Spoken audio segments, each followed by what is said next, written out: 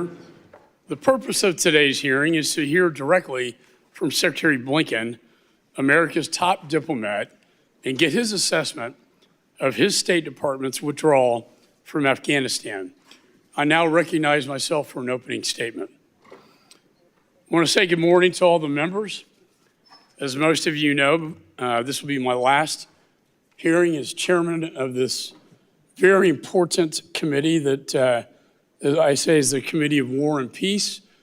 It goes back to the Continental Congress. Benjamin Franklin was the first chairman historically.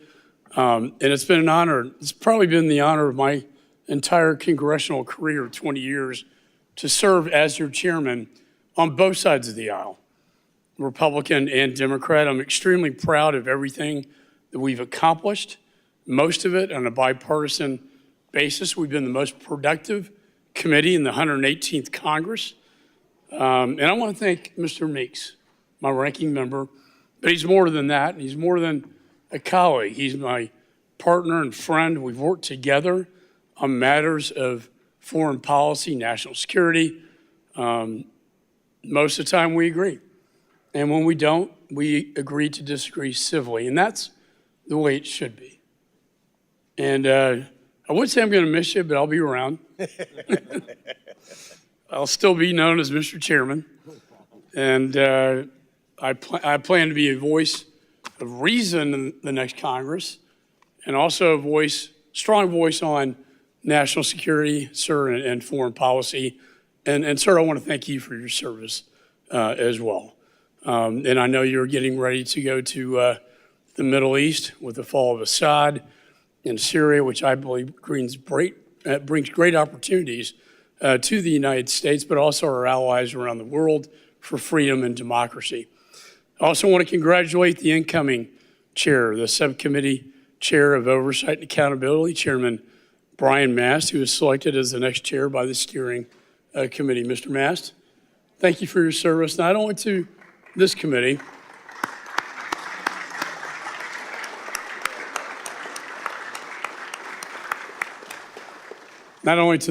but to the nation. Your service in Afghanistan, your sacrifice that we all know every time we see you. I pledge my support to you, and I hope we're going to work hand in glove in the next Congress to do good things. And congratulations to you. Finally, 5 o'clock will be a get-together to rename this committee hearing room as the Benjamin Franklin Committee hearing room, and it will also be a Christmas party and also my farewell address to the committee. So I hope to see all of you there. And with that, I'd like to begin this hearing. Mr. Secretary, I'm pleased that you are here today. And over the last 4 years, we've enjoyed I think, cordial relationship. We've worked together on many, many issues of great importance. However, today, your appearance here today, and I have to be honest with you, it comes after 6 months after I've requested your testimony following my comprehensive report into the catastrophic withdrawal from Afghanistan. I have constitutional authority, and I have that constitutional authority that I, as chairman, am responsible for. And I also have a responsibility to the American people and to the 13 servicemen and women who died, and all the many other service members who died, and the Afghan allies left behind who died, and the women who were left behind. This, under Article 1 of the Constitution, is Congress's greatest role of oversight and transparency. I would have to say I've been disappointed that you've ignored my request for your testimony, forcing me to subpoena you not once, but twice. And rather than accept my good faith efforts to accommodate your schedule, you failed to show up for your September hearing. And I don't like this probably any more than you do, but while your presence here is duly noted, you are showing up only after violating a congressional subpoena, triggering consideration of a resolution holding you in contempt of Congress. I've been more than accommodating during the process, but you and your staff have fought this committee every step of the way. The fact that you're here today on one of the last weeks of the 118th Congress clearly demonstrates my commitment to this critical issue, even in the face of persistent delays. You insist you have appeared before Congress 14 times, but the truth be told, that number is really misleading. You've not appeared once during my chairmanship to testify about the disastrous Afghanistan withdrawal before this committee. Twice you have appeared on the budget. And as the head of the State Department, it was your duty to appear before this committee to inform us about legislative solutions to the issues outlined in my Afghanistan report so that this never happens again. My only goal has been to work together with you, sir, to help prevent that such another catastrophic event, to prevent that from ever happening again. Instead, you prioritized this administration's political agenda, touting the failed withdrawal as a success. On April 14th, 2021, President Biden announced his decision to withdraw from Afghanistan, no matter what the cost, go to zero, were his words. As Secretary of State, you were entrusted with the protection of American interests and citizens overseas. You ignored the Taliban's violations of the Doha Agreement. You ignored objections by our NATO and Afghan allies. You ignored the security risk in keeping the U.S. Embassy in Kabul open, despite warnings from our top military advisors. You ignored the warnings of collapse by your own personnel, as evidenced by the July 2021 descent channel cable, one that I call a cry for help that was unanswered. And now, tragically, more than 3 years after this administration's disastrous withdrawal, you're finally here to take responsibility. Mr. Secretary, I've reviewed thousands of pages of documents produced in discovery by the State Department. I've conducted 18 transcribed interviews, led 8 hearings on the Afghanistan withdrawal. I do not take the issue of subpoenas lightly, but today's hearing in your department provided these only after the committee was forced to use its oversight powers. My comprehensive investigation reveals that President Biden's unconstitutional surrender to the Taliban, that you had plenty of opportunity to plan for the inevitable collapse of Afghanistan. Instead, even with the warning bells sounding loudly, ringing loudly, you denied the imminent and dangerous threats to American interests, American citizens, and our decade-long Afghan partners. All the while, the Taliban captured province after province on their march to Kabul. And rather than step up as America's chief diplomat, you delegated this responsibility. And as the Taliban Kabul was surrendered to the Taliban on August the 14th, 2021, you, sir, were vacationing in East Hampton, New York. I do not say that with delight.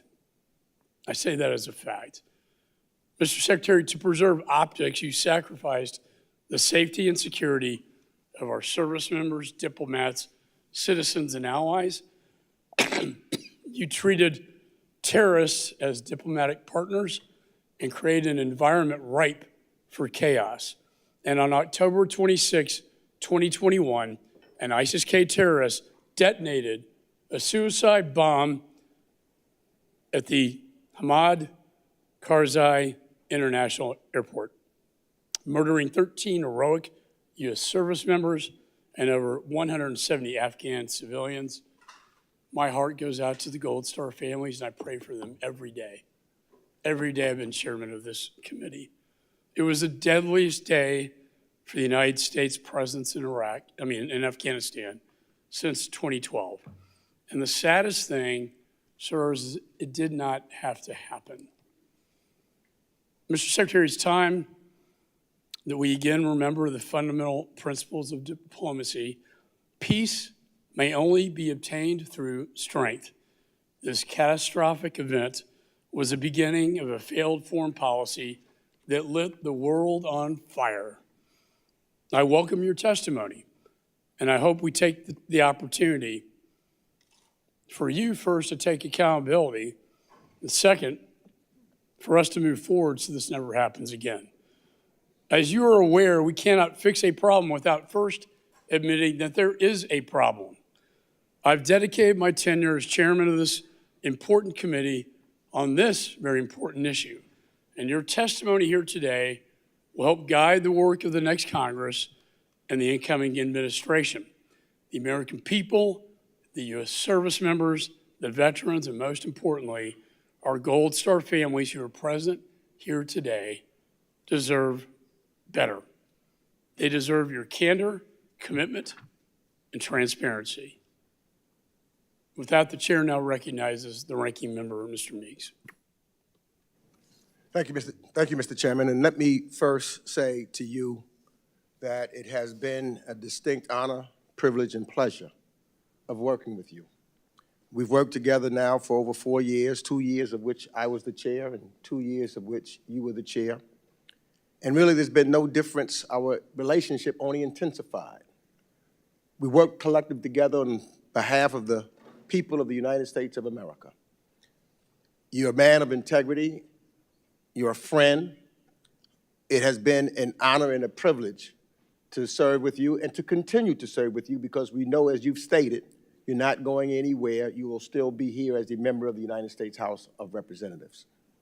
I appreciate the fact that we've always, even when we disagree, as we will disagree on this hearing, but we've always been able to talk about it, be honest with one another, and that's what's really important. You know, when you have honesty and truth and can talk, you can disagree, but it never becomes personal because of you and the character that you have. So I just have to say for the record that it's been an honor. You have been a fair chair, as well as when you were the ranking member, you have been a fair ranking member because you are a fair individual. That's who you are at the essence. And I want to also congratulate Mr. Mass, the incoming chair. And I look forward to working with you. There's no question in anyone's mind that you're loyal to the United States of America. You have done everything in the military and otherwise to represent this country. And I look forward to working with you come January 3rd or 4th when this committee resumes as the next chair of this committee, and look forward to working with you in the same manner that I've worked with Mr. McCall. Now, Thank you for those kind words. Yes. Now, I want to thank you, Secretary Blinken, for being here today, and I know that we want to get you out. There's a lot that's going on in Syria and around the world, and you will be leaving here or on a plane immediately post this here, so your departure will take you straight to the Middle East, where there's dealing with the related situations of Syria. But thank you for being here. And for me, Mr. Secretary, this will be, if I recall correctly, your 6th time being that you've joined us to provide testimony, including your appearance in September of 2021. You were the very first cabinet official from the Biden administration to testify to Congress immediately after our withdrawal from Afghanistan. And I will, even before you testified before the Senate, you were right here in the House to testify about that. And despite insisting that they needed to hear answers from you and repeatedly accused you of stonewalling, my Republican colleagues nevertheless released what I see as a partisan and misleading report on the U.S. withdrawal from Afghanistan in September that distorts the facts received in their own investigation from 16 State Department witnesses and thousands of pages of documents that you made available to us. Sadly, on this brand, as I have pointed out at every term and every hearing, the Republicans' so-called investigation has been nothing but a cudgel aimed at partisan politics, in my opinion, to claim now that it's aimed at a real and legislative purpose when I don't see any tangible, they have not introduced a single bill. There's not been a bill at all introduced from this investigation. But there is perhaps no better example on how dishonest and how, well, I would say politically motivated this exercise has been than how the Republicans misled the public on the ISIS attack at Abbey Gate. For months, Republicans publicly suggested the Abbey Gate bombing could have been prevented and that a Marine had a bomber in his sights. Privately, however, they received information from the Department of Defense's investigation dating back as far as February of 2022 and again reinforced in April of 2024, findings that the bomber and the person the Marine identified were two different people and that the attack was not preventable. Because the GOP had this information, you would think it would be logical to assume that the GOP's report would make those facts crystal clear. So does their report do that? No. Instead of being straightforward with the American people or the Gold Star families who have suffered so much and who we all keep deeply in our prayers, they continued to muddle the facts.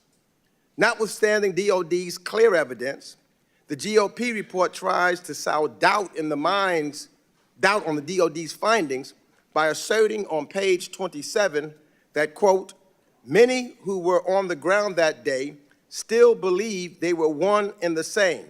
The full report remains classified, end quote. To my colleagues across the aisle, beliefs are not facts. Information that the Department of Defense publicly reported, for which I ask unanimous consent to submit for the record. Without objection, so ordered. Is not classified. The two men were not the same. So changing or twisting the truth seems to me only happens for political gain. And that not only hurts the integrity of this committee, it hurts the families of the 13 service members who lost their lives during the horrific terrorist attack, who have been led to believe that there are some greater truth to unearth that when in reality there just is not. So I also ask unanimous consent to submit for the record the minority memorandum that I released in September of this year. That report summarizes the actual facts of the committee's investigation, Without objection, so ordered. Which were remarkably consistent across 20 witnesses and found the following. The full U.S. withdrawal from Afghanistan was set into irreversible motion by President Donald Trump when he concluded the Doha deal with the Taliban and ordered the withdrawal of troops per that agreement, first from 14,000 to 8,600, and then all the way down to 2,500 by January 15, 2020. And after the Trump administration failed to plan for the withdrawal they started, the Biden administration conducted a thorough policy review, acknowledged that we would again be at war with the Taliban if they abandoned the Doha deal, and finished the work his predecessor started by building a withdrawal and contingency plan from the ground up through 2021. And after President Ghani's decision to flee Afghanistan led to the rapid collapse of the Afghan government and security forces, creating the chaos on the ground, the men and women of the State Department acted heroically alongside their military colleagues to conduct the largest airlift in U.S. history, relocating more than 124,000 people. So I believe that President Biden ultimately made the right decision to end our 20-year war in Afghanistan and not ask another generation of Americans to make an ultimate sacrifice for a war that no longer had a purpose. No one here has argued that our withdrawal was perfect. So I want to be clear, I'm not saying that I don't know any withdrawal that has been perfect. But we owe it to ourselves and our military and diplomatic personnel on the front lines to learn from it. And from those 20 years of war in which they served, and to incorporate those lessons of 20 years in the future. But we do them a disservice when we do not examine all of the facts. If we are to honor the 800,000 Americans who served in Afghanistan since 2001, including the 2,461 military personnel killed over the 2 decades of war, we should have conducted proper oversight of the policy decisions made across not one administration, but 4 administrations, not only for the months in which President Biden was in office for the sole purpose of politics. For the honest, bipartisan assessment, we will have to await the Afghanistan War Commission's report due in 2026, because what we have here today is not the true, complete fact-finding. In my estimation, it's politics. And finally, let me just say this, though. I want to conclude by thanking Chairman McCall for honoring a request that I made publicly. I asked that he publicly release all of the transcripts from closed-door interviews that were part of this Afghanistan investigation. And I asked the chairman to do the same for all other remaining transcribed interviews conducted as part of the committee's oversight investigation. And the American taxpayers paid for this work. I asked, and you responded. And you did cooperate and make them all public, and for that, I thank you. And with that, I yield back. I appreciate the ranking member's comments on that. I intend to release all of this to the American people. We are negotiating a interview with Jake Sullivan, the National Security Advisor. It may be in a classified setting. To the extent we can release that to the American people, we certainly will. I also want to state that there are 2 pieces of legislation currently in the National Defense Authorization that deal with this withdrawal from Afghanistan. One from me on having one point of contact, who's in charge, if you will. Another one by Warren Davidson on evacuation. So with that, I'd like to say to the members that opening statements may be submitted for the record. I want to welcome the 71st Secretary of State, Antony Blinken, someone I do have admiration for. We disagree on this one strongly, but we have traveled abroad. And at the end of the day, when we travel abroad, we're all Americans. But as you know, sir, I have issue with you over the handling of this matter, and I recognize you for your testimony here today. Mr. Chairman, Ranking Member Meeks, distinguished colleagues on this committee, first of all, let me just say I have very much appreciated working with you these past 4 years, working with the Ranking Member. I think we've done good and important things together. Blinken, Secretary of Genocide, Butcher of Russia. Remind the audience members, disruption of committee proceedings is against the law. Holding up signs or making verbal outbursts during the proceedings is disruptive and will not be tolerated. Any disruption will result in a suspension of the proceedings until the Capitol Police can restore order. This includes the raising of hands and other forms of disruption. With that, I now recognize the Secretary. Thank you, Mr. Chairman. And just to say how much I've valued and appreciated working with you these past 4 years, the dialogue that we've had, including with this committee, where we've agreed, where we've disagreed, including on Afghanistan. I want to recognize everyone who served in Afghanistan, including on this committee. Our thoughts are with the Gold Star families of the 2,461 American service members, as well as State Department and USAID employees.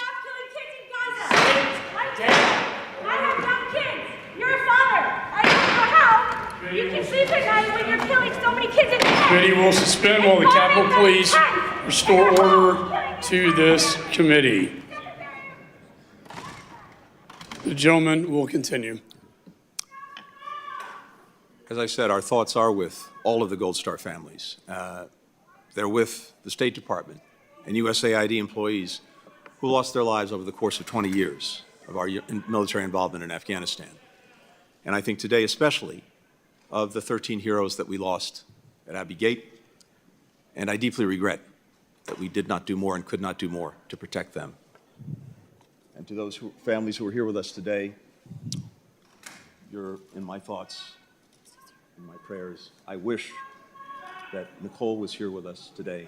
I'm deeply sorry that she's not.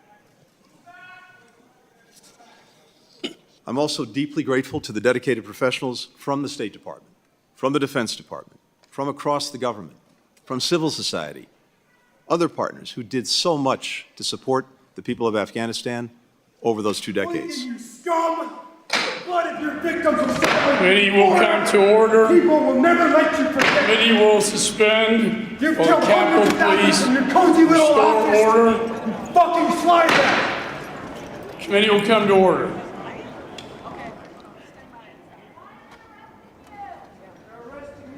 The gentleman will continue. Thank you. I'm here today to continue the Department's extensive cooperation with this committee. As you know, Mr. Chairman, the Department has provided over 20,000 pages of documents to you. We've conducted 9 high-level briefings for members. We've facilitated transcribed interviews for more than 15 people. I personally testified before the House and Senate committees 14 times with questions on Afghanistan, including 4 times before this committee. Now, I believe that any attempt to understand and learn from the U.S. withdrawal from Afghanistan has to be put in the proper context of what preceded it, both in terms of the 2 decades following 9/11 and the decisions and events of 2020 to 2021 that culminated in the removal of our personnel. When President Biden took office, he inherited an agreement the previous administration had reached with the Taliban to remove all U.S. forces from Afghanistan by May 1st of 2021. At U.S. insistence, the Afghan government had released 5,000 Taliban prisoners, including top war commanders. The United States reduced our own troop levels from 14,000 to 2,500 in December of 2020. In return, the Taliban agreed to stop attacking U.S. and partner forces, to refrain from threatening Afghanistan's major cities, and to pursue intra-Afghan negotiations toward a ceasefire and a political settlement. But it continued a relentless march in the countryside so that it controlled or actively contested territory containing 3/4 of Afghanistan's population by December 2020. In January 2021, the Taliban was in the strongest military position it had been in since 9/11, and we had the smallest number of U.S. forces in Afghanistan since 2001. Despite the profound effects of the Doha Agreement, President Biden ultimately opted to implement the previous administration's decision to withdraw American troops and honor his pledge to end our nation's longest war. To the extent President Biden faced a choice, it was between ending the war or escalating it. Had he not followed through on his predecessor's commitment, attacks on our forces and allies would have resumed, and the Taliban's assault on the country's major cities would have commenced. That would have required sending tens of thousands more U.S. forces back into Afghanistan to defend ourselves and prevent a Taliban takeover, with at best the prospect of restoring a stalemate and remaining stuck in Afghanistan under fire indefinitely. President Biden inherited a deadline, but no plan to meet it. At his direction, beginning in the spring of 2021, the administration, and the State Department in particular, engaged in extensive planning for a whole range of outcomes. We pursued a sustained campaign to urge any Americans in Afghanistan to leave. We restarted and dramatically increased resources to what had been a moribund special immigrant visa program to bring Afghans who had worked by our side over 20 years to the United States. Even the U.S. government's most pessimistic assessments did not anticipate that the Afghan government and security forces would collapse so rapidly in the face of Taliban advances. Nevertheless, because of the administration's extensive interagency planning and coordination, when Kabul fell on August 15th, the United States was able to evacuate our embassy and relocate our diplomats to the airport within 48 hours, and then conduct the largest airlift in U.S. history, helping approximately 120,000 Americans, Afghans, and citizens of allied nations depart Afghanistan in just 2 weeks. In the 3 years since the end of our country's longest war, all of us, including myself, have wrestled with what we could have done differently during that period and over the preceding 2 decades. I asked retired Ambassador Dan Smith, one of our most senior diplomats, to lead an after-action review of the State Department's actions between January 2020 and August 2021. In response to Ambassador Smith's report, the Department has taken more than 40 concrete initiatives and identified steps to guide our response to future crises. The actions we've taken have already made a difference in subsequent emergencies, including in Sudan, in Israel, in Lebanon. Even as we work to address the places where we fell short, I firmly believe the President's decision to withdraw from Afghanistan was the right one. American troops are no longer fighting and dying in Afghanistan. The American people are safer and more secure. In fact, many of the most pessimistic predictions have been thoroughly disproven. We were told Afghanistan would once again become a haven for terrorists, and that, as the majority report contends, we would be all but blind to the situation on the ground. In fact, al-Qaeda, the group that attacked us on 9/11, has not regrouped in Afghanistan, and in August 2022, we launched a precision strike in downtown Kabul that took out its leader, Ayman al-Zawahiri, with no American boots on the ground. We were told that our allies would no longer trust us. Well, having just returned from more NATO meetings in Brussels and my 20th trip to the Indo-Pacific as Secretary of State, it's clear that our alliances, our partnerships, are stronger today than they've been in a generation. You can see that in the more than 50 countries that we brought together to defend Ukraine against Russia's ongoing aggression, and in the unity of purpose and action that we built for contending with the challenges posed by China. We were told hundreds of Americans and Afghan partners would be left behind. Yet today, every U.S. citizen who told us that they wanted to leave during the evacuation has now had the opportunity to do so. And to those Americans who entered the country since August 2021 and have been detained by the Taliban, we will not rest until we bring you home. Since September 2021, the administration has resettled more than 185,000 Afghans.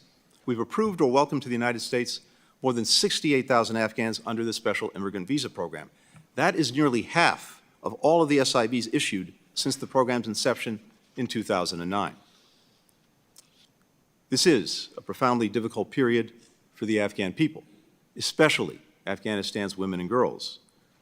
But I believe the final chapter has not been written on Afghanistan. Just last week, I had the chance to be with many partners who supported the evacuation effort, including members of Congress.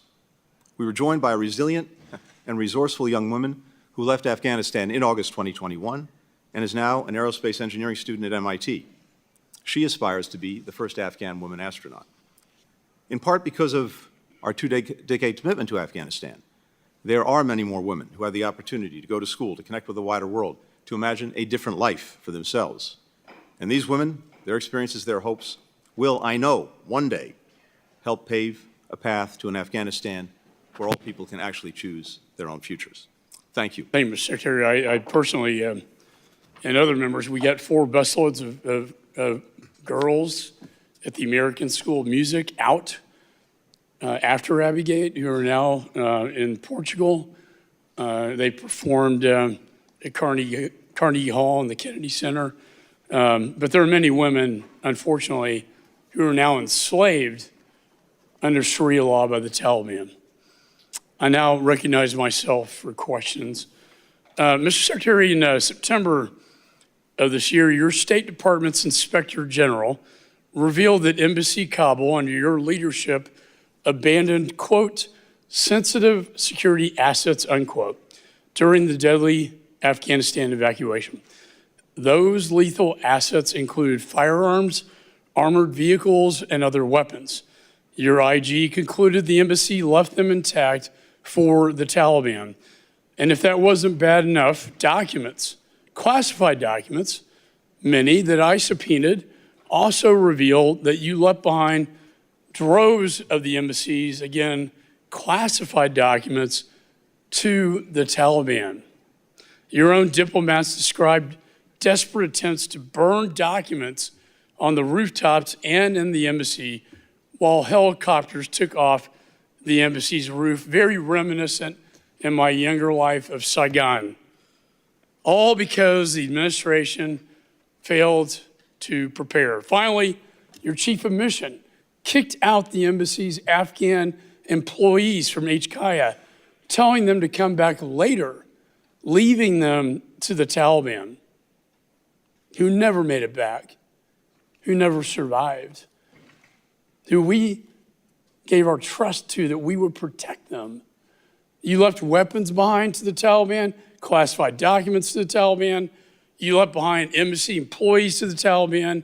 And now 3 years later, your own IG, Inspector General, concluded that your State Department has been unwilling and unable to learn from its mistakes. My question is, have you read the IG report and have you held your own State Department accountable? Mr. Chairman, first, with regard to the documents, we have in place at every embassy, including in Afghanistan, a process by which sensitive documents are destroyed in the event of an evacuation and shutting down the embassy. We began that process on August the 1st.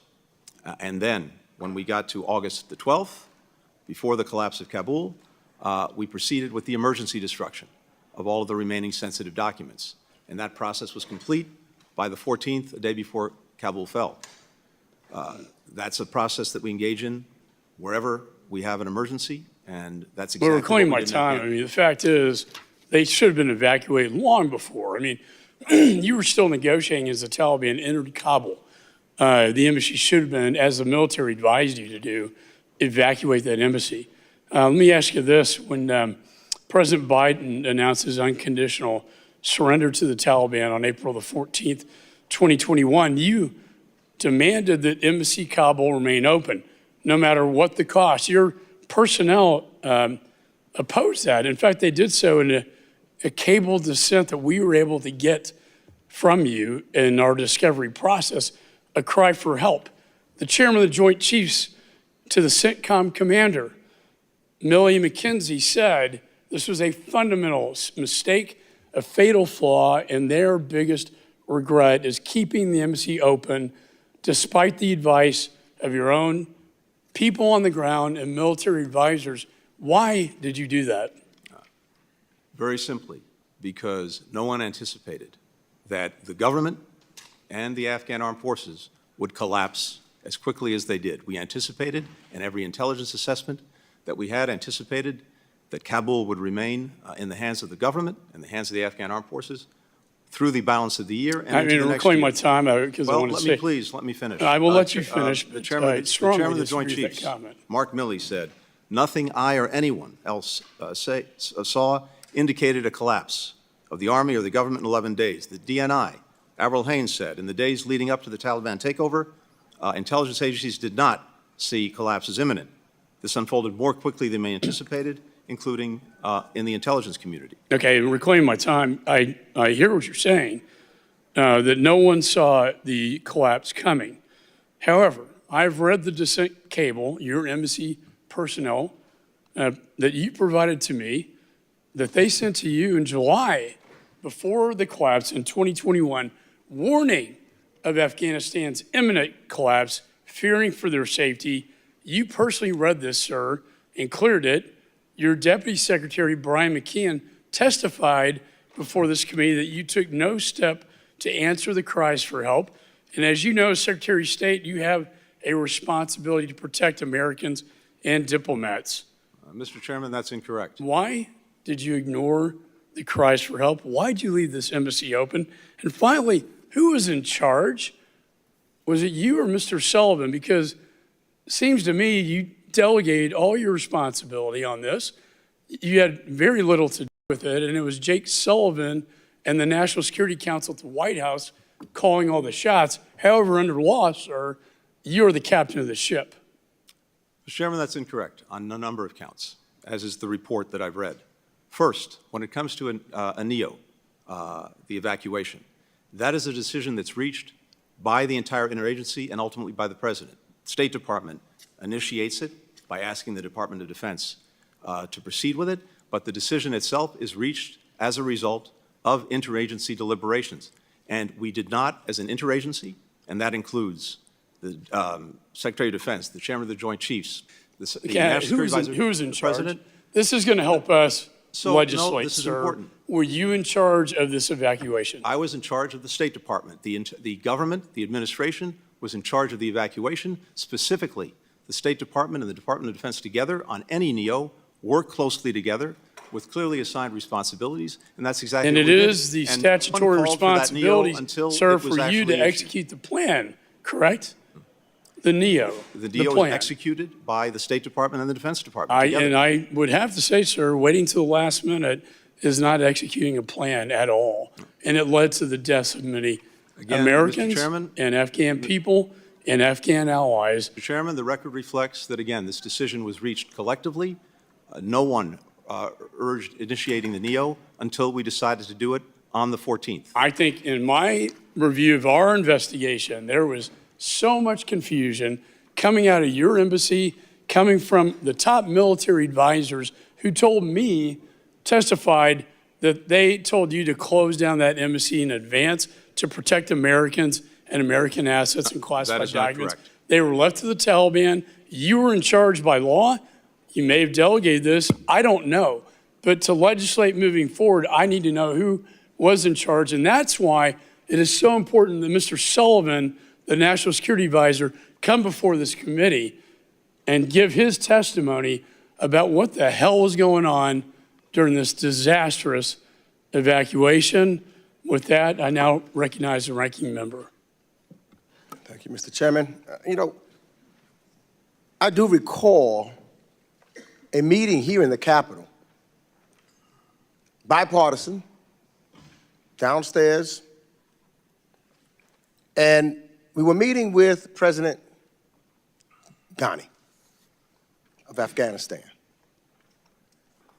And we had talked to some folks, and President Ghani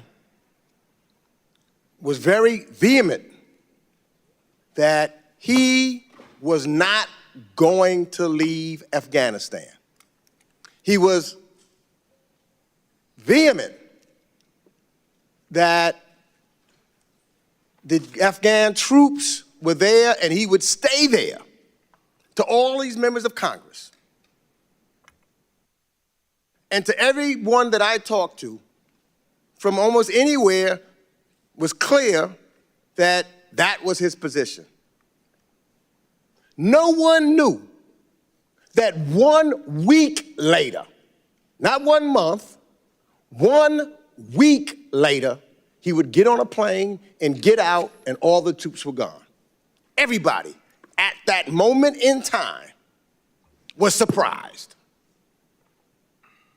And that's a fact. Let me ask some yes or no questions real quick, because I believe that you got to look at this whole thing you talk about. So, Mr. Secretary, President Trump's Doha deal explicitly committed to the United States to withdraw all U.S. and allied troops, as well as contractors, by May 2021. Yes or no? That's correct.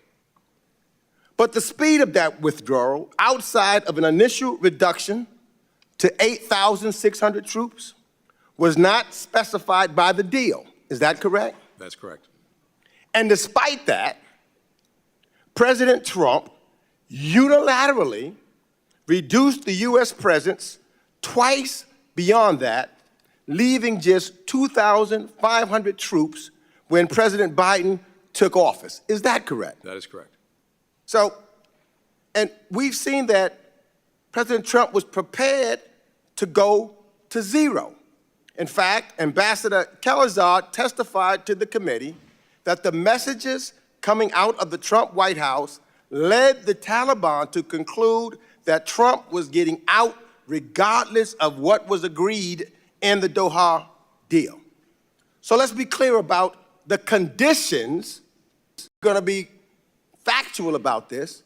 You've got to consider the conditions that Trump handed over to you and the Biden administration.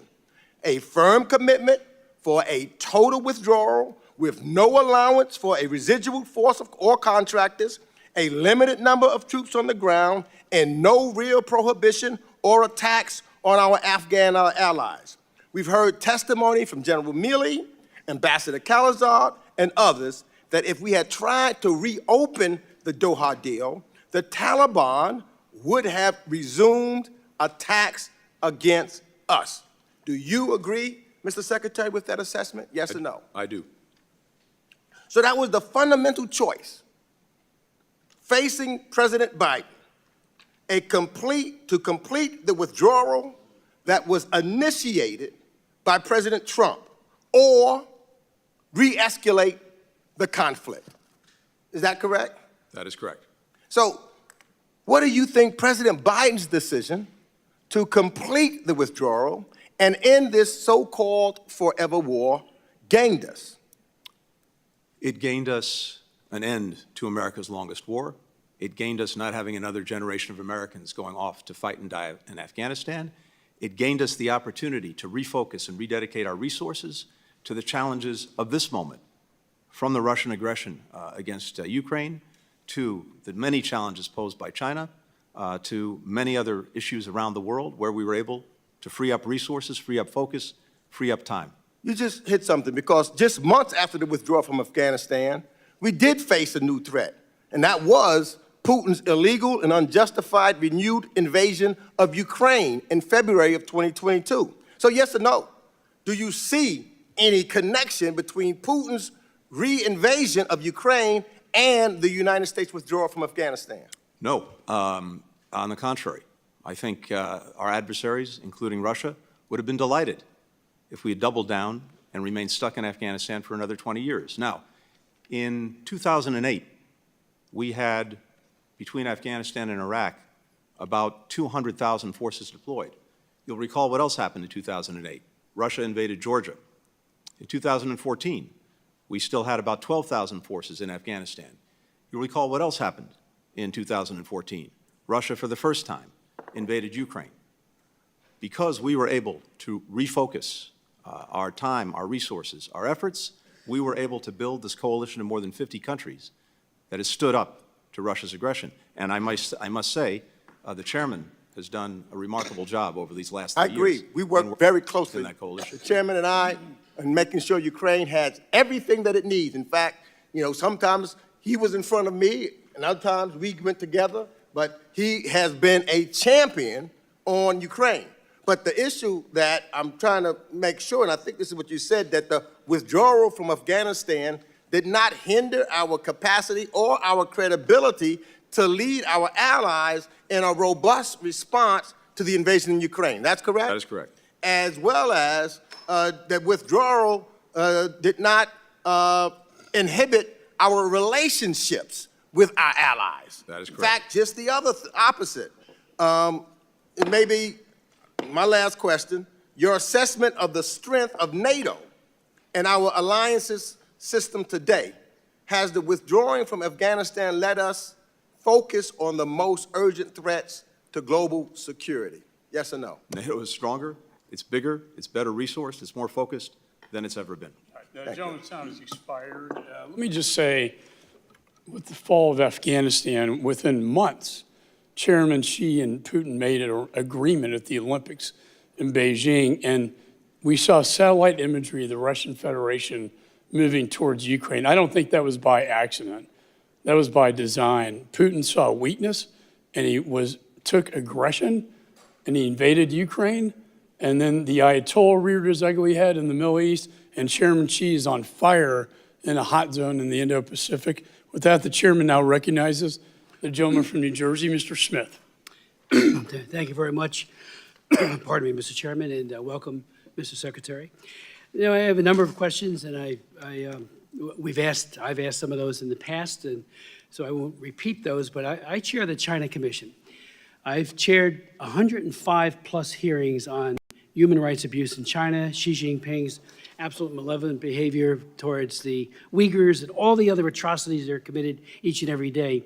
But what concerned me with our I believe, egregiously flawed exodus from Afghanistan was how dictators around the world, especially Xi Jinping, looked at that and his propaganda organs like the Global Times and said to the people of Taiwan, here's one editorial, why the U.S. will abandon Taiwan eventually. Another one was Afghan abandonment is a lesson for the Taiwan's DPP. And when you read it, they're telling the people over and over again in Taiwan that America's resolve was questioned, is questionable, that we will leave them too. And, I won't read the editorial, but editorials, because they are very, very disturbing. Dictators love weakness. They probe with bayonets, and if they can get away with something, they will. And I think the chairman is right when he talks about Putin as well. And you had said before how you thought they would be happy if we were bogged down for the next 20 years. But I look at it a different way. They look at how it was done. Yes, we were going to get out of Afghanistan, but the way we did it led to the loss of American lives, which we've seen the pictures again shown here, and we've all met with those families of those loved ones, and countless numbers of Afghans. So the impact of this, can you at least admit that to the dictatorships of the world, they saw that and they saw it as weakness, and they go to avoid if they think there is one. Secondly, how many Americans are still in Afghanistan? And post-Exodus, how many were jailed, killed, tortured, left behind? I know that there was a lot of talk that, we encourage people to leave, but we all remember that Reuters broke that story about how the president had, in a conversation with Ghani, had said very clearly that even if we have to make it up in terms of the situation, to project it as if it's better than it is, and here's the way he put it. This is President Biden. And there's a need, whether it's true or not, there's a need to project a different picture. And that was done on July 23rd. So while we may admonish people to leave, they're listening to our own president who says there's a 300,000-man army, well-trained, but meanwhile, in back channel, talking on the phone to Ghani, he's saying, project a different picture. Very, very disturbing. I mean, we got to be truthful. Thank you. Two things on this. First, we engaged in a sustained campaign to get every American in Afghanistan who was still there to leave. 19 messages to that community between February and August. And by the time the evacuation took place, there were still about 6,000 Americans left in Afghanistan. Now, who are they? They're almost all dual citizens, almost all of whom, had lived, worked, had their families in Afghanistan for generations. And so you were still down to 6,000, despite every effort to get people to leave, including offering to pay for their travel. The airport remained open until August the 15th. In the weeks of the evacuation, the 2 weeks of the evacuation, almost all of those 6,000 remaining, we were able to get out. We were left with a few hundred on August the 31st. There were a couple of hundred, and this is what I testified to, who had identified themselves to us. And keep in mind, as you know, when you travel to a foreign country or you leave a foreign country as an American, you don't have to register. You don't have to make yourself known. We made every effort to get in contact with everyone, but by the time of the end of the evacuation, there were still a couple of hundred American citizens left who had identified themselves to us and told us they wanted to leave and who couldn't get to the airport or get into the airport. There were several hundred others who were there and we knew of who did not want to leave, either because they didn't want to leave extended family members behind or they just chose not to leave. So after August 31st, as I said and committed to this committee and to this country, there is no deadline on getting Americans out of Afghanistan who want to leave. In the ensuing 3 months, till the end of the year, we got 500 American citizens out of Afghanistan who had identified themselves to us and said they wanted to leave. To my knowledge, every American who identified themselves and said that they wanted to leave has been given an opportunity to do so, and we've carried that out every single day. As to those who went back and some who got detained, we are working every day to get them out, to get them back, and we will not stop for the duration of this administration, and I know that the incoming Trump administration will carry that on if we're not successful in getting them back. Out of time. Are any in jail today? Yes. They are. They are. These are Americans who went after the evacuation for a variety of reasons. We're talking Gentleman's time about 7 people. expired. I am going to keep the 5-minute rule to strictly because I want every member to be able to have time to ask questions. Chair now recognizes Mr. Sherman. Mr. Secretary, thank you for your service to our country. You bring up the fact that Americans in a war zone don't have to register with the embassy. I think we've talked in the past about requiring Americans in designated dangerous countries to register, and I look forward to working with your successor to do that, because you point out how difficult it is for the embassy and to deal with these situations. Before I get to Afghanistan, back in May, you agreed that you would look at designating the Popular Resistance Committees, the third biggest terrorist group operating in Gaza, as a terrorist organization. They are responsible for so many deaths, including 3 Americans. This committee voted for my bill to so designate them. Do I have your commitment that in the next 2 weeks, your department will make a decision as to whether to designate the Popular Resistance Committees a terrorist organization? If we can complete the work necessary to go into that, yes. I don't know if Well, I asked you to do it in May.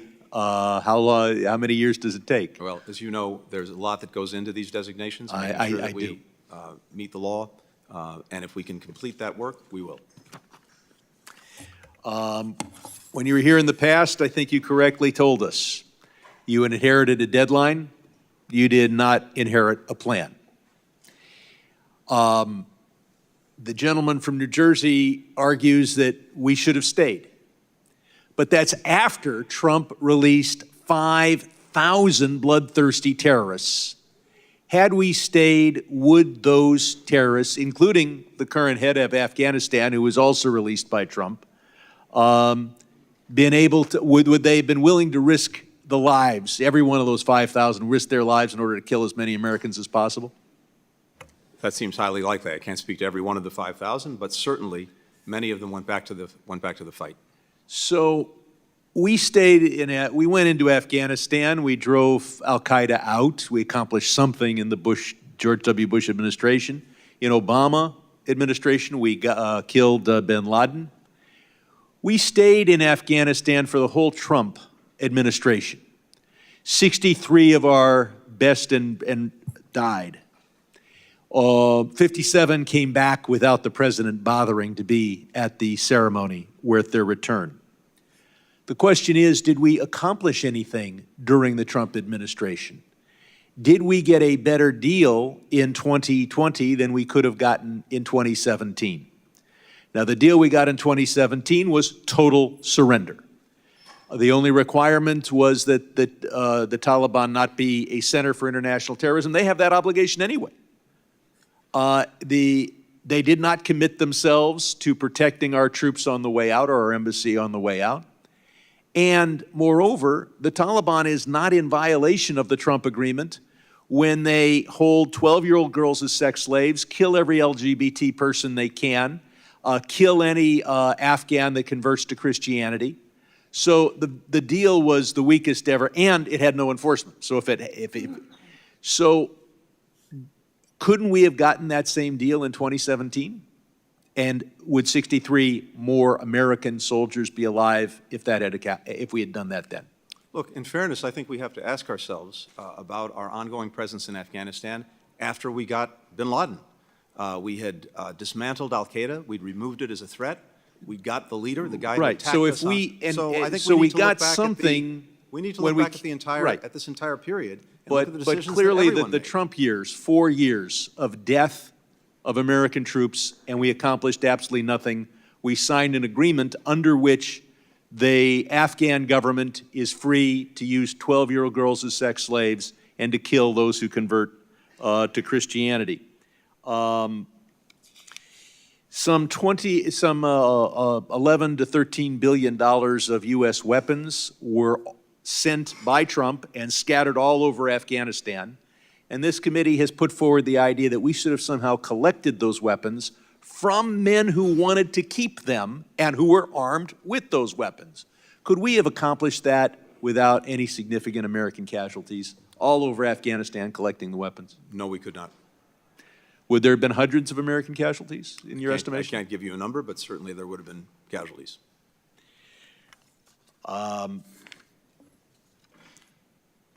I yield back. Gentleman yields. Let me announce also that Mr. Sullivan, National Security Advisor, has agreed to testify before this committee on December the 17th at noon. And I insisted on behalf of the members that all members be able to participate in that briefing. Chair now recognizes the gentleman from South Carolina, Mr. Wilson. Thank you very much, Chairman Mike McCall, and thank you for your 4 years of leadership on this committee. It's just been so effective for the American people. And then we all know that Chairman Brian Mast-Elect will do an excellent job continuing the tradition of serving the American people. And what an exciting time in history that as we face such positive changes with the removal of dictator Assad from Damascus, what can occur and what needs to occur. But sadly, the Assad departure and anything that's been positive was despite the Biden administration. Because, hey, until last week, there was an effort to try to some level of normalization with Assad, which is, but that's not what we're here today. But it's a continuation, and that is the Biden administration's surrender in Afghanistan has actually set the stage for foreign policy disasters around the world, with mass murder shamelessly being conducted around the world. Our allies who stood with us for decades watched as the Americans capitulated to terrorists, creating safe haven for terrorism, and abandoned allies. It was so incredible that this catastrophic decision of was the worst ever for American military and national security. And sadly, President Biden, on August 26, 2021, claimed that he had letters, quote, had letters from the military indicating they supported his decision. And Mr. Secretary, I'll be giving you copies that evening. I sent a letter respectfully to the President asking for copies of the letters, and every couple of months I've sent letters to the President respectfully asking for copies of the letters of where the military, he alleged, supported his decision. With the Doha Agreement, President Trump stated from day one that any withdrawal would be conditions-based and would actually maintain control of Bagram Airfield, which is so critical. The disorder and chaos that led to the murder of 13 of our service members at Kabul airport just should not be forgotten. And then countless civilians, we understand, were the first domino to fall in the Biden-Harris appeasement policy. And also this year, it should be remembered, we lost 13 at Kabul airport, but we also had 3 reservists from Georgia who were killed on January 28th by the Hamas puppets, Hezbollah puppets of Iran, and 60 were injured, and many with traumatic brain injury. It's just heartbreaking to think of the loss of life and the lifelong injuries that people will have. Today in Afghanistan, women have effectively been banished from public life, unable to speak in public or hold any job, including nursing. And I still cherish seeing little girls. I visit Afghanistan very frequently to see little girls going to school with their hijabs or whatever, and then little guys going to school with something not indigenous to people of Afghanistan, and it was baseball caps. And so that doesn't occur now. Terrorists have a free rein to regroup and work with their backers to coordinated additional attacks on American families. As we know, the FBI has said attacks are imminent. History reminds us that when America withdraws from the world, our enemies fill the vacuums. We now face a war that we did not choose, of dictators with rule of gun invading democracies with rule of law. It began February 2022, when war criminal Putin invaded Ukraine. And then on October 7, Iran, through its puppet Hamas, invading Israel.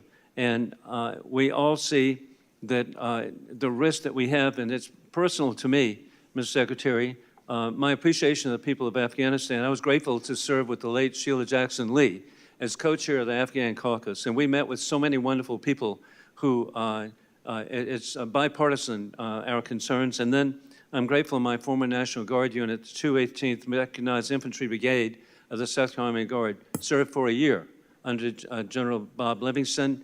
they've developed a real fondness for their Afghan brothers. And finally, I'm really grateful my number 4 son, First Lieutenant Hunter Wilson, served for a year as an engineer in Afghanistan. And so I would just really want to let you know that I'm just so disappointed. Hey, I really get trouble at home. I said I wanted Biden to succeed, but this has not occurred, and we've just got to address this. And with that, I yield back my time. Gentleman yields. The chair recognizes Mr. Connolly. Thank you, Mr. Chairman, and thank you for your tenure and for your friendship and decency serving as chairman of this prestigious committee. I'd like to put a picture up which seems to suggest, Mr. Secretary, that the Republican narrative is correct about you. There you are with a prominent Taliban negotiator. Do our tech people have that picture? Well, I have it here. Isn't that you with the Taliban negotiator, Mr. Secretary? I'm afraid I can't see the picture, but I'm not aware of having spent any time with a Taliban negotiator. Oh, I'm sorry. That's Secretary Pompeo. Was he your predecessor in the Biden administration as Secretary of State? In the Biden administration? No, he was my predecessor in the previous administration, the Trump administration. The Trump administration. And there he is in Doha with the chief Taliban negotiator. I guess I got that wrong. Well, Mr. Secretary, all things seem to flow from Doha.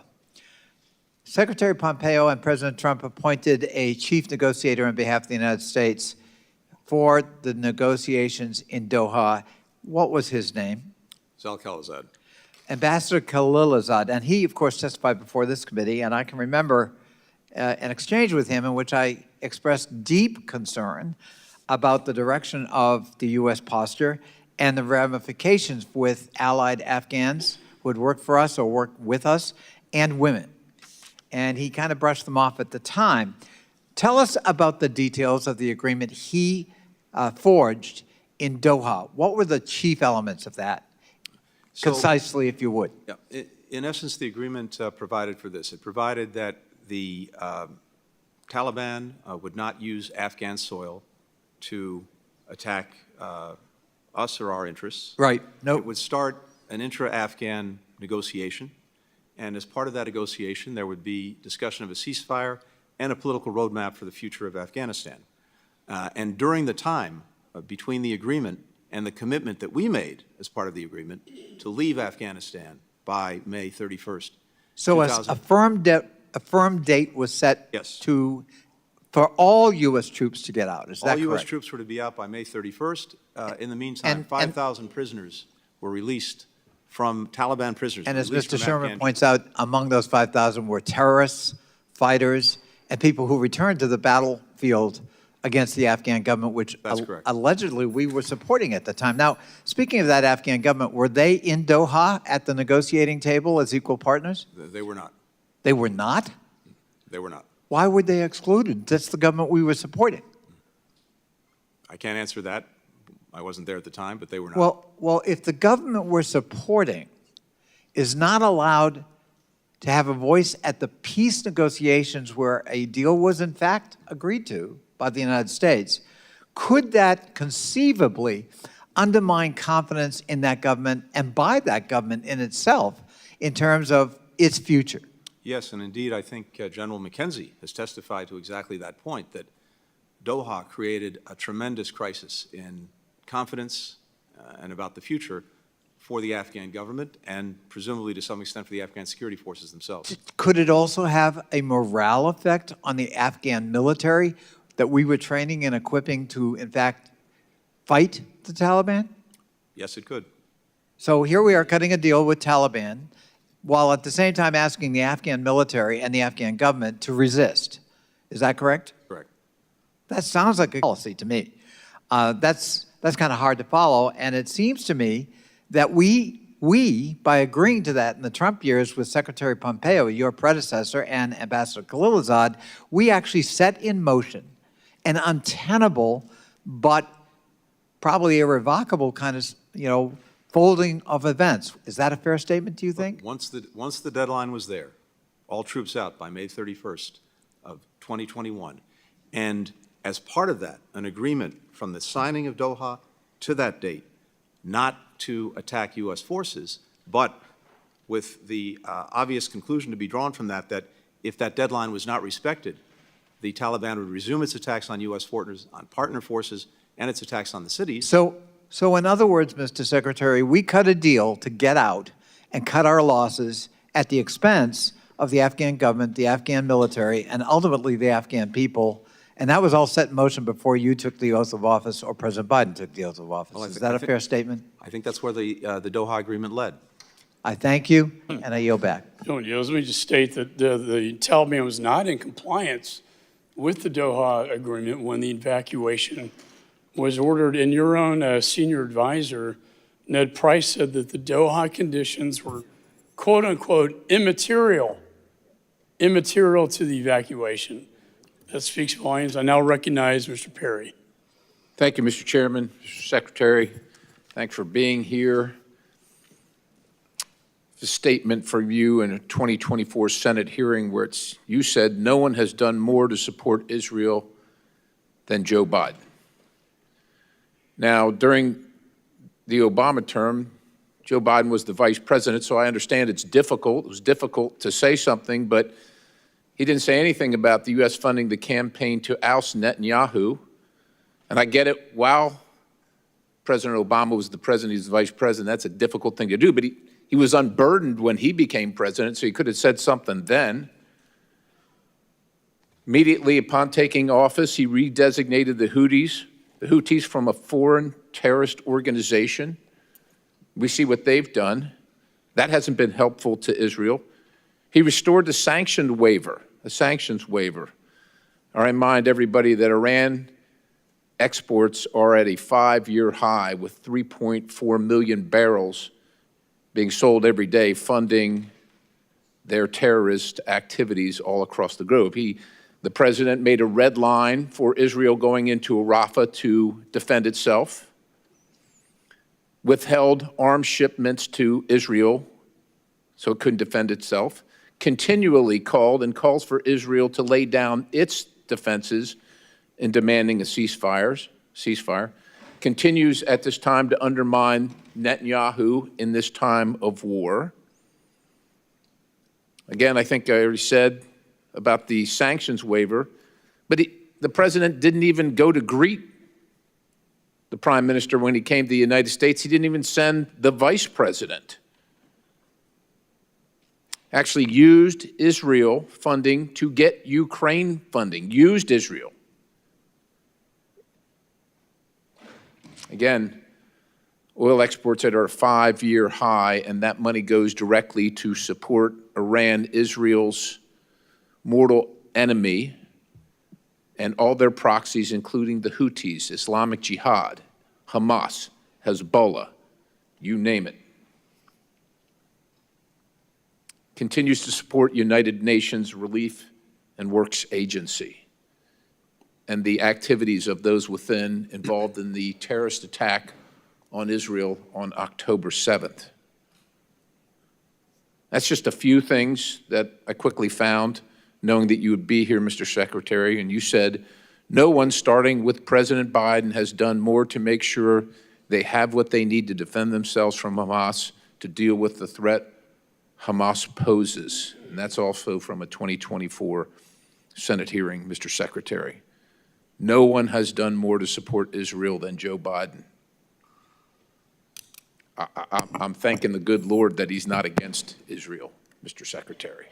I don't know if you have anything to say. I'm sure you're going to have a list of all the wonderful things that he's done to support Israel, but you can't support Israel while you're at the same time supporting their mortal enemy. You can't support Israel at the same time demanding that Israel support Hamas.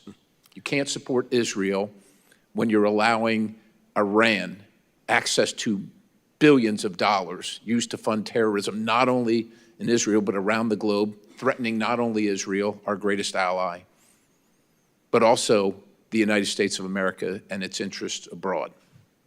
So if you want to defend all that, you're welcome to it, Mr. Secretary. Thank you. I'll say simply this. When Israel was attacked on October the 7th, the President of the United States rushed there, the first president to go to Israel during a time of war. When Iran mounted attacks, unprecedented attacks on Israel, not once, but twice, the first time we've seen direct attacks by Iran on Israel, the United States, for the first time ever, actively participated in Israel's defense and rallied other countries to do the same, making sure that those attacks couldn't succeed and enabling Israel to take the strikes that it took to debilitate Iran's air defenses. If you want to go back more years than that, the Memorandum of Understanding, the 10-year Memorandum of Understanding that provides the money for Israel's defense, that was negotiated by President Obama, and Joe Biden was a lead in that effort to get it. And as a result, the equipment, the munitions, the arms that Israel has had, as a result of that agreement, have enabled it to deal with Hezbollah, to deal with Hamas, to deal with Iranian-aligned If I may, militias, sir, to in the deal with remaining Iran. 10 seconds, if this president were on both sides of this war providing Iran all that it has provided, maybe those people in Israel that died on October 7th would still be alive. I yield. That is simply incorrect. And Gentleman yields. Chair recognizes Mr. Keating. Thank you, Mr. Chairman.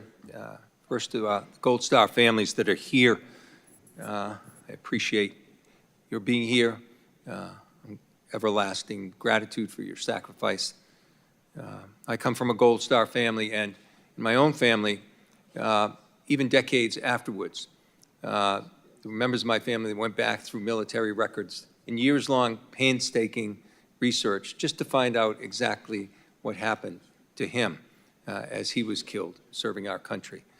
And I understand the need for that, and hope that you take advantage of what the ranking member has submitted, take advantage of what is there publicly, and I hope there's further opportunity to declassify, because it's important, as it was to my own family, to get the facts, not just beliefs about exactly what happened. So, Secretary, thank you for being here in your last hearing. I want to thank you for your selfless public service, your integrity, your personal sacrifice.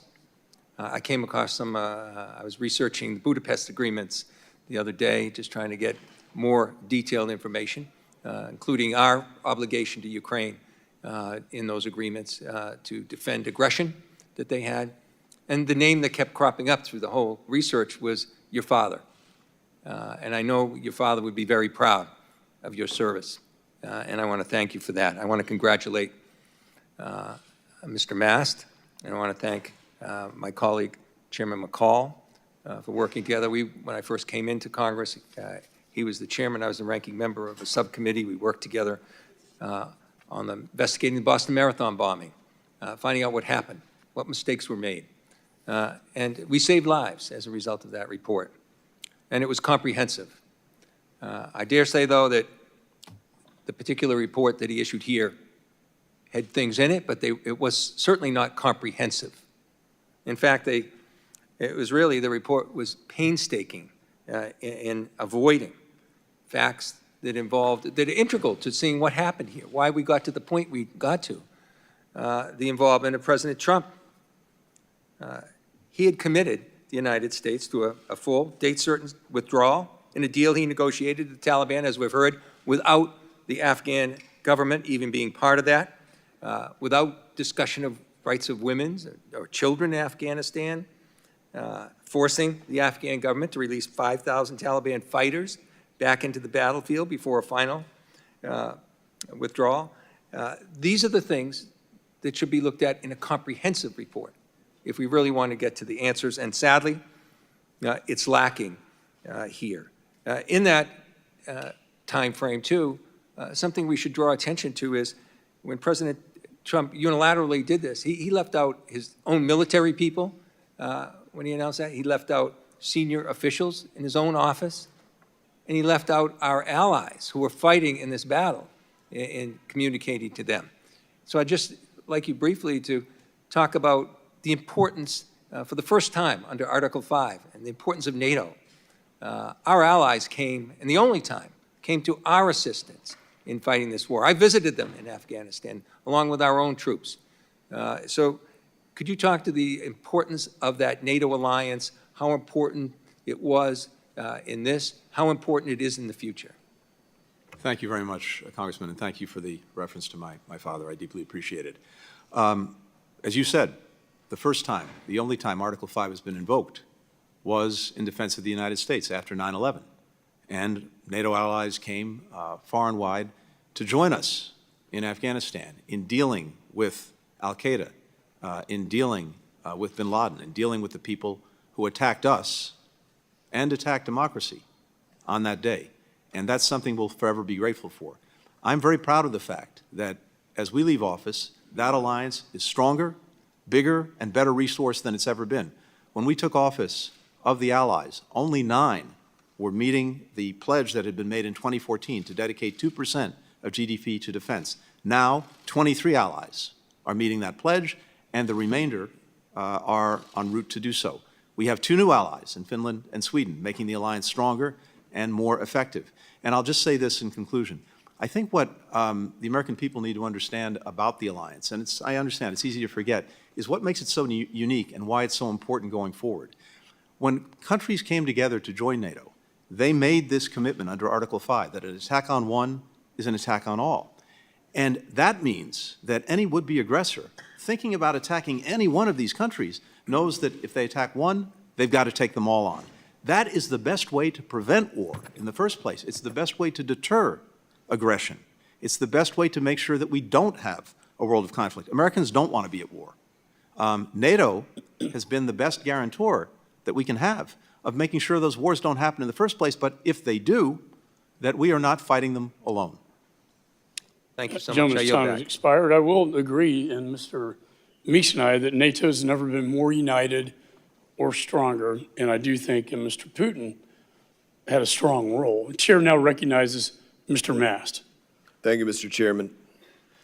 Sometimes we speak about decorum in here, and I would say that it doesn't take a 4-letter word to violate decorum. We insult every single person that served when we come in here and we say words like, we're sorry that the Afghanistan withdrawal was not exactly perfect, but maybe we could have done a few things. That is a violation of decorum against every person that put on a uniform. And this place absolutely lives up to being a swamp when we try to cover up the fact that 26 of your diplomats told you directly that if you continued down the path that you were going, that it was going to be a disaster. And we should not be covering that up. I want to talk about a couple of things today. You are our top diplomat. That's not in dispute. Have you been in Afghanistan since 13 American service members were murdered? No, I have not.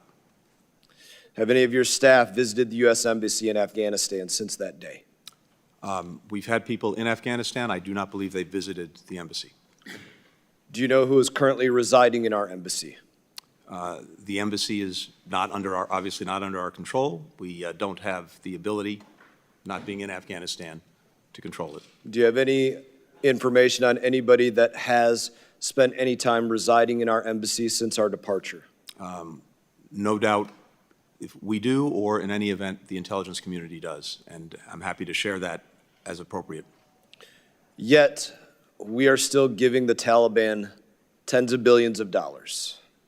There's an American citizen out there, literally woke up this morning, losing 30% of their paycheck, and a good percentage of that is going to the Taliban or other programs abroad. And this is something that we all need to think about, and we will be thinking about deeply for the next 2 years. There's a joke that's made often out there about kids going to college to learn basket weaving, and what a joke that would be. But the United States right now is literally sending tens of millions of dollars to the Taliban, 14.9 million to be exact, to teach Afghans how to do carpet weaving. Let's think about that. We are giving $280 million to the United Nations to do cash transfers for food in Afghanistan. Yet we're not sending an ear of corn from Iowa, a sack of potatoes from Idaho, or a cucumber or an orange from Florida. And that discounts the fact that there's no American tonnage going through our ports to send those things out of here either. It's just cash transfers. Another line item, these are directly from CIGAR reports, $75 million to teach Afghan women to be farmers. I don't believe that we spend $30 million in the United States of America to teach women to be farmers.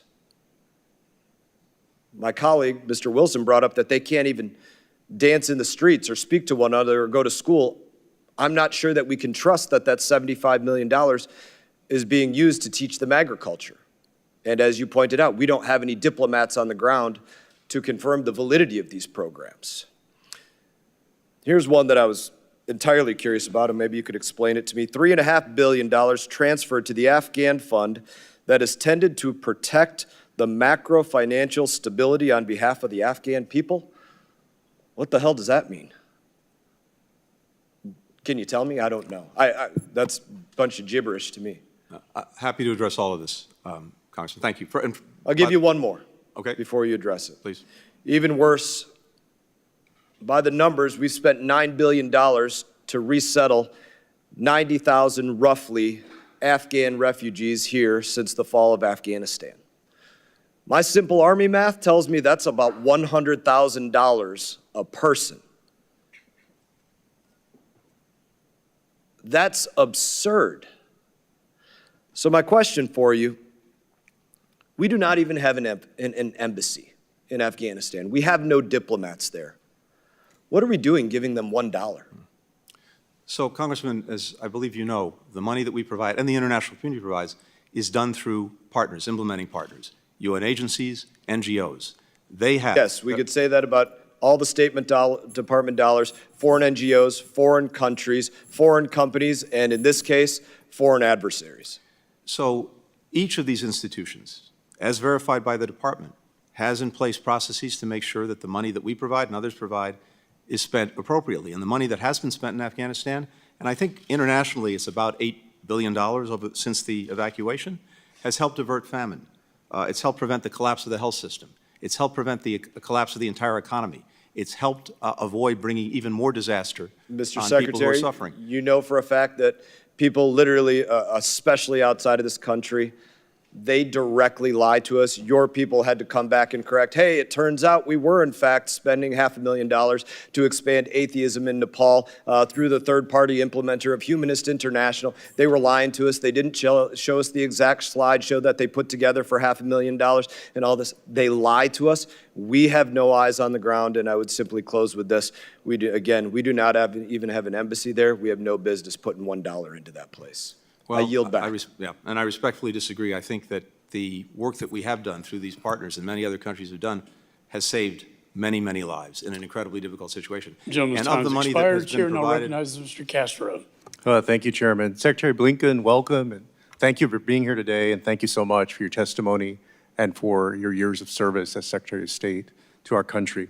And speaking of refugees, before I get to the question, I want to note that my city of San Antonio, my hometown, and the place I represent, is home to a growing and vibrant community of Afghan Americans, many of whom are from the Khost province and fled Afghanistan following the Taliban takeover of the country. I appreciate the work the State Department and other government agencies and nonprofits have done to help them adapt to their new lives in the United States. I wanted to ask you a question about the 2001 AUMF. Secretary Blinken, one of the legacies of the Afghan war is the 2001 authorization for the use of military force, which authorizes military force against al-Qaeda. This law continues to be enforced 23 years after it was first enacted and has been used by this administration for military action across the world. In a sense, the war that began on 9/11 will not end as long as this authority continues to be in use, and our nation remains at war across the world with little transparency for the American people. While much of this is reported to the Congress, too much remains classified and unavailable to the American people. The Obama administration, in which you served, released in its final days a comprehensive legal and policy framework on the use of military force. Will the Biden administration do the same and release a report so the American people know where we are still at war? I appreciate what you're saying and the point that you're making. I can't speak to what we will do in the remaining weeks of this administration on something like that. Do you think that it's a good idea in the same way that the Obama administration? I think we should, in any event, as we've been very open to doing, revisit various authorizations and authorities to make sure that they are right for the moment we're in, not the moment we were in 20 years ago. I want to speak also to a very important issue. It was mentioned that you're headed to the Middle East perhaps right after this committee meeting, and that is the war in Israel and Gaza. And I think you know, I've said it both publicly and privately, I have great respect, obviously, for our president, for your service, for the work that others like Bill Burns have done in trying to reach a ceasefire agreement. At the same time, this will be one of the defining foreign policy legacies of this time. And I'm profoundly disappointed in how it's been handled. All of us on this dais have supported Iron Dome to protect the Israeli people over the years. We've supported the money in the Memorandum of Understanding that goes for 10 years. We have condemned, in the harshest terms, October 7th. We have sanctioned Hamas and other terrorist groups and warned anybody about associating with them around the world. And at the same time, what we've seen by the Israeli government, led by Benjamin Netanyahu, has been inhumane. In fact, it's amounted to war crimes. When an army targets civilians in refugee camps, in hospitals, in schools, in churches, in religious institutions, and does it repeatedly over and over again, those are war crimes. And the people of Israel, many people in Israel, have said so. Former ministers in the Israeli government have said so. And I wish that this had turned out differently. I wish y'all had been successful in getting the ceasefire. But when you weren't, I wish that we had used more leverage with the far-right Netanyahu government, the same way that Ronald Reagan did years ago. The leverage of withholding offensive weapons to get them to change what they're doing, because what they're doing has been inhumane, and the world has seen it. We live in a different world now. This is no longer the world of the Vietnam War, certainly not World War II, not even the world of the Gulf War in the early 1990s. The world is much more transparent now. All of us are essentially social demographers and documentarians who can record the world around it and then send that out to everybody else around the world.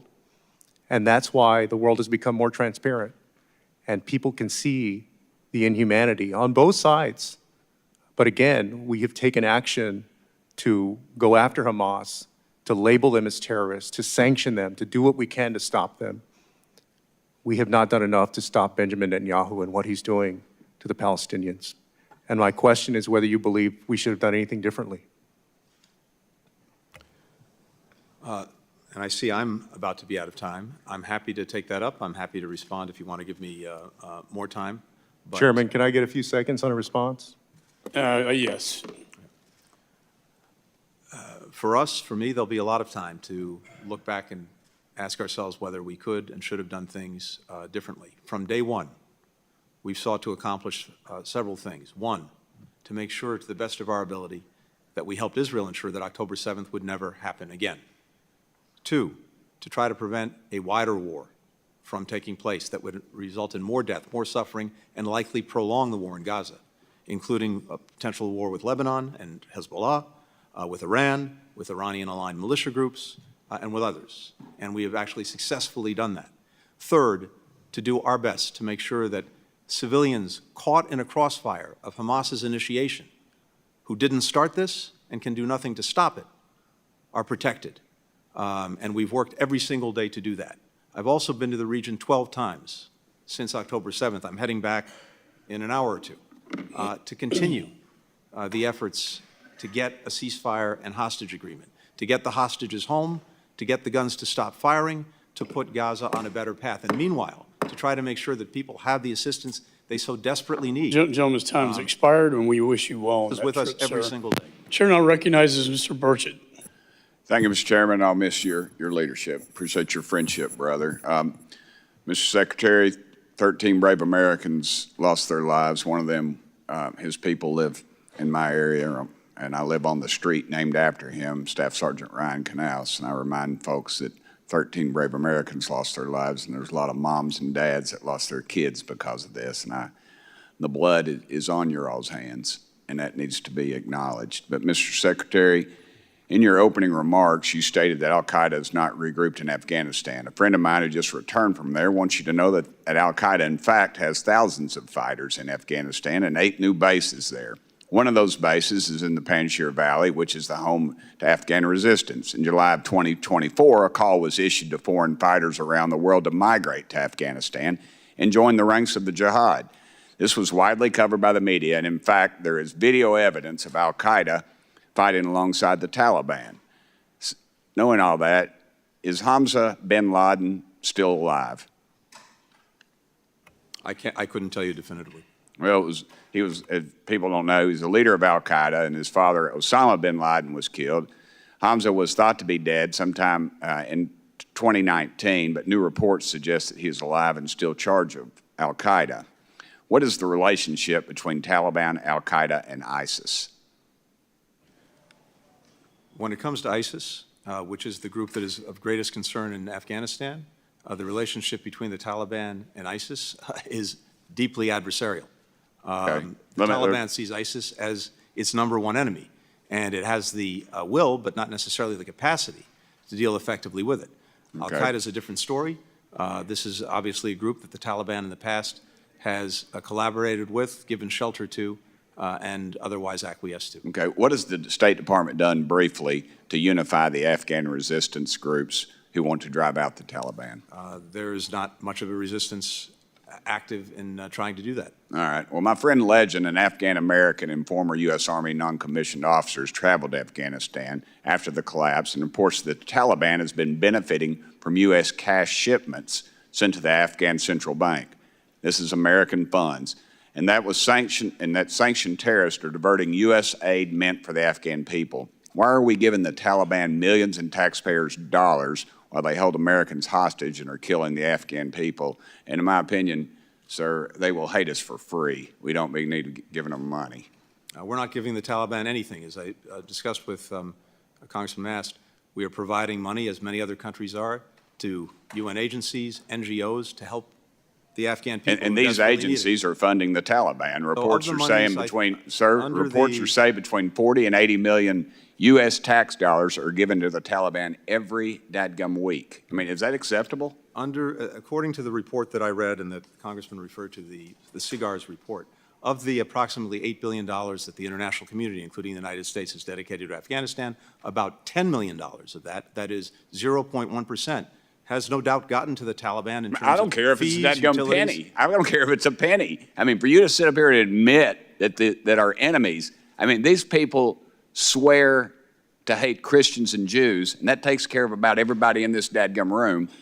And we're sending them, I don't care if it's 1%, and you can, but let me tell you, $10 million is a hell of a lot of money, the people I represent, sir, and it needs to be something that you all, let me get on my questions, I'm running out. I've invited President Salih and Commander Massoud of the Afghan resistance of the U.S. to meet with myself and colleagues. Will the State Department work to facilitate their entry into the country to meet with Congress? I'll be happy to follow up with your office on that.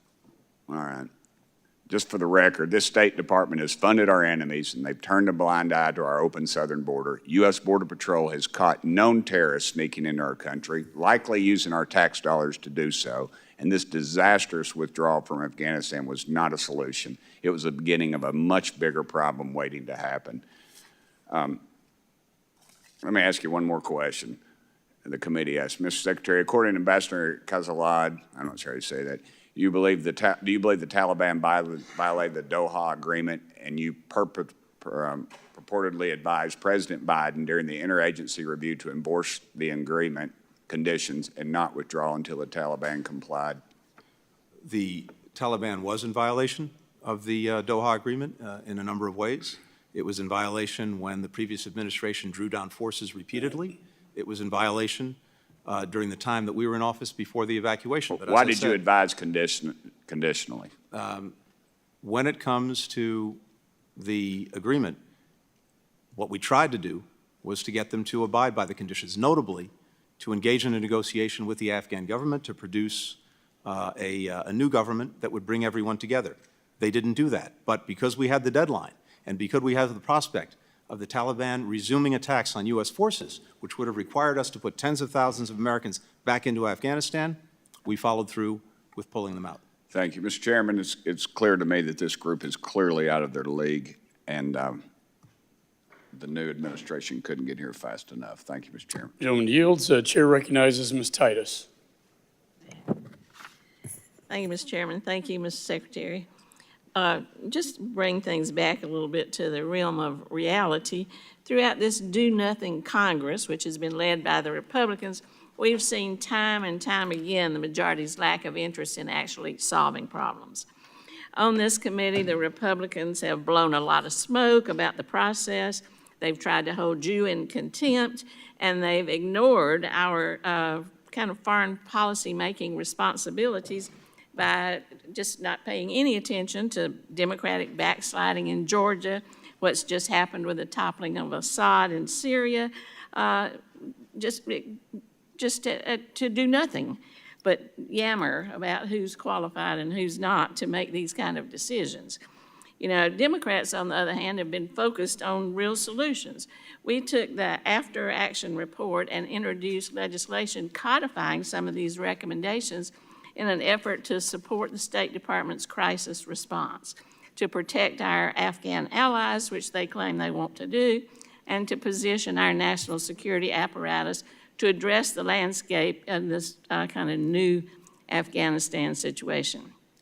Many of those proposals, in fact, made it into the NDAA that just came out over the weekend.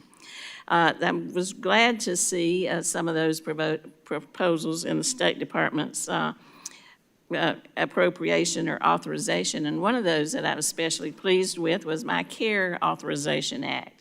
This would codify the coordinator for Afghan relocation efforts at the State Department for the next 3 years. I wonder, Mr. Secretary, if you could talk about the importance of the CARE program, this measure to codify it, and how it can impact the work that you're doing in the new landscape. Well, thank you very much, and I deeply appreciate the support that you've shown and other members have shown for these efforts. We have an obligation that I believe is a strong bipartisan obligation and sense of responsibility to the many Afghans who stood beside us for 20 years in Afghanistan. And we've worked very hard, as I said, to revitalize the SIV, the Special Immigrant Visa Program. We brought in more people, more visas in the last 3 years, almost as many as in the entirety of the program going back to 2009. But part of that, of course, as well as refugees who come in under other parts of the law, needs a tremendous amount of support when it comes to relocating them, resettling them here in the United States. And the Department established this effort in this office to do just that, to work to make sure that we could bring Afghans out, get them to so-called lily pad countries where we could finish processing them, then to bring them to the United States, and then to work with resettlement agencies to make sure that they could be resettled and integrated into communities. And we've also seen an incredible outpouring from Americans all across this country through a sponsorship program we set up so that private individuals and groups could also welcome Afghans to this country. And we've seen tens of thousands of people stand up to do that. But we do need the, I think, ongoing support from the Department to make sure that we have the people in place to continue this effort. And so we welcome congressional efforts to support that. Thank you. I'd like to follow up about the SIVs. You know, the report from the majority said that, or alleged that President Biden abandoned our allies, but the numbers tell an entirely different story. As you referenced, during Trump's time in office, the SIV coordinator role was vacant for the entire time. Trump, just to give the numbers to the point you make, Trump only issued 7,116 SIVs in a 3-year period, and processing time increased from 480 days in January of 2017 to 996 days in January of 2021. When you were here in 2021, you spoke to us about this immense backlog, that the administration had inherited of more than 17,000 applications of SIVs. Ambassador Smith affirmed that the Trump administration had taken, this is a quote, taken no steps to reduce the backlog. In just his first 8 months of the administration, however, President Biden issued 8,760 Afghan SIVs and halved the processing time. So, you know, the success is in those numbers, and it's very clear what the emphasis has been under the previous administration, not what's been alleged. And can you just talk a little bit about how you were able to accomplish this? Well, I think you covered it very well, but simply to say that, yes, we inherited a program that was basically stuck. Nothing was happening. There hadn't been an interview for someone to get their visa. Going back to March of 2020, we had a backlog of about 17,000, 18,000 people. And as soon as we came in, we restarted the interviews. The President issued an executive order, one of the very first, instructing us to look at what we could do to cut the delays, to beef up the staffing. We cut the time in half for processing SIVs. I quintupled the resources at the State Department, going to look at the applications so that we could get people through the system. And as a result, I won't repeat the numbers that you cited. We rebooted a program that had been moribund. And we brought many, many, many Afghans here. But that didn't stop after the evacuation. And as I noted, since then, almost 70,000 Afghan SIVs, and that was as many in 3 years with as all the due respect, entirety of Secretary, the the program. gentleman's time has Thank you expired. for Chair doing that. recognizes Mr. Baird. Thank you, Mr. Chairman. And I'd like to start my comments. I appreciate you being here, Mr. Secretary, but I want to express my appreciation to the Gold Star families that are here today.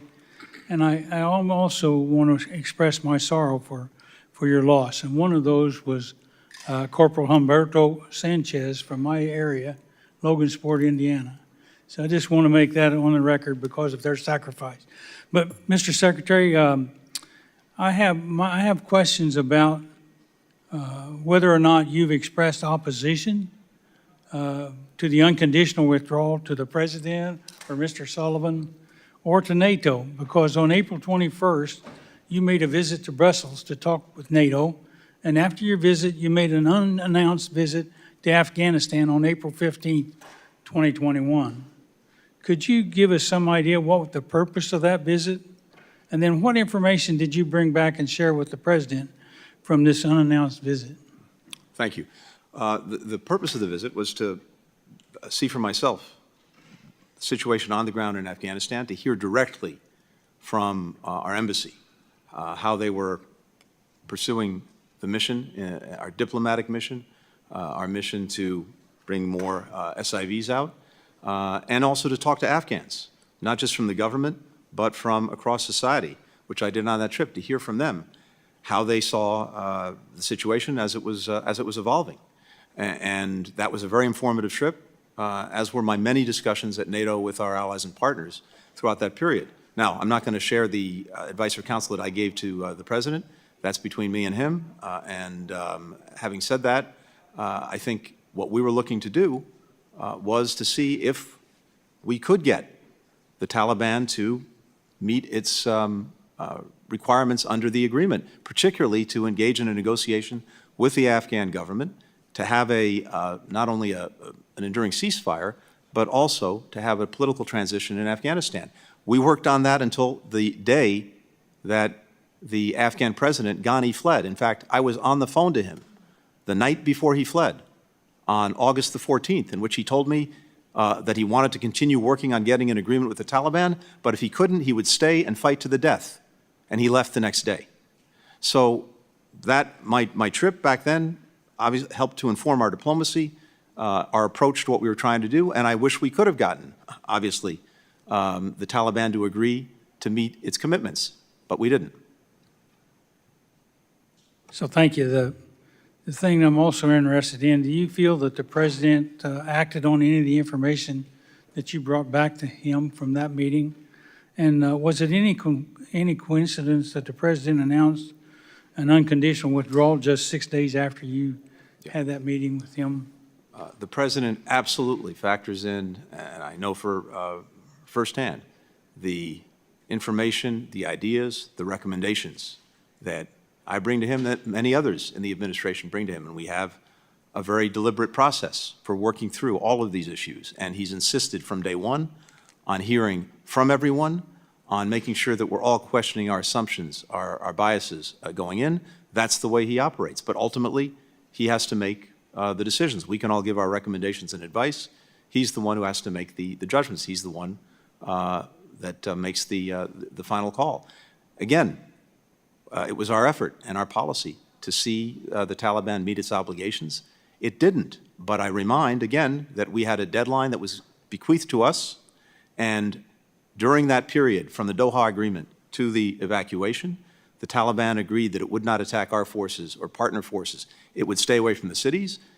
Had we not fulfilled the Doha Agreement in terms of removing our forces from Afghanistan, those attacks would have resumed on us, on our partners, on the cities, and as I said, it would have required sending in thousands more Americans to defend against those attacks and to try to hold on to Afghanistan. Thank you. I yield back. Gentleman yields. Chair recognizes Ms. Jacobs. Thank you, Mr. Chairman. Thank you, Mr. Secretary, for being here. Thank you to the Gold Star families who are here for your sacrifice and for representing the Gold Star families that we know have sacrificed so much over the last 20 years. I represent San Diego, the largest military community in the country, and my community has borne the cost of this 20-year war. And so, Secretary Blinken, rather than repeatedly revisiting the events of 3 years ago, I'd really like to look ahead and consider what we actually learned from America's two-decade, $2.3 trillion investment in Afghanistan, an investment which was intended to foster democratic growth, democratic governance, and state capacity, but which ultimately fell short, as evidenced by the fact that the government instantly collapsed after our departure and is long-standingly ranked as one of the most corrupt states in the world. So the Global Fragility Act, a law which was signed by President Trump, was designed to incorporate some of these lessons from Afghanistan and to pilot a more integrated strategic approach to how we deal with fragile and conflict-afflicted regions. Reflecting on the shortcomings of our 20-year war and the withdrawal's aftermath, what key insights have guided the department's evolving approach to conflict prevention and stabilization, and how have these lessons shaped the implementation of the Global Fragility Act to ensure that future engagements emphasize building resilient, accountable institutions rather than just propping up hollow, corrupt ones? Well, I think you said it very well. I think one of the lessons that I at least take away from the 20 years is that while very well-intentioned and noble in aspiration, the idea of nation building and trying to impose a democracy on a country in effect, by military means alone is simply not going to work. And that while security is necessary, it's not sufficient to getting the job done. And unless you have a whole of government and really a whole of society approach that looks at the various things that are likely to drive people apart and create conflict within a society, you're unlikely to stop it, and you're unlikely to see the emergence of a stable, never mind, democratic government. And I think what you and others have done in your work in support for the Global Fragility Act very well reflects that insight. Because if we're not operating across society and across the government, and not only us, NGOs, the private sector, and others, again, we're unlikely to actually prevent these countries from failing, never mind building something successful. So we've now had some beginnings of experience with the Global Fragility Act, but as you know very well, the other insight is that this doesn't happen overnight. It doesn't happen by flipping a light switch. These are engagements and investments that we have to sustain over a decade. So we're in the early years of this, but I think this is a much better approach to trying to get the results that, again, are extremely well-intentioned, but I think Afghanistan and in different ways Iraq shows us are unlikely to be achieved just by focusing on security in the military. Well, I couldn't agree with you more. And, I know one of the other things that the Afghanistan withdrawal revealed was a sort of systemic vulnerability in the department's ability to manage urgent, high-risk situations. So I was also wondering if you could talk about what sort of organizational measures you've implemented to streamline decision-making authority, improve interagency coordination, ensure rapid, accurate communication during future emergencies, and how have these reforms address some of the issues identified in the after-action review? Yeah, thank you very much. This is something we've taken very seriously, and as you know, I think as the chairman knows very well, members of the committee know, we undertook an after-action review. I brought back very senior retired member of the department, Ambassador Dan Smith. He conducted interviews of 150 current and former State Department officials, myself included, on this period, basically from January of 2020 through the evacuation, to look at the State Department, what we did right, what we did wrong. And as I mentioned earlier, a number of important recommendations came out of that to strengthen us going forward. We had 34 recommendations in 11 categories. We've taken 40 actions since then. And just very quickly, one was the need to strengthen our overall crisis preparedness and our response capabilities. We didn't have, before this, a common operating picture of what was going on in a given emergency situation. We stood up something called the Orion Platform. We bring together everything in one place: the cable traffic, news sources, intelligence, risk indicators, accountability for our engagement with U.S. citizens, all in one place. Before, we had a dispersed staff. We didn't have the proper capacity to surge our people during a crisis. We opened a new modernized operations center with that capacity, with the flexible spaces to have task forces develop overnight. We had, before, no comprehensive system for tracking or deconflicting the status of American citizens who were caught in the middle of a conflict. So we stood up a streamlined and cloud-based system to track, to communicate with American citizens in real time to avoid duplication, overlap. There are a number of things. I'd really commend to you. Gentlelady's time has expired. Chair now recognizes Mr. Barr. Thank you, Mr. Chairman. Thank you for your service as chairman of this committee, and thanks for the great job you've done for us as chairman. Secretary Blinken, thank you for your service. In this, your last appearance before this committee as Secretary of State, I do want to ask you some tough questions, though, about what I see as not only a chaotic retreat from Afghanistan, but probably the biggest foreign policy blunder of the administration over the last 4 years, but I would argue maybe even the last generation. The failure was not the 20-year fight against terrorism in Afghanistan. That was not the failure. In fact, that was a success, where the brave men and women of this country who wear our uniform kept the homeland safe because they took the fight to the terrorists. And in fact, we eliminated terrorists like Osama bin Laden because of their valor and their bravery. That was not the failure. The failure that dishonored their 20-year service was the chaotic and disastrous retreat. And so from your opening statement, you said it's important to put it in context, the events of August of 2021. Important, I agree. So let's talk about the Doha Agreement, Mr. Secretary.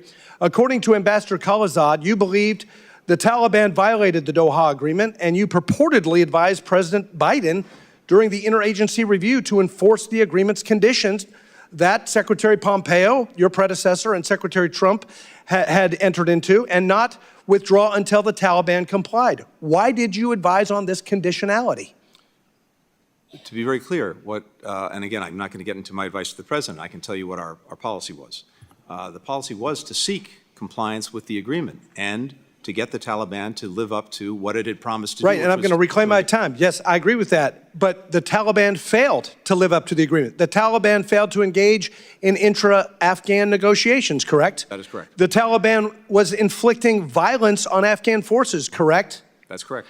And the Taliban conducted indirect fire attacks against American forces. Is that correct?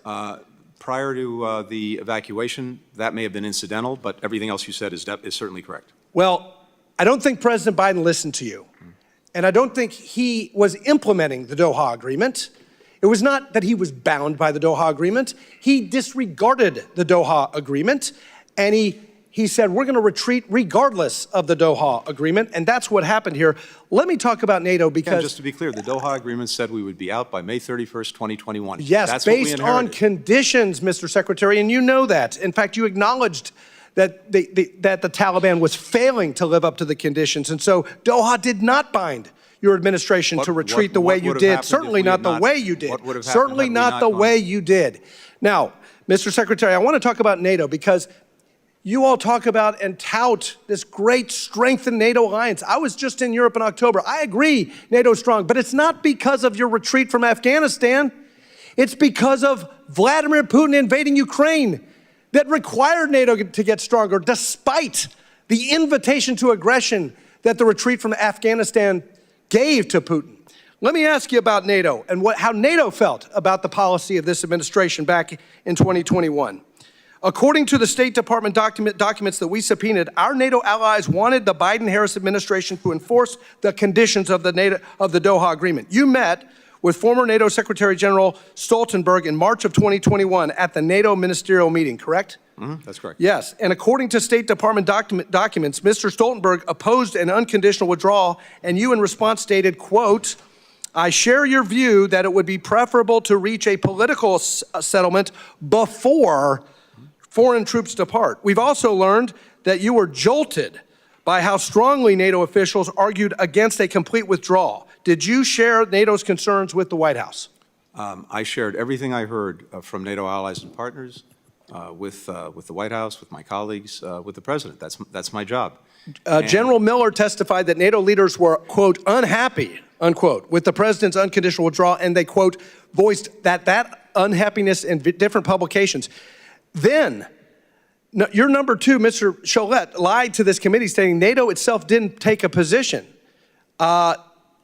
We're told by public sources that NATO Secretary General Stoltenberg was, quote, livid, informing Secretary Austin and yourself that he, quote, strongly disagreed with the decision and felt that NATO's collective position hadn't been taken into account, unquote. I'll let Mr. Stoltenberg speak for himself. So Someone I have here's great the bottom respect line. for, but that's NATO's not the... stronger today, but not because of you all. NATO is stronger because your weakness invited Putin to move against Ukraine. You signaled you weren't going to stand with our NATO allies. You didn't care. President Biden didn't care about our NATO allies and what they thought about a retreat from Afghanistan. Instead, what it did is it signaled weakness, and Putin took advantage of it. The reason NATO is stronger today is because of the invasion. It's not because of U.S. policy. Now, that's incorrect. The reason NATO is stronger today is because of President Biden's leadership. This alliance is bigger, it's better resourced, it's got more members because of his leadership. And if you ask any NATO ally, that's exactly Gentleman's what time they'll has tell you. expired. Chair now recognizes Ms. Manning. Also, I'd like to ask unanimous consent that the gentleman from Wisconsin, Mr. Van Orden, be allowed to sit on the dais and participate in today's hearing without objection. So ordered, Ms. Manning. And we will certainly miss you, and thank you for your service. Thank you very much. Thank you, Chairman McCall. Thank you, Ranking Member Meeks. Thank you, Secretary Blinken, for your service and for your answer to that last question. I want to express my appreciation for the Gold Star families in the room today. I have a Gold Star mother on my staff, and I do understand the terrible sacrifices those families make. I must say I am disappointed that we are having yet another hearing on the now 3-year-old withdrawal from Afghanistan. It seems to me that the fall of the Assad regime in Syria and what happens next, including the potential resurgence of ISIS or other terrorist groups, has major consequences for our security and the future of the region, and it would be a much better use of our time to talk about that topic today. So, Mr. Chairman, I would respectfully suggest that the committee hold a hearing and a classified briefing on this critical situation, the situation in Syria, next week. Thank you very much. Running out. I look forward to that meeting before I'm no longer on this committee. Mr. Secretary, in your view, what are our core interests that are at stake in Syria?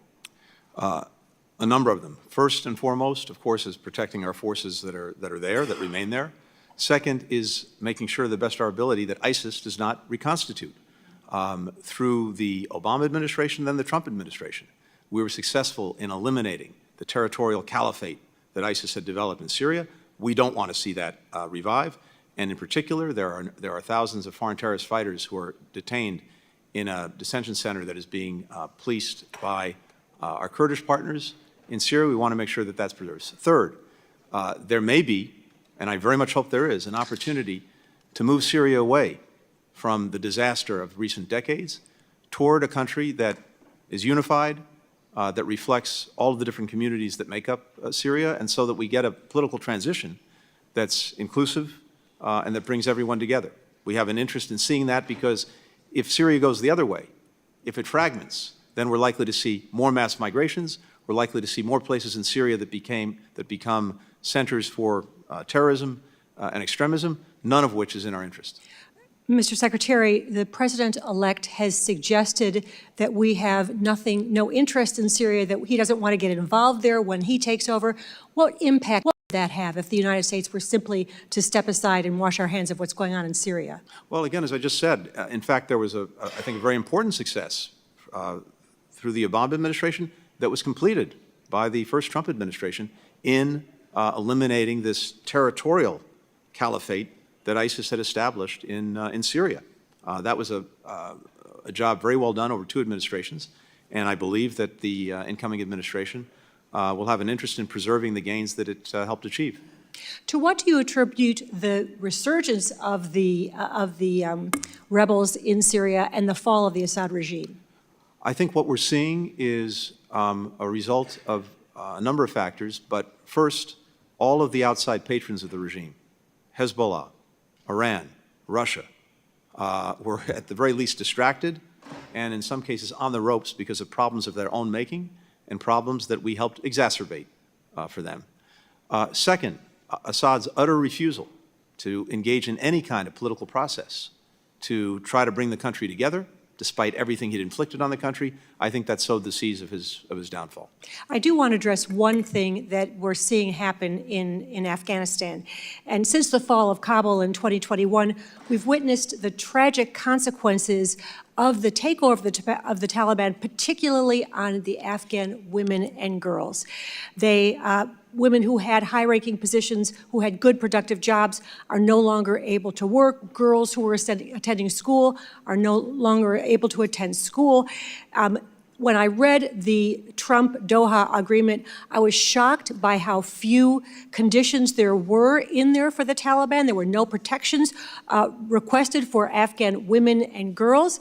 Since the withdrawal, we've seen the Taliban issue more than 100 edicts targeting women and girls, restricting not just their education and their ability to work, but also their ability to leave their homes, their ability to seek health care services from male providers. And just recently, the Taliban issued an edict suspending medical education for women.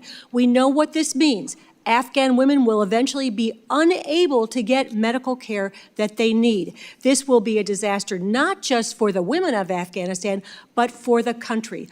What steps have you taken to push back on those edicts and help the vulnerable Afghan women and girls? These edicts are abhorrent, and they would take Afghanistan back to the dark ages. From day one, we've worked to do everything we can to defend, support, and where we can empower women and girls in Afghanistan, including having senior officials whose mission is to do just that, including setting up different mechanisms so that their voices can be heard in our policy deliberations and in the international policy deliberations, including when it comes, for example, to recognizing the Taliban. We've sanctioned many members of the Taliban. Time has expired. Chair recognizes Ms. Salazar. Thank you. Thank you, Mr. Chairman, and thank you, Mr. Blinken, for being here with us. And you know, the disastrous withdrawal from Afghanistan had ramifications around the world, not only in the Middle East and not only including the messages to dictators just like the Taliban, but to other people, specifically the Western Hemisphere. And I just want to concentrate my time on 3 countries that are highly important for my constituents, starting with Venezuela. Sir, I hear that you're planning to cancel the oil licenses to actors like Chevron and Repsol and others. And my question is, are you planning to cancel those oil contracts before or after January 10th, which is when Maduro is supposed to be assuming the presidency? I can't speak to the actions that we'll take in terms of when we'll take them. I'm happy to follow up with your office. You know, you can take this opportunity to announce, sir, that we are not going to be doing business with the dictators anymore. And then the whole world is looking at you. So why don't you send the right message to Maduro and saying, if you steal the elections, you're not going to make any money off Well, I think we've been sending very clearly the message about how we see the election, how we see the abuse of the system by Maduro, the work that we've done to support Mr. Gonzalez and I know, others sir, going but the forward. problem is that if the Maduro regime has money from Chevron, that goes to PDVSA, goes to the treasury, and then they have more money for the repressive apparatus. You know that. And as you know, the opposition supported all the efforts that we took to see if we could get an election that would reflect the will of the people. We got an election. We saw the will of the people. Unfortunately, it's not been And they recognized. stole it, and now he's Right, going and so to be now- sworn in on January the 10th. And But you can send the message to Chevron saying no more oil for now. we will take the necessary steps to make clear. But I hear that you are thinking about doing that. Is that correct? Again, everything is on the table right now, including in terms of the licenses. Good. Now let's go to Colombia, sir. President Petro from Colombia has asked President Biden to pardon a guy, but most people here won't know who he is. His name is Simon Trinidad. He's a terrorist. He is serving 60 years in prison, at a federal prison, for kidnapping 3 American contractors. What was your recommendation to the president to pardon Simon Trinidad? I'm not aware of that request, but I'm happy to follow up. I'm not aware. You're not aware? I'm not aware of that request. But you know, if that request should go through the State Department. That's you. Imagine it would. So you have not heard about that. But if I'm not that aware. were to be the case within the next hours, what recommendation would you give the president? I'd have to make sure that I'm fully informed. Well, he's a terrorist. Again, I want to see, if there is something, I want to see it, understand it, and read it. But certainly his record speaks for itself. But you understand that if you were to pardon Simon Trinidad, you will make every single Colombian living in the United States a Republican, right? And we don't want to do that. I mean, we're happy about that, but that's not the honorable thing to do. So make sure that President Biden doesn't make a mistake. Just it's humble opinion. Let's go to Cuba. Is Cuba under review to be removed from the list of countries sponsors of terrorism? Is it under review, sir? I don't anticipate any changes in our policy toward Cuba during the pendency of this administration. All right, I'm happy you're saying that. Laudable to hear that, but specifically, is it under review right now? Because if you're going to remove a country from a list of terrorists, of this country's sponsors of terrorism, you need to start a review. And my question is that yes or no? Is Cuba under review? Under the law, depending on the different authorities of this kind, some mandate a regular review, others don't. All I can tell you right now, sitting here today, is I don't anticipate any changes in our policy. So you are telling me that between now and January 20th, the President of the United States is not planning to remove those bastards, the Cuban regime, off the list of countries that sponsor terrorism? As I said, I don't anticipate any changes. You don't anticipate. Right. So how can I interpret anticipate? Can you commit right now that that's not going to happen? You know why? Because all I'm doing is trying to prevent, to give money to the repressive apparatus that has been taking everything away from the Cubans. You're aware of that, right? So I just need to make sure that you understand the message from my community. Do not do that. Don't give them the oxygen that they want to continue greasing the repressive apparatus. Tell me. You have 20 seconds. I can't, I do not make decisions for the Sure you president. do. Come on, sure you do. You're not the make State decisions for the Department. president. You The give the president makes decisions. All I can recommendation tell whether you to take them is- or not. Tell me, I'm All I sorry. can tell you is I Tell don't me. anticipate any changes in our policy toward Cuba between now and the end of this administration.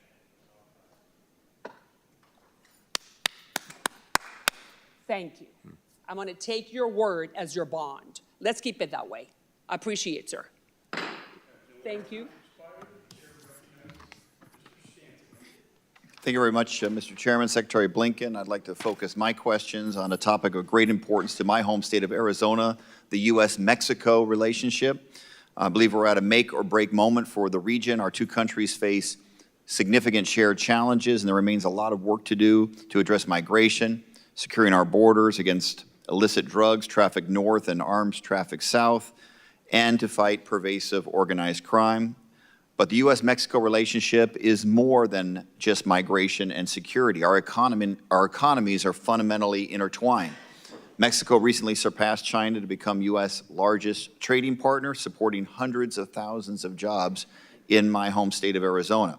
And I am particularly excited about the vast economic potential of nearshoring, moving supply chains closer to the United States market as hundreds of businesses, including semiconductor supply chain enterprises critical to our national security, move from Asia back to America or to North America or even Latin America. Meanwhile, the upcoming World Cup gives us an opportunity to forge a durable security relationship to address international threats. There's a choice in front of us now. Do we choose to forge a strategic path forward together, rooted in mutual respect and cooperation, or do we each go it alone? The Mexican government recently passed a series of sweeping constitutional reforms that will harm the U.S.-Mexico relationship, overhauling its independent judiciary, eliminating independent regulatory agencies, and closing access to its energy markets. These changes could undermine Mexico's obligation under the USMCA, and I have heard from business leaders in Arizona and around the country who are anxious that these reforms will hurt investor confidence and their ability to do business in Mexico. Secretary Blinken, how do you see these constitutional changes impacting our economic relationship with Mexico? Well, first, you're exactly right about the importance of that economic relationship. It's vital to this country, it's vital to Mexico, and our citizens benefit from it every single day. Second, the Mexicans, of course, have the sovereign right to make their own laws, amend their own constitution. That's not for us to say. As their friend and partner, and as countries that are bound together by the USMCA, though we do have opinions on some of the steps that they're taking, and we have raised concerns about certain aspects of the constitutional reform, the judicial reform in particular. And we've shared those very clearly and very directly with the Mexican government, both with former President López Obrador and with President Sheinbaum. But the Mexicans will make their own decisions about this. But the concerns that we've underscored are exactly what you just cited, which is what effect does this actually have on private sector and investment that's so critical to actually meeting the full potential of this relationship, including things like nearshoring, including having a supply chain where Mexico and the United States are joined in the most critical things necessary to our economies and even to our security. And I want to commend Ambassador Ken Salazar for speaking with such clarity on this most important issue.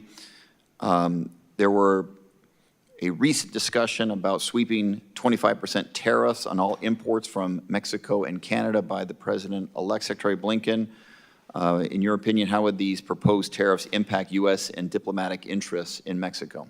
Look, I don't want to speculate on what the incoming administration will do or not do. That's really not my place. I think what I can say is just to underscore what you said a few minutes ago, which is this economic partnership is so vital, and we want to maximize it, not minimize it.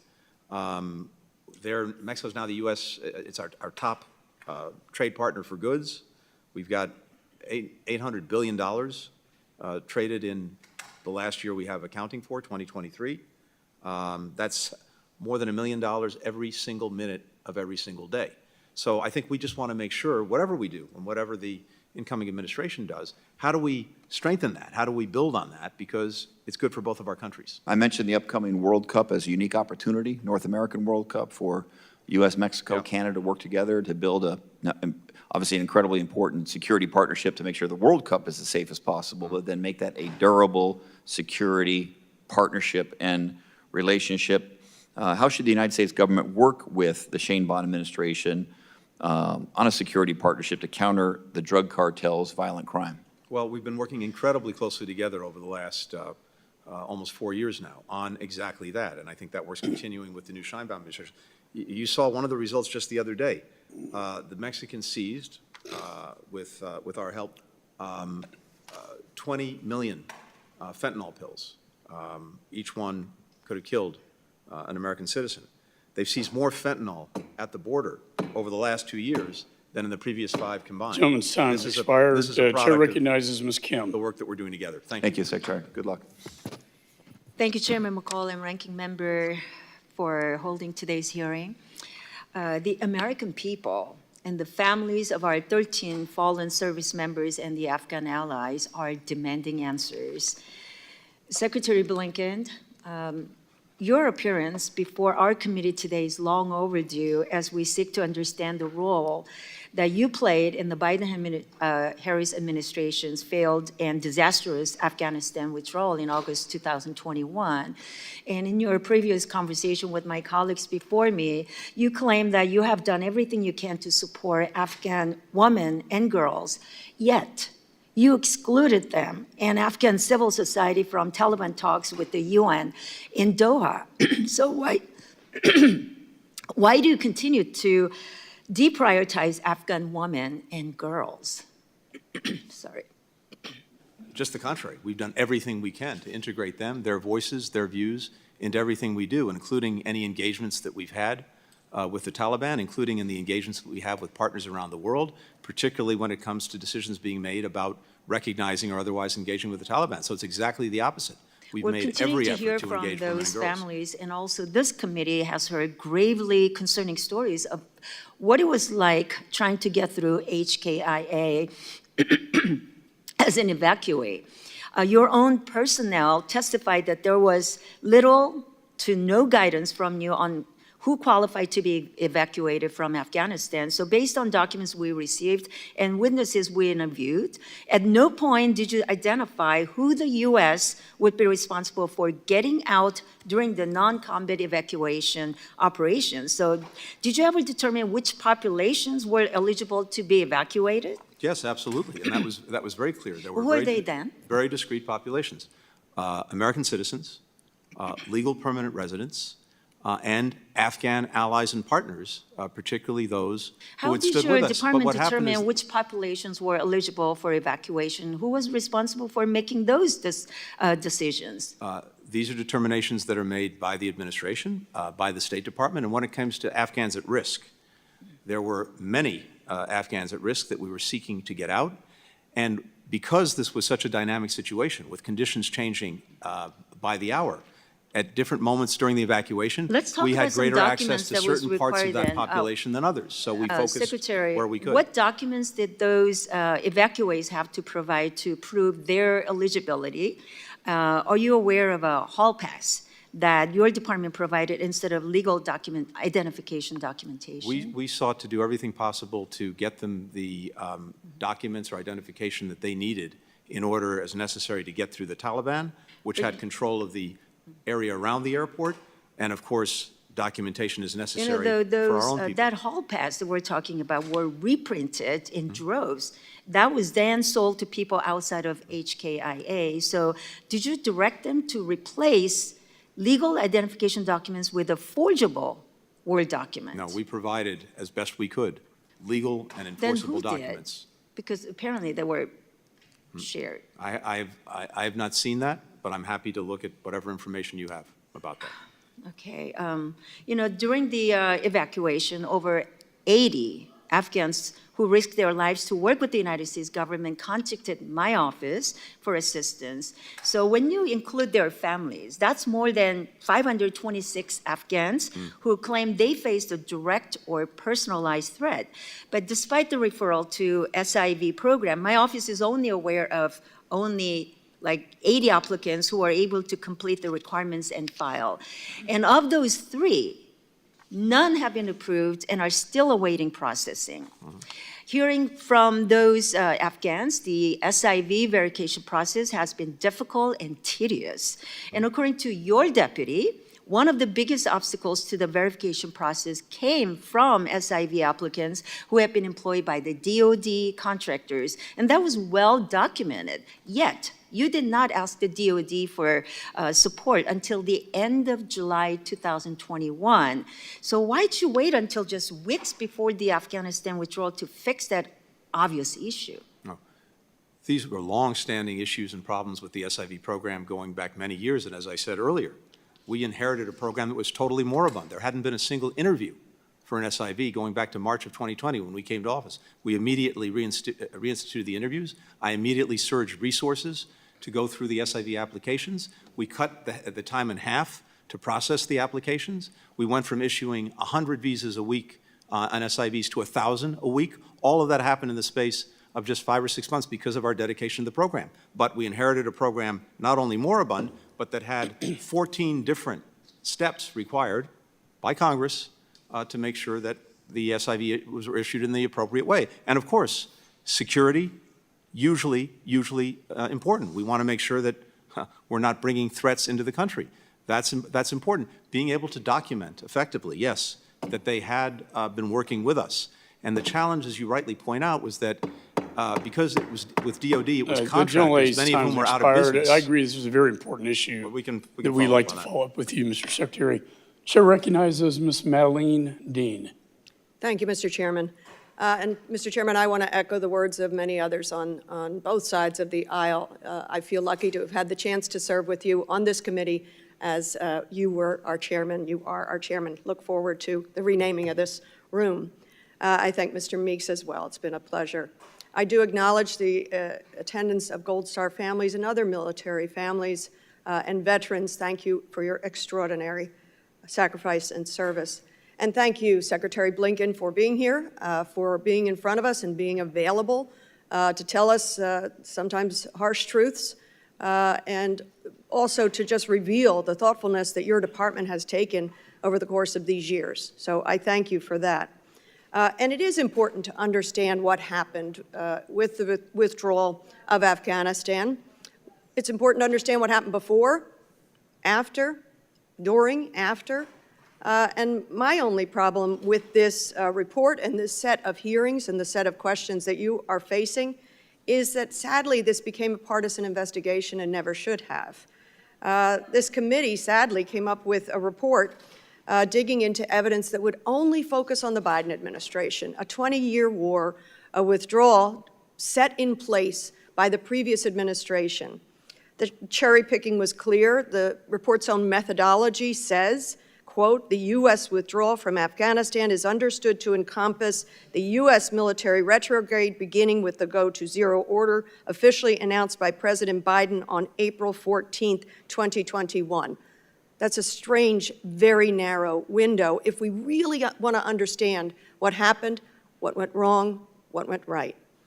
So Secretary Blinken, just to set the record straight, the Doha Agreement was entered into under the Trump administration, is that correct? That is correct. Signed on February 29th, 2020. The agreement included a commitment to reduce U.S. forces in Afghanistan to 8,600 troops in 135 days. Is that correct? It is, yes. The only other force reduction commitment in the agreement was complete withdrawal of U.S. forces within 14 months. Is that correct? That's correct. Then President Trump, despite not being required by the agreement, ordered more troop drawdowns as he was eligible to do as President of the United States, those being in September of 2020, reduction to 4,500 troops. Am I right? That's correct. And then, strangely to me, in January of 2021, on the administration's way out the door, a reduction to 2,500 troops. Is that correct? It is. Puzzling, absolutely puzzling. So those were all actions taken before Mr. Biden was even sworn into office, January of 21. What effect did the significant reductions have on the administration and on the withdrawal? Well, I think the combination of the release of 5,000 Taliban prisoners under the agreement and the reduction in U.S. forces to 2,500 put the Taliban in the strongest position it had been in since 9/11, and the United States in arguably the weakest position we've been in because we had the fewest number of forces on the ground than we'd had since 2001. What a terrible, deadly combination of factors. And also, again, so much good was able to be done under those horrifying circumstances, but nothing can take away the tragedy of Abbey Gate. I'd like to move, just as Ms. Manning did, to other issues of the day, very critical issues of the day, Ukraine. I have always believed that the United States must do everything in our power to be sure that Ukraine has everything it needs to win. What is going on in these last few weeks of the administration, lifting of any more restrictions, imposing any more sanctions on Russia or Russian banks, what is the administration able to do?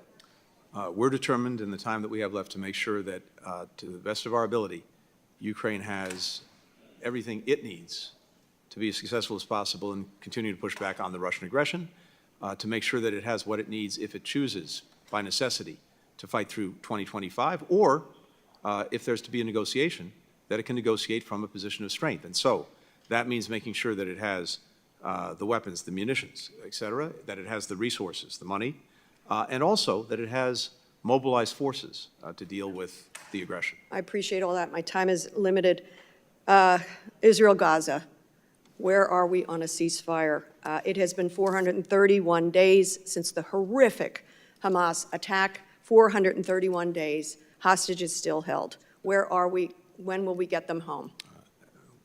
We want to get them home now. Yes. As we speak, there are intense efforts underway to see if we can reach, finally, a hostage ceasefire deal. Again, it's ongoing. That's as much as I can say right now. And I hope that humanitarian aid is flowing more fully. I appreciate your letter. Please see our letter to you. Yes. Again, thank you for your service, and I yield back. Thank you. No, he yields back. Chair recognizes Mr. Davidson. Thank you, Chairman. Mr. Secretary, I want to review a couple dates. First, on February 29, 2020, the Trump administration signed the Doha Agreement with the Taliban. The agreement promised a conditions-based incremental withdrawal, and the Trump administration delayed that withdrawal precisely because those conditions were not being met. On April 11, 2021, the go-to-zero presence in Afghanistan was given by the Biden administration, and that was given freely by the administration, despite not being in compliance with the Doha Agreement. Your own Deputy Assistant Secretary, Mark Evans, testified before this committee that the decision to go to zero was not contingent upon the Doha Agreement. Secretary, one of the dates I really want to focus on is July 8th, 2024. That's the date that the total withdrawal was finalized by the administration, and the date certain. It's shifted from a conditions-based to a date certain. Is that correct? The date certain was there, I believe, starting in April, when the President said we would follow through on the withdrawal that the previous administration had agreed to, except it was extended from May 31st to September.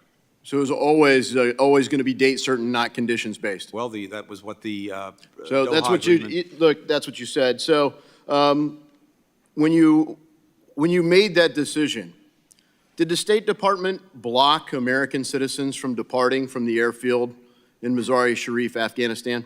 Absolutely not. They didn't. Blocked Who American did citizens. then? Who blocked them? I'm not aware of blocking any U.S. citizens. On the contrary, we were doing everything You know they possible were to get blocked. You citizens know out. they were blocked. I'd be happy to look at any information you have on that. I'm not aware of any American citizens who were blocked. And in fact, we were doing everything possible. And by the way, I want to thank you and thank every member who's been involved in this and the work that they did to get Mr. Americans Secretary, out. your State Department blocked American citizens and Afghan allies from leaving there. I personally worked with your State Department during those days. I have the emails, I have the photographs of American blue passport holding American citizens who were on the airfield awaiting departure that got clearance for safe third countries to depart to, and the order came down from the United States government. Was it the State Department?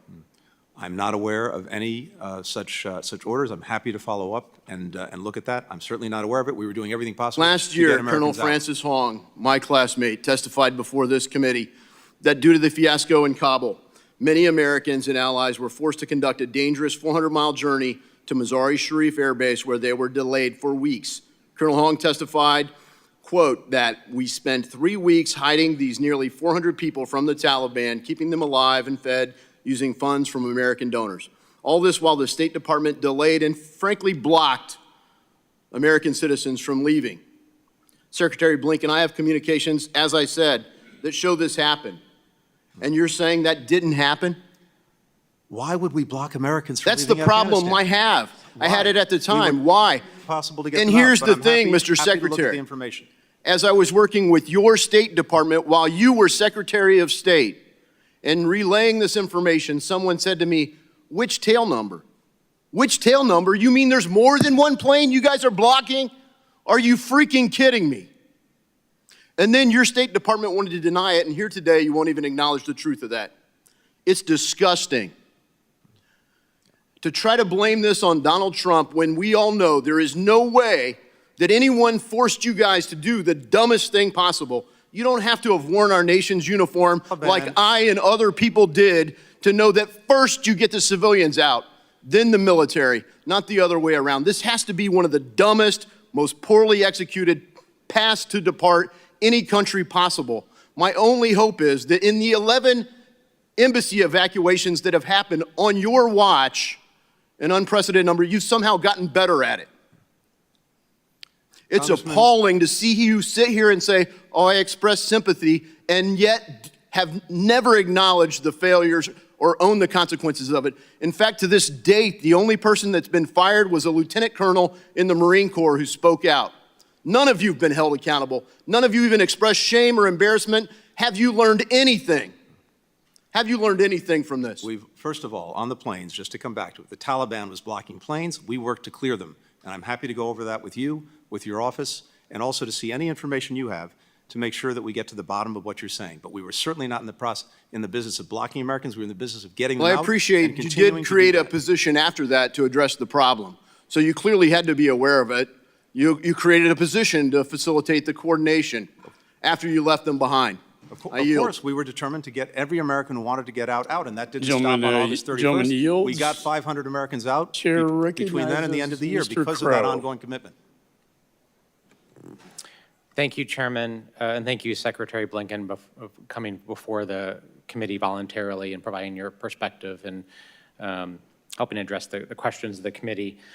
As you know, I served multiple combat tours in Afghanistan, and like the tens of thousands of Americans that did, we left pieces of our heart behind in that country. And even though the military chapter and the diplomatic chapter are largely closed, although there are still issues that are in America's interest, those of us who served in combat roles with the Afghans feel a special obligation to make sure that we are protecting those friends and those folks who, in many cases, saved our lives. I mean, there's a lot of Americans, and I know you know this well, Secretary. We've had these conversations, and I know this is a sentiment that you share very deeply as well. I mean, these are people who, at great personal risk to them and their families, took on jobs that helped bring Americans home. And the story of that is not a finished story. So with that in mind, I would love to hear from you. Can you speak to the number of currently eligible SIV Afghans who are in that country? How many do we think are still there? And what are we doing to help get them out? What does the pipeline look like? And what more do we need to do? Thank you very much, and thank you for your enduring commitment to this. So we have right now about 63,000 SIV applicants who are in the so-called pre-chief of mission phase. That is, they've expressed interest, they've started to compile the necessary documentation. We believe, based on experience, that roughly 20% will become fully documented. That's 20% of 63,000.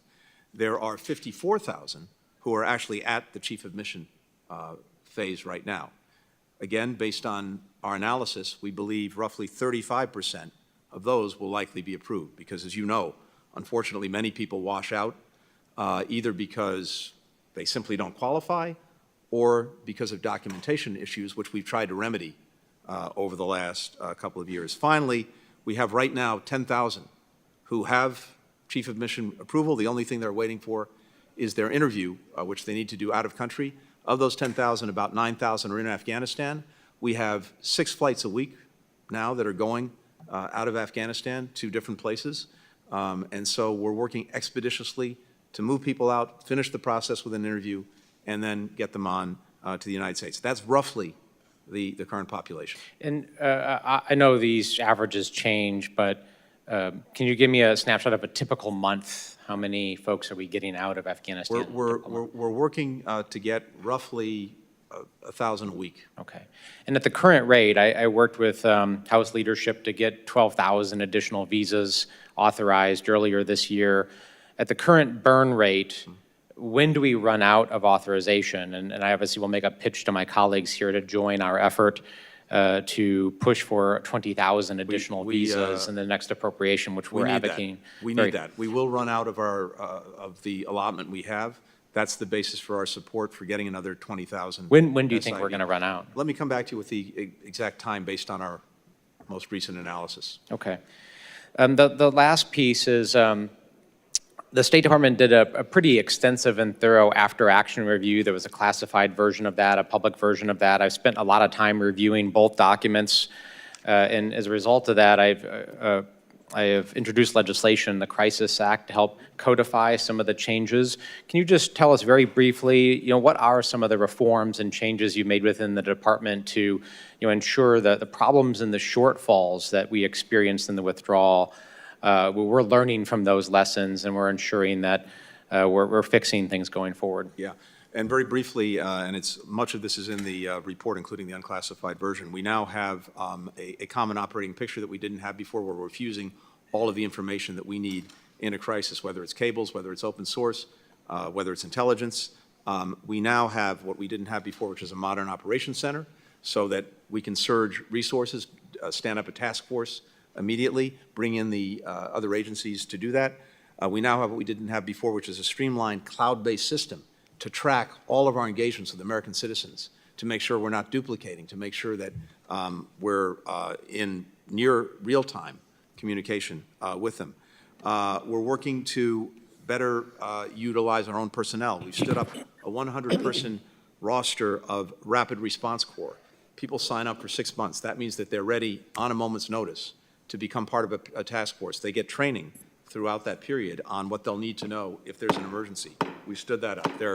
I see my time is up. I'm happy to go over. I'm just trying to make sure you stay on schedule for your Thank you, flight. Mr. Chairman. Your flight to the Middle East. I don't Thank want you to miss that. Appreciate that, Secretary. Thank you, Chairman. I yield back. Gentleman's time has expired. Mr. Green is recognized. Thank you, Mr. Chairman, and thank you for your leadership on investigating this. I'm over here, Secretary. Thank you. This catastrophic withdrawal, and I want to thank you, Secretary Blinken, for attending today. I'm going to preface my comments with something very similar to what the chairman prefaced his comments with.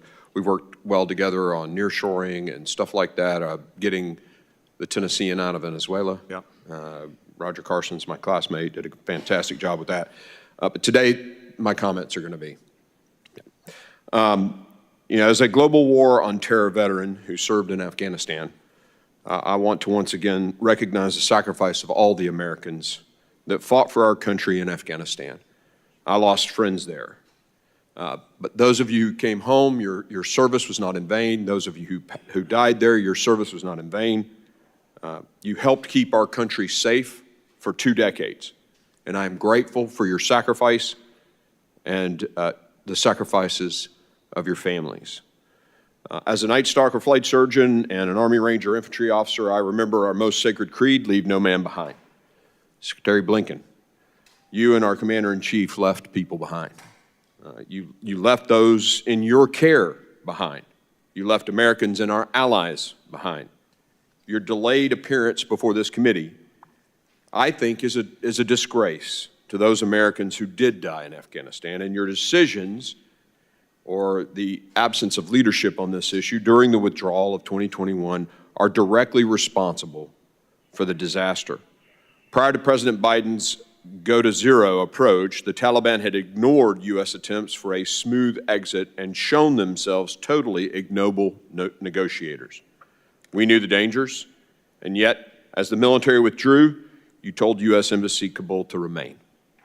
Furthermore, you actually increased personnel when senior security advisors and leaders at DOD and embassy staff said it was time to make a non-combatant evacuation operation plan, an EO plan. You said no.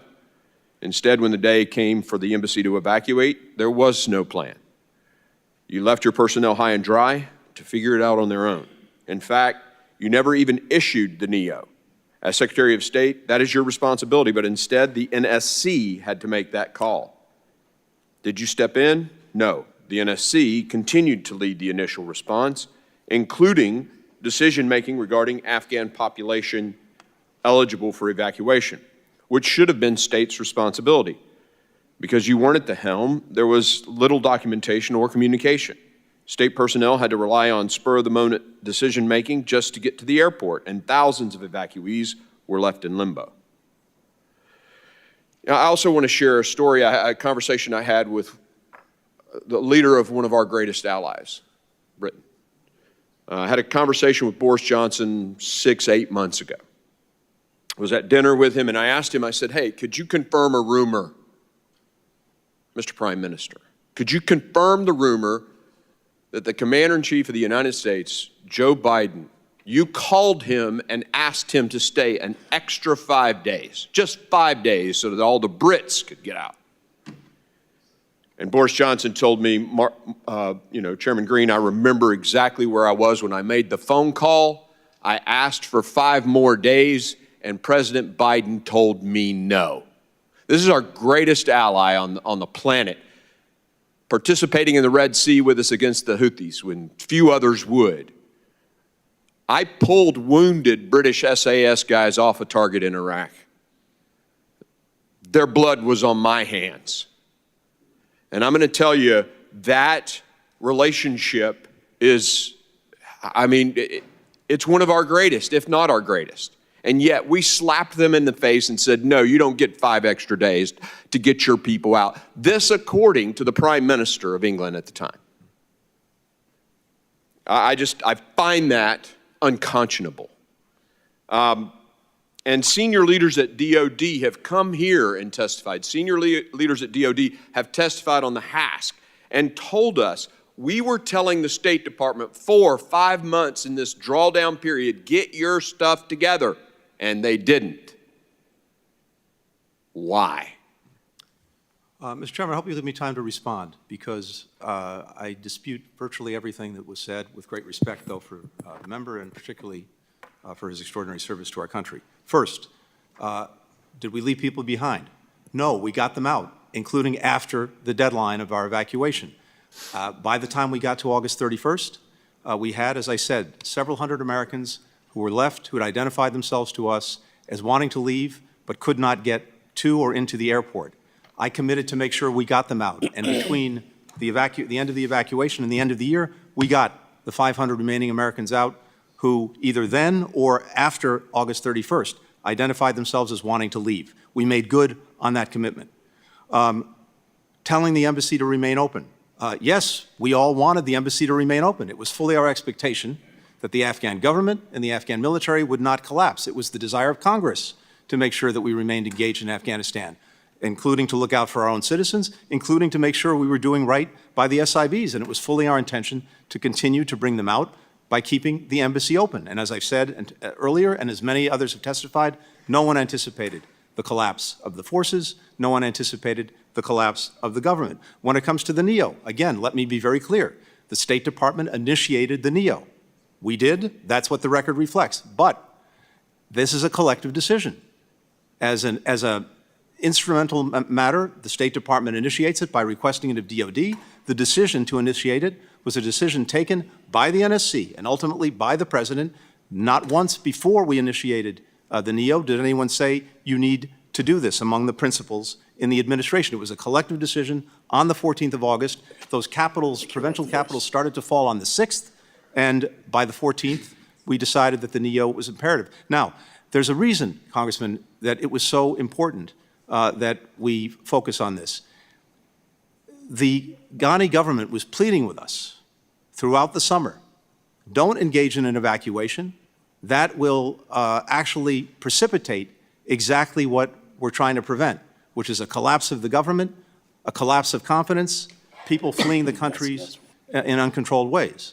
So that was also part of our thinking. But in terms of preparing, yes, we started preparing intensely going back to April. Multiple exercises with different agencies, tabletop and otherwise, planning through different scenarios. We had tripwires, we had indicators, all of which came into effect. We moved the embassy in 48 hours to the airport. That wouldn't have happened without a plan. We got control of the airport because we had prepositioned forces. We were able to start moving people out in 72 hours. We moved 120,000 people out, the largest evacuation in the history of this country. Mr. Secretary, I will tell you that your DOD colleagues don't remember it that way. And I remember your face when we got that secret briefing during the midst of this, during the height of it. We all gathered in HVC.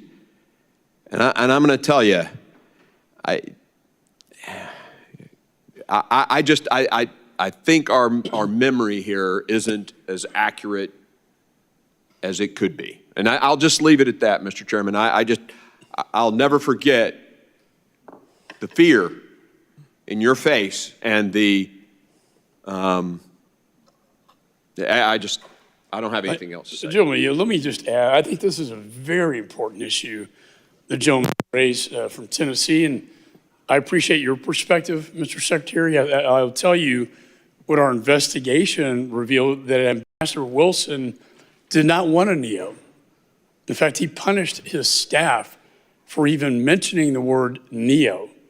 And it wasn't, we got from the DOD, as you indicated, on August 6, 2021, that the NSC said, National Security Council said, a NEO equates to failure, quote unquote. That is what was going on. A NEO equates to failure. Maybe that's because President Ghani, as you said, Mr. Secretary, but those are really the facts. And only until August 15th, the day that Kabul fell, think about that, the day that Kabul falls is the first time that Ambassador Wilson requests a NEO, and by that time, sir, it was too late. With that, I recognize Ms. Kamlager-Dev. Thank you, Mr. Chair, and thank you, Secretary Blinken, for gracing us with your presence again. I have actually some questions about the Sudan, but because we have continued to talk about NEO, I will also ask a question on this. So Ambassador Wilson testified to the committee during a transcribed interview about the specified reasoning for why he called the NEO on August 15th, describing the situation that included thousands of Talib fighters streaming directly into Kabul, a flow that contradicted assurances that we had received later that day, and the release of thousands of inmates. Talib fighters, ISIS fighters, common criminals, and the abandonment oversight of checkpoints into and within Kabul's green zone that were vital to our security. We had been striving to maintain embassy operations in accord with the direction given to us. This was no longer possible. And at that point, I recommended to Secretary Blinken our immediate evacuation. He agreed, and the White House subsequently approved a non-combatant evacuation. The majority has repeatedly pointed to the testimony of military leaders to argue that the State Department waited too long to initiate the NEO. But Ambassador Wilson had a clear rationale for his timing, and that calling for the NEO too soon would have complicated our ability to get out. If we had left earlier, several thousand SIV applicants that we got out in whatever the number of days that you want to talk about would not have been able to leave the country. We would not have been able to provide support to American citizens trying to get out. Our eyes and ears about what was happening around us would have been drastically degraded. Secretary Blinken, would you agree that Ambassador Wilson's testimony reflects a detailed and realistic understanding of the conditions on the ground? Yes, I would. Thank you. What would have been the repercussions if the State Department had called a NEO before conditions on the ground warranted one? Yeah, it would have actually precipitated those very conditions, and it would have made it more difficult for us to get people out, including American citizens. The airport was open until August the 15th. We were trying to avail ourselves and push people out to take commercial flights. It would have made it much more difficult to get SIV-eligible people out of the country, other Afghans at risk. All of that would have been made more difficult by precipitating the very kind of crisis we ultimately saw. And again, I come back to a fundamental proposition, which is that no one, and I say this collectively, this is the State Department, this is the intelligence community, it's the DOD, in terms of the consensus view on where this was going, there was no consensus view that the government, the Afghan forces, were going to collapse. Our military, having worked with them for 20 years, believed that they would stay and fight. They needed to have the sustained support to do that. General McKenzie has said that, including financial and logistic support. We had no indication that the government would fall. The intelligence community didn't see that. We have very remarkable people at the State Department, including those who wrote the so-called descent channel cable, who were very concerned about what would happen after we left in terms of the durability of the government. I read that cable immediately. I responded to it almost immediately. And many of the measures that they called for in the cable were already in train, because what they were focused on was trying to make sure that we got people out of the country, especially the SIVs. And as I've talked about earlier, that's exactly what we were doing, having taken a program that was dead in the water, revived it, and accelerated it dramatically. Thank you also for just even mentioning the dissent cable and the fact that regardless of if you agree with them or not, there is still a space for folks within the State Department to register discontent. I certainly hope that that is a practice that will continue in this next administration. I would now like to ask in the few moments that I have left about the war in the Sudan, which is a catastrophic humanitarian crisis impacting innocent civilians. I think it is a moral outrage. Over 150,000 have been killed, 11 million have been displaced. The evidence of genocide in Darfur is significant, and I believe an official genocide determination against the RSF and allied militia is long overdue. Why has the administration refrained from making a genocide determination, and do you intend to come to a decision about a determination before the end of this year? First, and very quickly, you're right to put a spotlight on Sudan. It's the worst humanitarian situation in the world by far, by orders of magnitude. We're working intensely to try, of course, to bring an end to it, but in the first instance, to get assistance to people who desperately need it. We've made some progress on that in the last few weeks with both the SAF and to a lesser extent with the RSF. But in terms of atrocities, war crimes, genocide, we've been making determinations already about atrocities and war crimes. We're looking at the question of genocide, whether we complete that review in the time that we have. I can't. Trying to be respectful. Gentlelady's time has expired. Let me just, if I could comment, I mean, you did not see it coming. I've heard that over and over.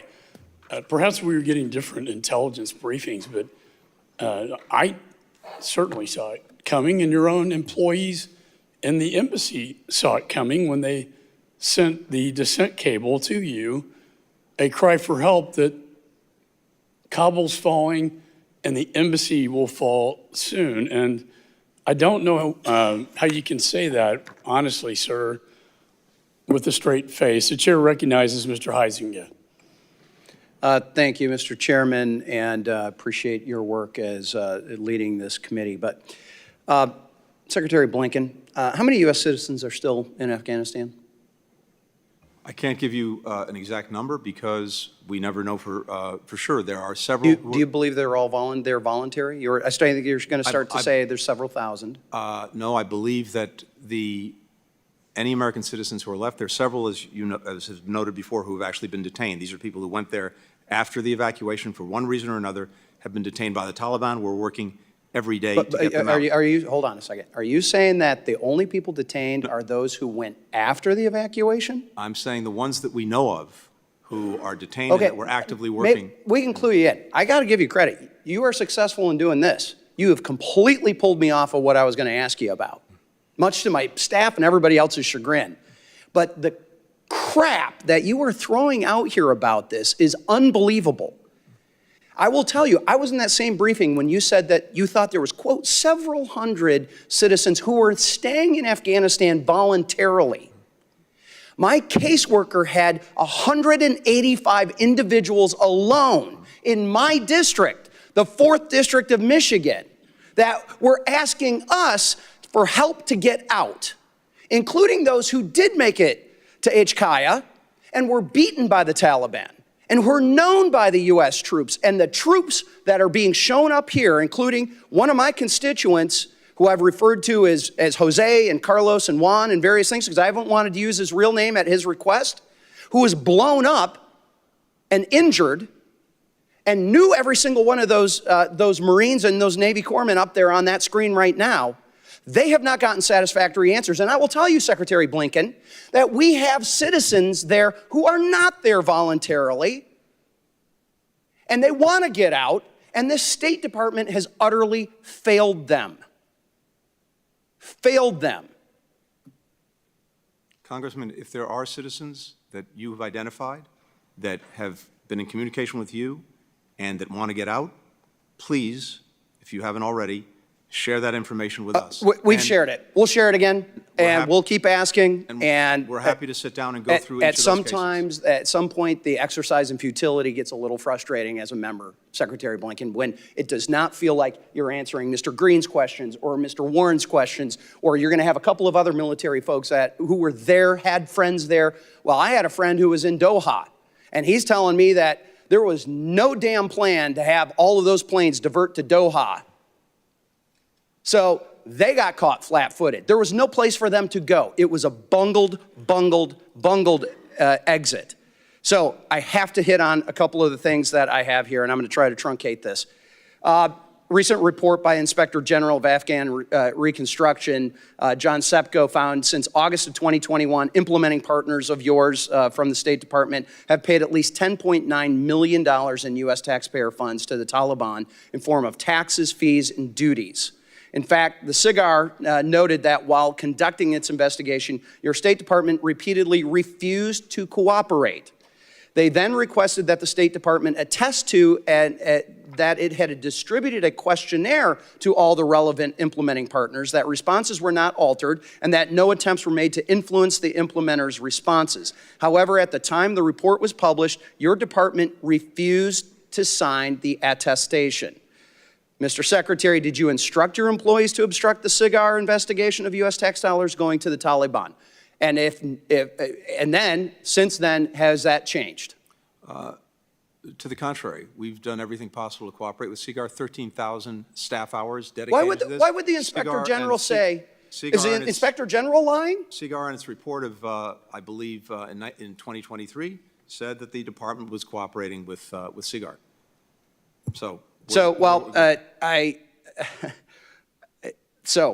I got to skip a whole bunch of stuff. I just will say, Mr. Chairman, I've got a bill, H.R. 9503, Protecting Taxpayer Dollars from Taliban Theft Act, which makes U.S. policy that tax dollars, U.S. taxpayer dollars, do not be paid to the Taliban in form of taxes, duties, and fees. I wish I had a few more moments. I've got a couple of seconds here. I have to hit on this. This is about Iran. Thanks to congressional notification, we know that on November 8, just days following the Democrats' election loss, you signed off on a sanction waiver providing Tehran access to $10 billion in funds of Iraqi electricity payments. Last dated December 2023, Congress is aware of 2 releases of funds for humanitarian purposes to Iran. Have there been any other additional transactions since that period? So you have been allowing them access to the dollars. We know that there was 2 that got testimony, had problems. They asked for the explanation to be in behind closed doors. There was nothing that was top secret about that. It was just that egg was on their face. Have there been any more withdrawals? I assume you've asked the previous administration about the waivers that it issued. Oh, okay. Oh, complete. No? Yes, actually we did. Yes. Actually we did. Well, and the explanation of why this administration allowed Korean funds, the funds that were used, that were shipped to Korea, that were supposed to stay in Korea, why were they shipped to Oman? No. Why were they allowed to given a Treasury license and the State Department license? Oh, now you're conflating what had been going on. I'm saying that the waivers that we issued were the same waivers issued. They were not. Absolutely 100% not. See, this is the thing. A group of us are actually on the Financial Services Committee. I'm one of them. You can't throw this crap out because we actually write the sanctions. We actually know what the law is. And when you and Treasury come in here and say, oh, don't worry your pretty little head about all these confusing sanctions things, guess what? We wrote the damn things. We understand. And here you are throwing these load of, I wish I could curse more, Mr. Chairman, but I won't. This is so unbelievable. I am so glad to see this administration and you leaving because you have failed the American people with this. With that, I'm way over. And for the record, let me say that I personally, in the emergency wartime supplemental that dealt with Israel, that dealt with Indo-Pacific and Ukraine, put the sanctions that was waived or not enforced back into law. That would be on energy and on missiles and drones coming out of Iran, funding their terror operations, killing Israelis and killing Ukrainians. And, sir, I have to say, I agree with my friend here that it's very disappointing that that has not been enforced. And, Mr. Chairman, last administration did not authorize any releases of those funds. This administration did. That's the problem. Gentleman yields back. Mr. Schneider is recognized. Thank you, Mr. Chairman. Before I start, if the Secretary wants to address the previous thing at all, I would be interested in your remarks. I'm happy to share with the Congressman everything we've done. We can go over this. We don't have time to do it now. I'm happy to do that, happy to show you exactly what we've done, what we haven't done, happy to get any information that you have to the contrary and work through this. All right? Thank you. All right. Thank you. And let me thank the chairman, Chairman McCall and Ranking Member Meeks, having had the privilege to again wave on this committee for this term. It's been an honor working with you, and I appreciate that. I want to thank the outgoing Biden-Harris administration and directly you, Secretary Blinken, for your tireless efforts navigating some recent history. I looked up the definition of the Drake Passage, why it's so treacherous, and it's unimpeded currents, large waves, strong waters, frequent storms, rough and unpredictable seas. You have navigated, I think, exactly that, rough and unpredictable seas. And as has been said even by the chairman, our relationship with NATO, our relationships in many places around the world are stronger. I also, earlier there was talk about President Biden's legacy vis-a-vis Israel. And I think it is a defining element. Fact of the matter is, since the invasion by Hamas on October 7th last year, President Biden has stood with Israel longer than any president in United States history, ensuring Israel's security and strengthening its position in a very dangerous neighborhood. As you noted, he was the only president to visit Israel during a time of war. Not just the first, but the only. He supported Israel in immeasurable ways, including sending aircraft carrier, thwarting not one, but two attacks from Iran. And today, as we sit here, there are still talks, as the chair of the Abraham Accords, there are talks of bringing peace to the region, putting on a better course. No one has worked harder than I in trying to make sure we get aid into and throughout Gaza. I hope we can find a path to continue to move it in a better direction. Turning to the topic at hand, the majority's partisan report recommended Congress pass legislation to require certain dissent channel messages be shared with the Secretary of Defense, the intelligence community, other relevant agencies, and the chairs and ranking members of the congressional committees. Salman Ahmed, the Director of Policy Planning, testified that you personally read every dissent cable that comes in and personally clear the response. Is that correct? Yes, it is. Director Ahmed also testified about the reaction to the dissent cable. Quote, what I can say is that I think that those who read it at the time, their immediate reaction was, there's a lot here I agree with. There are a lot of things they're raising that in here that, in fact, we are already working on doing. They've added some details that are very helpful, so I think it was more a question of like having information that the drafters didn't have in some cases, in other cases, getting information from the drafters that was helpful. End quote. Does that testimony comport with your own reaction, namely that the dissent channel cable pointed to issues that were already under discussion with the department? It does, but I want to underscore how valuable it was, both in reinforcing some of the things we were doing, as well as pointing some things that we then subsequently pursued. Yeah. And if the cable had been more widely shared, do you think it would have changed the outcome? No. Okay. So although you made a single dissent cable available to us on this committee as part of a truly extraordinary, I want to emphasize again, truly extraordinary accommodation to the committee's investigation, do you think an expectation that dissent channel messages would be shared widely outside the department? What impact do you think that would have on the willingness of department personnel to utilize the dissent channel in the first place? I'm very concerned it would have a chilling effect, and it would cause people not to engage in the dissent channel, which is a deeply honored tradition of the department going back to the Vietnam War, one I take very seriously. I read every single dissent channel cable. I respond to every dissent channel cable.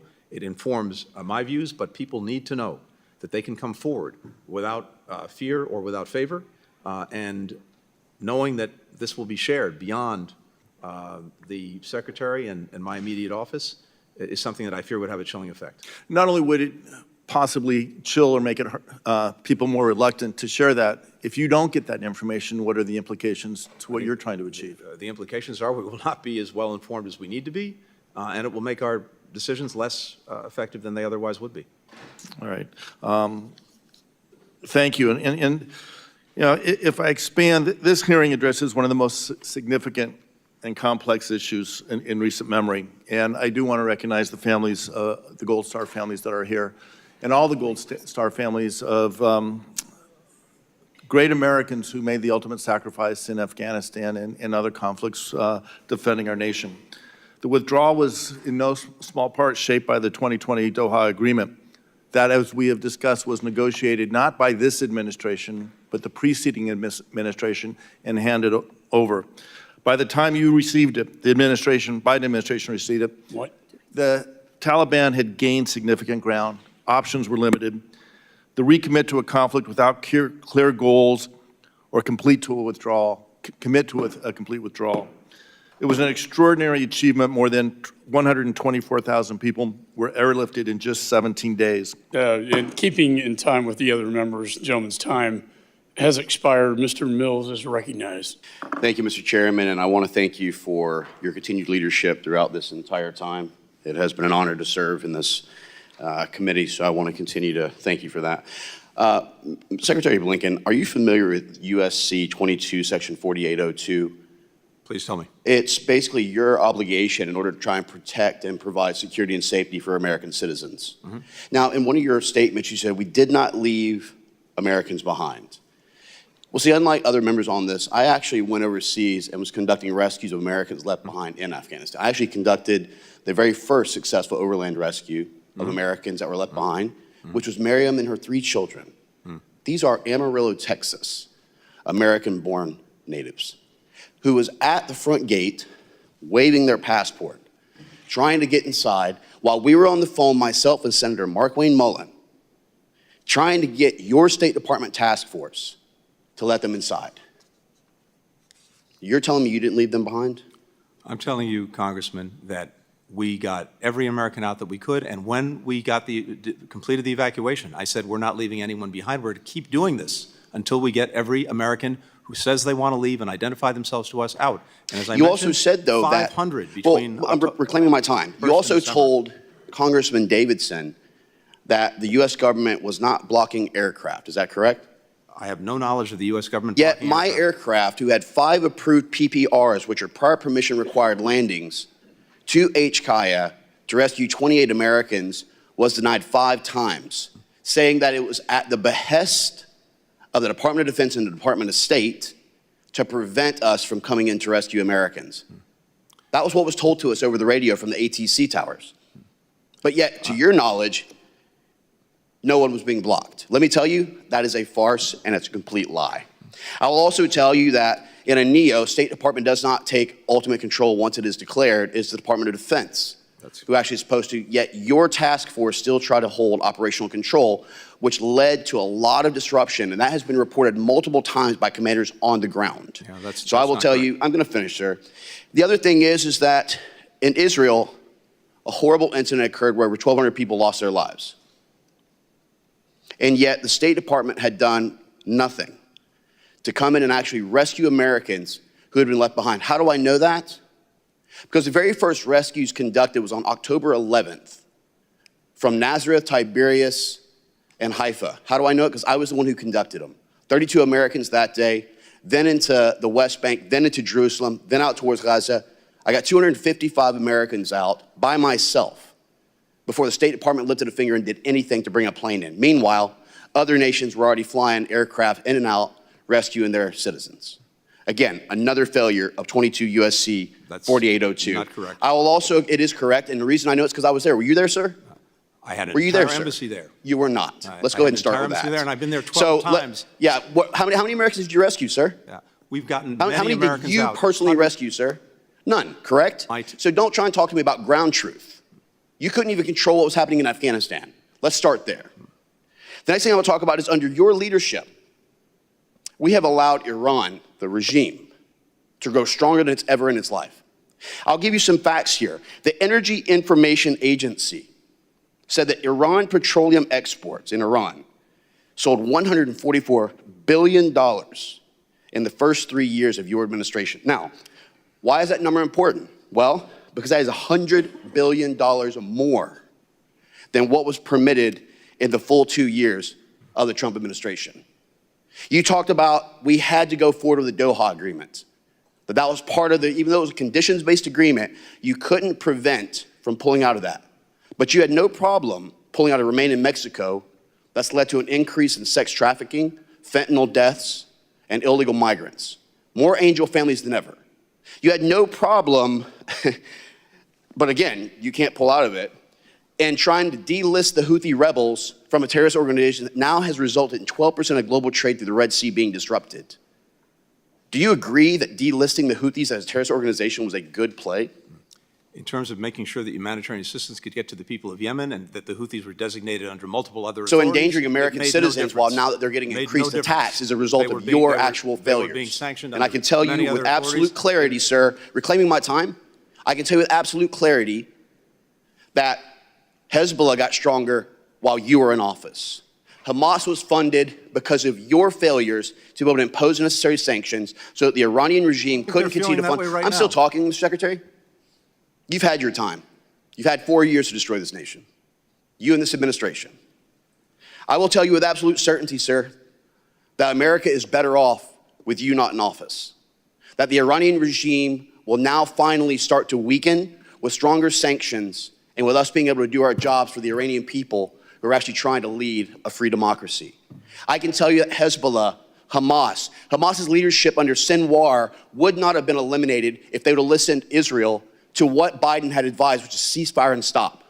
Hassan Nasrallah of Hezbollah would not have been eliminated if they would have listened to your leadership.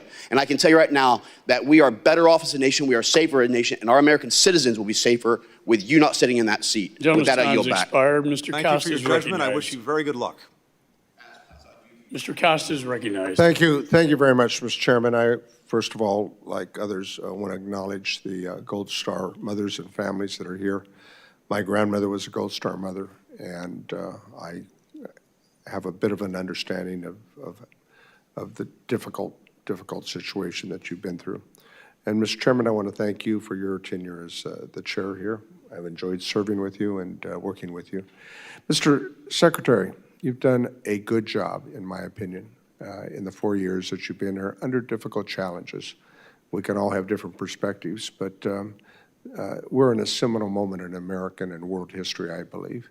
And I want to talk about that as it relates to our efforts with Ukraine, clear and present. I know you're doing a lot of things, but I think that I want to have some assurance that in the remaining weeks allowed that we do everything possible to move the necessary military equipment, material, and authorizations that Ukraine needs to win this war. With that in mind, there's a transfer currently, and I think you have the information, your staff does, of a dozen Black Hawk helicopters from the United States. They're waiting approval from the State Department to complete this transfer. I'm going to add up a letter, but can you comment on that quickly?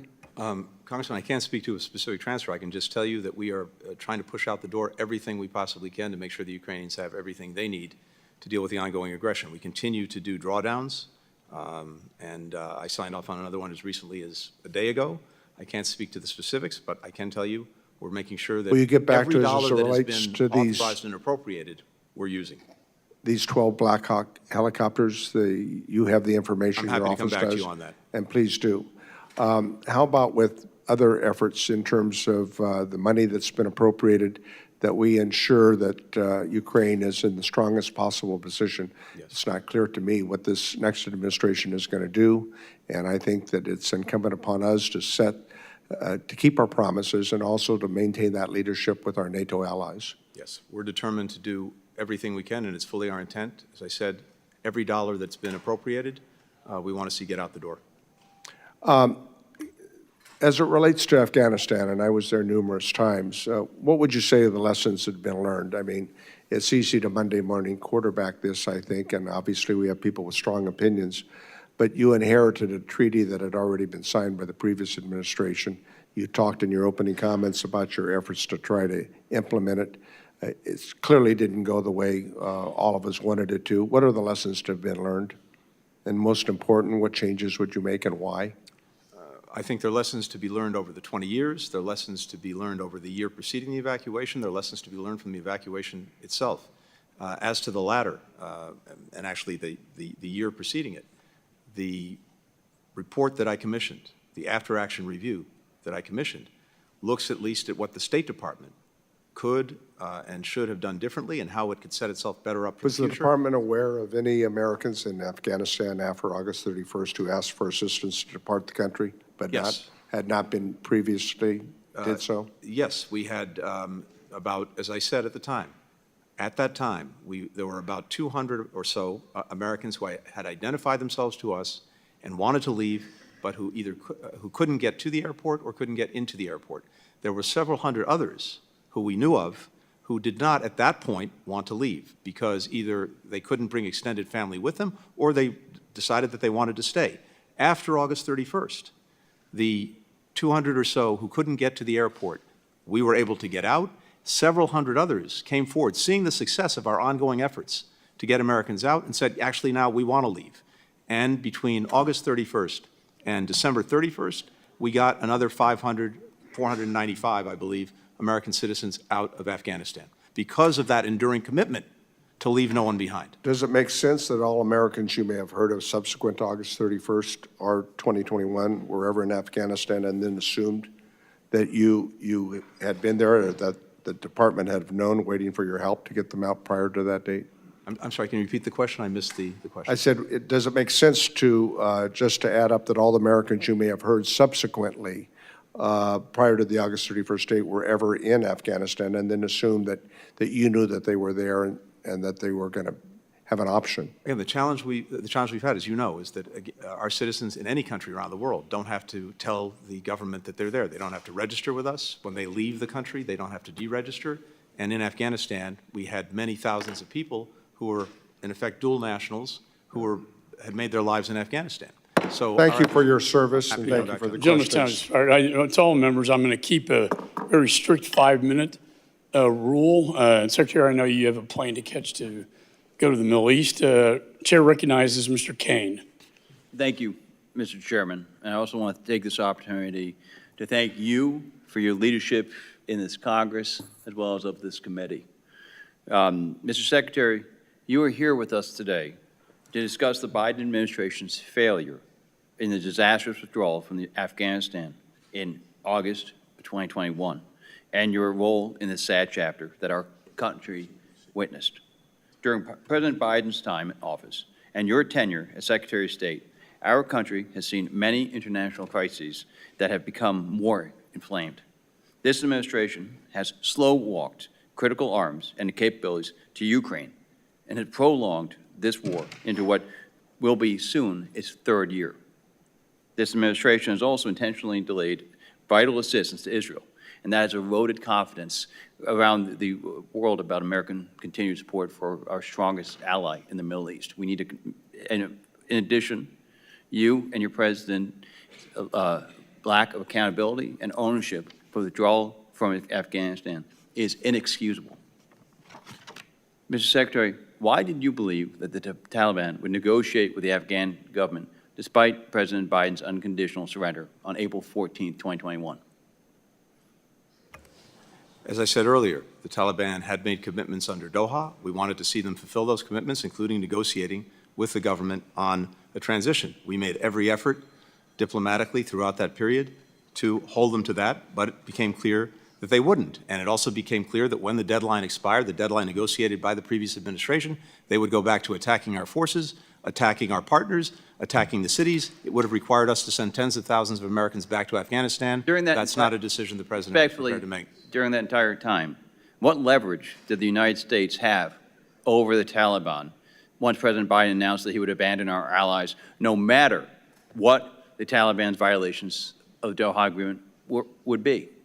Again, we had a deadline negotiated by the previous administration, and the choice was not between the status quo and ending the war. The choice was between ending the war and escalating it, because, again, they would have gone back to attacking us. We had only 2,500 forces in Afghanistan. At that point, we would have had to have reinforced them dramatically had the Taliban gone back to directly attacking our forces, directly attacking our partners, going into Afghanistan cities. That was the choice before the President. Do you agree that your power-sharing agreement further destabilized and delegitimized the Afghan government?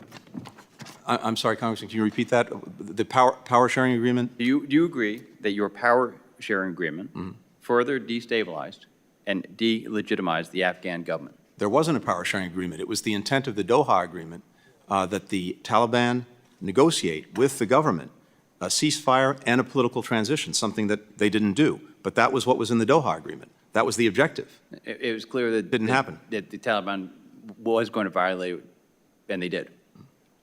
On May 8th, 2021, your State Department held a rehearsal of concept drill with the Defense Department to plan for the withdrawal from Afghanistan. And during that meeting, the military warned against keeping Embassy Kabul open. Your deputy, Brian McKeon, responded, quote, "We at the State Department have a much higher risk tolerance than you guys." Mr. Secretary, it was you who tasked Mr. McKeon with purportedly leading the State Department's NEO planning. Is that correct? I'm sorry, again, I had trouble hearing that. Please repeat that. It was during this meeting where you were warned not to keep Embassy Kabul open. Your deputy, Brian McKeon, responded, quote, "We at the State Department have a much higher risk tolerance than you guys." Mr. Secretary, it's you who tasked Mr. McKeon with purportedly leading the State Department's NEO planning. Is that correct? And do you agree with his assessment? I can't speak to that conversation or to that meeting. What I can speak to is the fact that starting in April, we worked on every scenario with our colleagues from DOD. We did multiple exercises. We planned out what we would need to do, including in the event of a NEO. And as I said before, the decision to actually initiate the NEO is a collective decision made through the interagency process by all of the cabinet level members and ultimately by the President. The State Department technically initiates it, and it was on August 14th that everyone agreed that we should initiate the NEO. And for reasons that we've discussed before, we didn't want to precipitate a panic. No one believed that the government and military would collapse. We wanted to sustain our diplomatic efforts in Afghanistan. Respectfully, your decision to keep U.S. Embassy Kabul open against military advice put people's lives at risk, and people were killed. And I want to also express my sympathy. It was a collective decision. I want to express my decision of the sympathy administration to the families of the 13 service members who were killed at Abbey Gate, who I know many of the Gold Star families are here today. Thank you, Mr. Chairman. I yield back my time. Gentleman yields. Chair recognizes Mr. Almo. Thank you, Mr. Chairman, and I certainly want to thank you for your leadership as I've started my time in Congress on this committee, and I certainly look forward to working with you in other ways in the future. I certainly also want to recognize the Gold Star families, adding to the comments of my colleagues. We are grateful to you. Thank you, Secretary Blinken, for being here today. And thank you for your extensive cooperation with our committee's oversight of the United States withdrawal from Afghanistan. Over the past 3 years, your State Department provided thousands of pages of documents and facilitated countless interviews with many career and political officials. I understand this is one of many appearances that you've had on this topic before our committee, and I can relate. Despite only being in Congress for just over a year, this is my third hearing on Afghanistan in this committee. Unfortunately, for my friends on the other side of the aisle, the quantity of these hearings is not really correlated with the quality of them. Their so-called investigation selectively airbrushed the full picture of what happened in Afghanistan. The report ignores any of the actions that Donald Trump took to negotiate the withdrawal. The report claims we abandoned our allies, but fails to mention how Trump folks left behind a backlog of more than 17,000 applications made by our Afghan allies for special immigrant visas. A backlog that forced President Biden's administration to speed up visa processing, bring in temporary help, and work around the clock to protect our allies during the withdrawal. Of all the errors in this flawed report, its worst sin is that it refuses to let facts get in the way of a good story.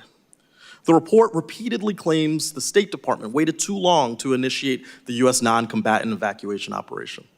But the U.S. ambassador to Afghanistan at the time, Ross Wilson, has testified that initiating this evacuation operation too soon, quote, would have complicated our ability to get out. If we had left earlier, several thousand SIV applicants that we got out would not have been able to leave the country.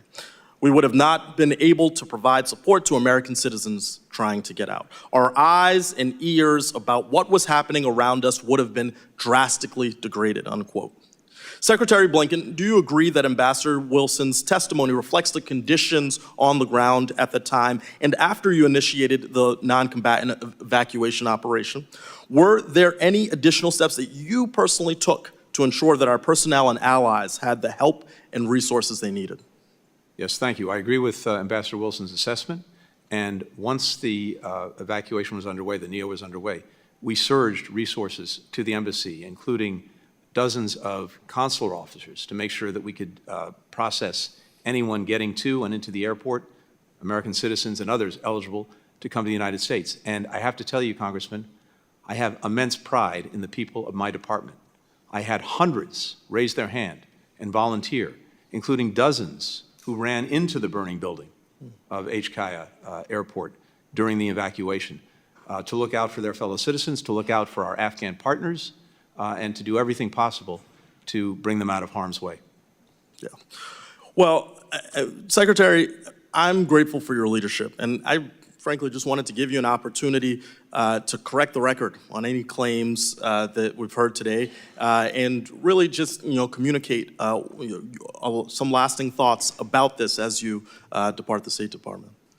Look, all I can say is we don't have time to go through everything. I think we've addressed a number of these questions throughout this hearing, and I'm always happy to pursue these conversations. I just hope that somehow we can find ways to work effectively together to shed more light than heat on these very difficult issues. I think that's the spirit in which we should approach things. And for my part, I've been determined to learn the lessons from this experience, not only to learn them, but to act on them. And we've made the State Department stronger and better able to respond to crises than it was when we found it or it was during the Afghan evacuation.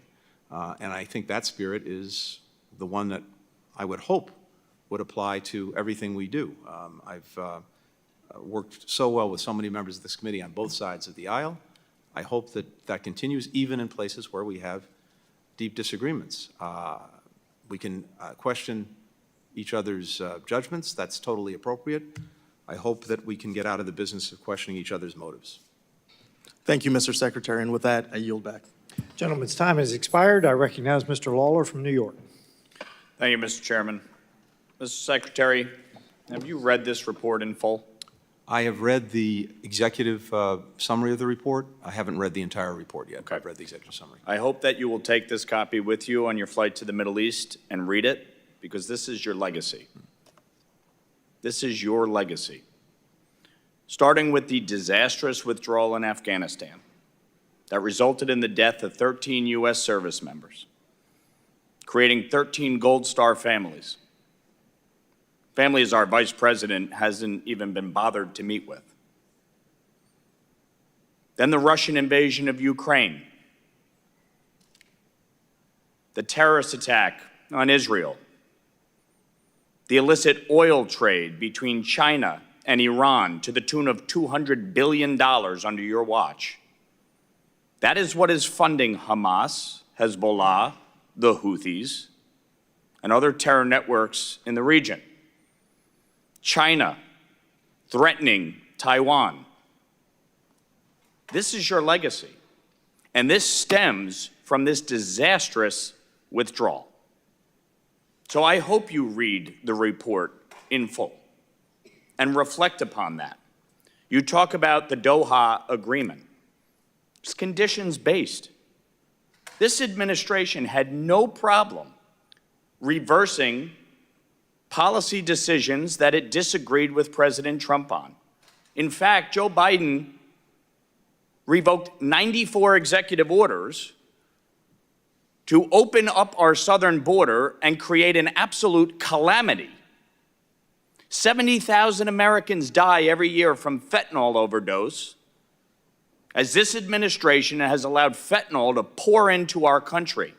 Drug trafficking, gangs, human trafficking, women and children being sold into prostitution, not a care in the world.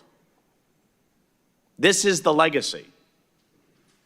So don't sit here and tell us, having not read the report, that you disagree with it or it's not true, saying to my colleague from Florida, oh, it's not true, we left people in Israel after October 7th.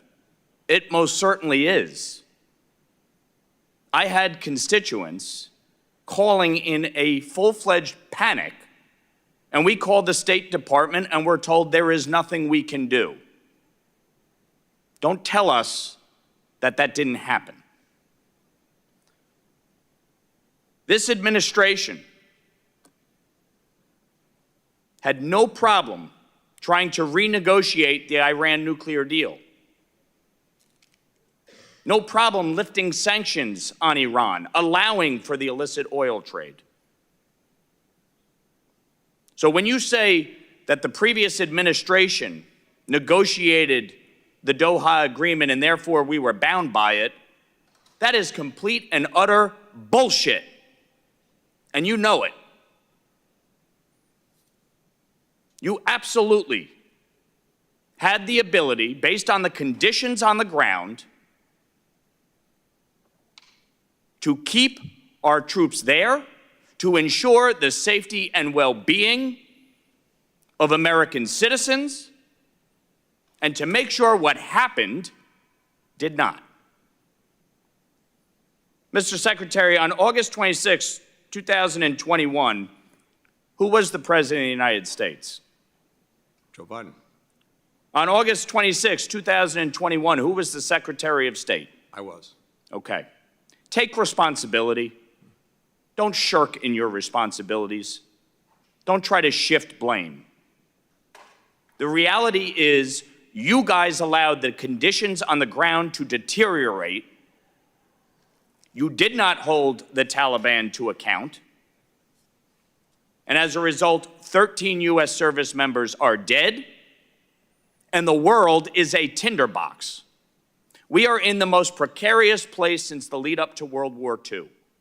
That is your legacy. Period. Full stop.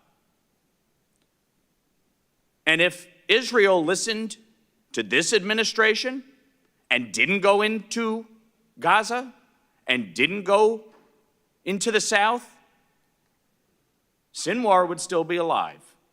And if Israel listened to this administration, Nasrallah would still be alive. And Assad would still be in power in Syria.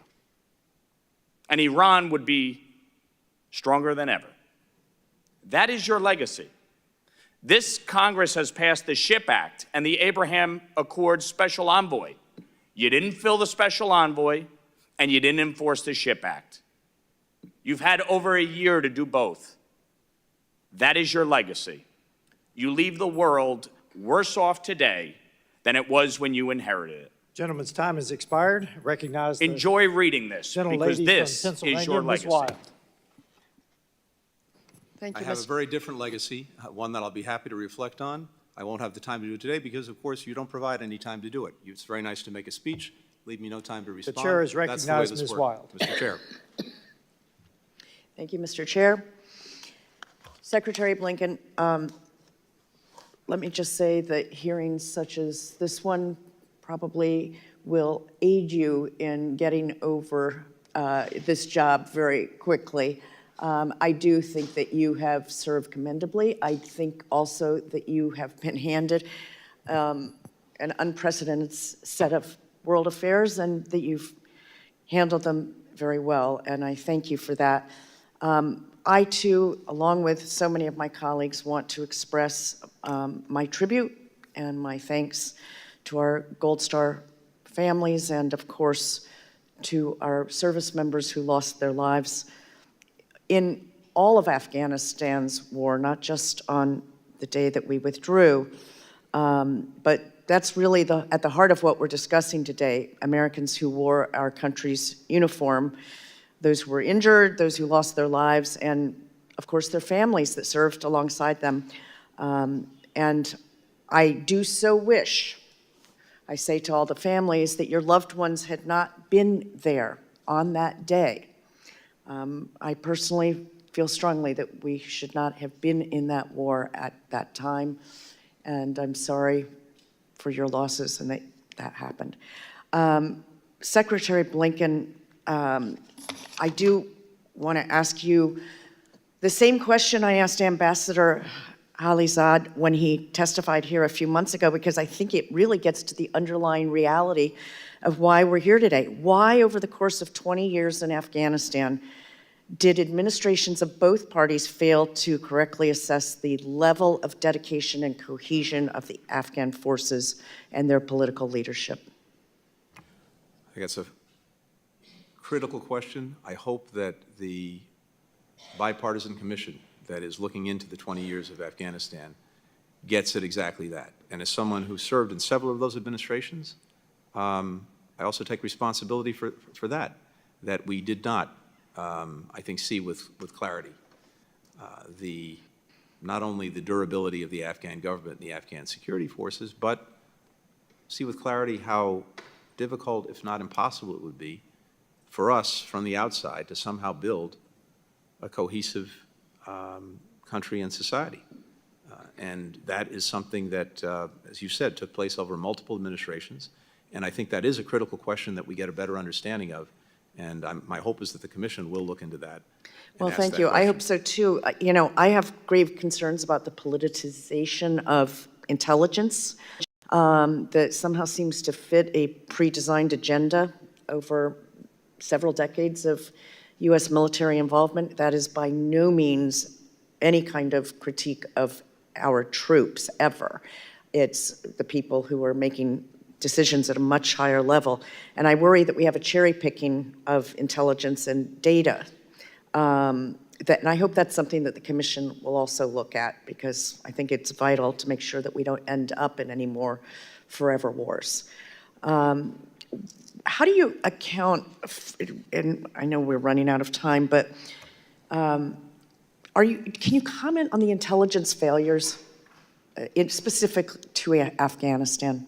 Look, I think this is collective, which is to say the State Department had knowledge and perspective on this. The Defense Department, having worked with the Afghan military for 20 years, had perspective and knowledge, and of course the intelligence community did. So the judgments that we reached, I would say, were collective judgments. And as I said before, and we've said repeatedly, as we looked at the preponderance of views, there was no one anticipated the collapse of the government, the collapse of the Afghan forces, when it happened or as quickly as it happened. Can I just stop you real quickly, because I wanted to ask you, were you personally surprised by President Ghani's decision to flee?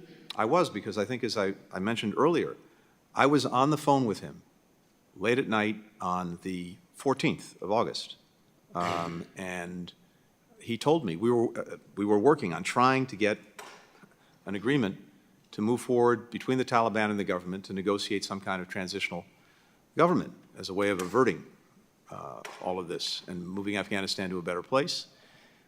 He told me that he was determined to try to do that, but if the Taliban refused, he was going to stay and fight. That was on August 14th. He was gone on August 15th. Well, thank you. I do hope we as a country learn from this experience. There's obviously a great deal of information to be gathered, and hopefully will be gathered in a nonpartisan or a bipartisan manner so that we can learn in the future. Thank you, Mr. Chairman. I yield back. The gentlelady yields. I recognize myself for 5 minutes. You've mentioned probably 5 times today the fact that your intel failure to know what was going to happen. There's an old book you need to read. It's called Groupthink. It examines disasters exactly like this in the past. It probably is worthwhile reading because that's what happened, Groupthink. Now, those of us on this committee who served in Afghanistan and Iraq understand that evil still stalks the world. We saw it. And many of my colleagues on this committee served far deeper into Afghanistan and Iraq than I did. But evil still stalks the world, and I've also heard you say several times here about humanitarian assistance. There is an old military, political concept that says military use is a failure of diplomacy. It's the last bastion of it. Well, as expected, Mr. Secretary, this has been an interesting back and forth, as I knew it would be. And since I'm fairly low on the totem pole here, we've plowed that ground well. I want to talk about the consequences of this in the world following the disastrous withdrawal from Afghanistan. I think one of my colleagues on the other side of the aisle talked about repercussions. There have been many. I'll just mention 2. Following this botched withdrawal and the Taliban takeover, our adversaries have been on the march around the world, encouraged by this error, this strategic error. Words fail to capture the magnitude of the consequences that have been suffered across the globe because of this withdrawal. Yet, according to President Biden himself, the emergency evacuation that cost 13 American service members' lives left behind $7 billion at the low end of military equipment was an extraordinary success. Yet our perceived weakness following Afghanistan, I think it was 2 months later, Putin started moving troops toward Ukraine, also set the scene for the horrific attacks on October 7th. Hamas terrorists and thugs obviously invaded Israel in an unprovoked assault that left Israeli men, women, and children dead, wounded, and hostage, and Americans as well, I might add. That was a critical, unforced error by Hamas. Since that day, Iranian hegemony has faltered. Hamas has lost its leaders and uncontested control over Gaza, while Hezbollah's senior leadership has been eradicated, setting their ambition back for decades. And I will stop here and say that both UNRWA and UNIFIL did not do their job in Gaza and in southern Lebanon, to disastrous consequences. We now find ourselves in the midst of yet another serious issue, which is Syria. The fall of Bashar al-Assad, both Russia and Iran have lost leverage in the Middle East, and while it's good that his reign of terror is over, gassing, torturing, slaughtering thousands, there's still looming questions like, who's keeping the lights on in Syria today, and who's going to control the levers of government tomorrow? Amid the chaos, our steadfast ally, Israel, remains strong. They have significantly weakened Hamas and Hezbollah, directly diminishing Iran's influence in this region. Without Israel's chutzpah and determination, the threats to the United States in the Middle East would be far greater. Israel, over the past few days, has done the necessary work of destroying the military power of rump Syria. So whoever does emerge to rule Syria cannot threaten Israel. According to the White House National Security Council spokesman, John Kirby, it is an open question who is currently running Syria. Yes, Iran and Russia have failed, but have lost influence in the area, but I am very eager for the leadership of the incoming National Security Advisor, Mike Waltz. And I want to make sure that's Mike Waltz, the incoming National Security Advisor, not our recently failed Vice President candidate. So, a couple of questions for you. First of all, Mr. Secretary, are you confident that the leader of HTS will be able to keep his word to protect Christians and Islamic women in rump Syria? Mr. Chairman, I'm not confident. I'm encouraged by the fact that they've said the right thing, but what we have to focus on is whether they do the right thing, including protecting minorities. The second question is, do you expect Syria to descend into a terrorist enclave? We certainly need to do everything possible to avoid that. And the coming days, the coming weeks will be critical to that. That's why, and by the way, I very much appreciate you keeping this hearing on time along with Chairman McCall. I need to leave to get on a plane to go to the region to see King Abdullah of Jordan. And I appreciate that there's some other members here who've not yet had a chance to ask questions. I'm happy to take those questions for the record and get back to you quickly. Mr. Secretary, I yield back to the chairman, and he will recess this. Thank you, sir. Chair recognizes Mr. Moshowitz. Mr. Chairman, thank you. I'll be quick, Mr. Secretary. First, let me thank the chairman, Chairman McCall, for his bipartisan work on this committee. This has been one of those bright spots of this Congress. I want to thank you, Mr. Secretary, for your sacrifice and your service to the country. These jobs are unforgiving and have deep impacts on everybody's individual families. And so I want to thank you for your service. I want to thank the Gold Star families for being here. And like I have before, apologize to them for what happened to their loved ones in Afghanistan. I'm not going to go into all the stuff that's been said by 30 people, but I do want to say this, Mr. Chairman. You know, the official Twitter account of this committee put out a tweet at 11:27, And it says, at this committee's final hearing this Congress, we brought in Secretary Blinken to testify on the disastrous Biden-Harris withdrawal from Afghanistan after months of stonewalling. Sadly, many of the Democratic seats are empty at this important hearing. I don't know what intern put this out, but it is misinformation, and it is literally a lie. First of all, if you look at the picture, half the seats on that side of the aisle are empty, and I'm not blaming them. That's how these committees work. We all know this. People come in and out of these hearing rooms. But let me give you the numbers. 20 of the 23 Democrats on this committee were here today. 23 of the 28 Republicans were here today. Of the ones that were here, 17 Democrats asked questions, 17 Republicans asked questions. So the official account of this committee is making it appear that we don't care about what happened in Afghanistan. It is not true. And that tweet should come down, because while our enemies are trying to divide us abroad in social media, we're just giving them a gift by saying, hey, half the party, half the country doesn't care. There were major mistakes made in Afghanistan. I've said that in previous hearings. So I appreciate everyone going on their soapbox about morality and truth and facts and trying to hold the secretary to that high standard. But then we got to do it ourselves in this committee. Mr. Secretary, a lot of things were said. I know you have to leave. I just wanted to give you the balance of my time to close about your legacy. Thank you. Look, I have to leave it to others to make those judgments. But from my perspective, we have worked from day one to re-engage, re-energize, and even reimagine our alliances and partnerships around the world. We've done just that. And as a result, we are in a much stronger position than we were to deal with a multiplicity of challenges, more complicated than at any time in the 32 years that I've been engaged in this work. We demonstrated that with the work of bringing more than 50 countries together in support of Ukraine as it dealt with the Russian aggression. We've demonstrated that in building extraordinary convergence that we've never seen before in terms of purpose and action when it comes to dealing with the challenges posed by China among European allies and partners and among partners and allies in the Indo-Pacific and beyond. We've seen that in bringing countries together to tackle everything from COVID to fentanyl to food security.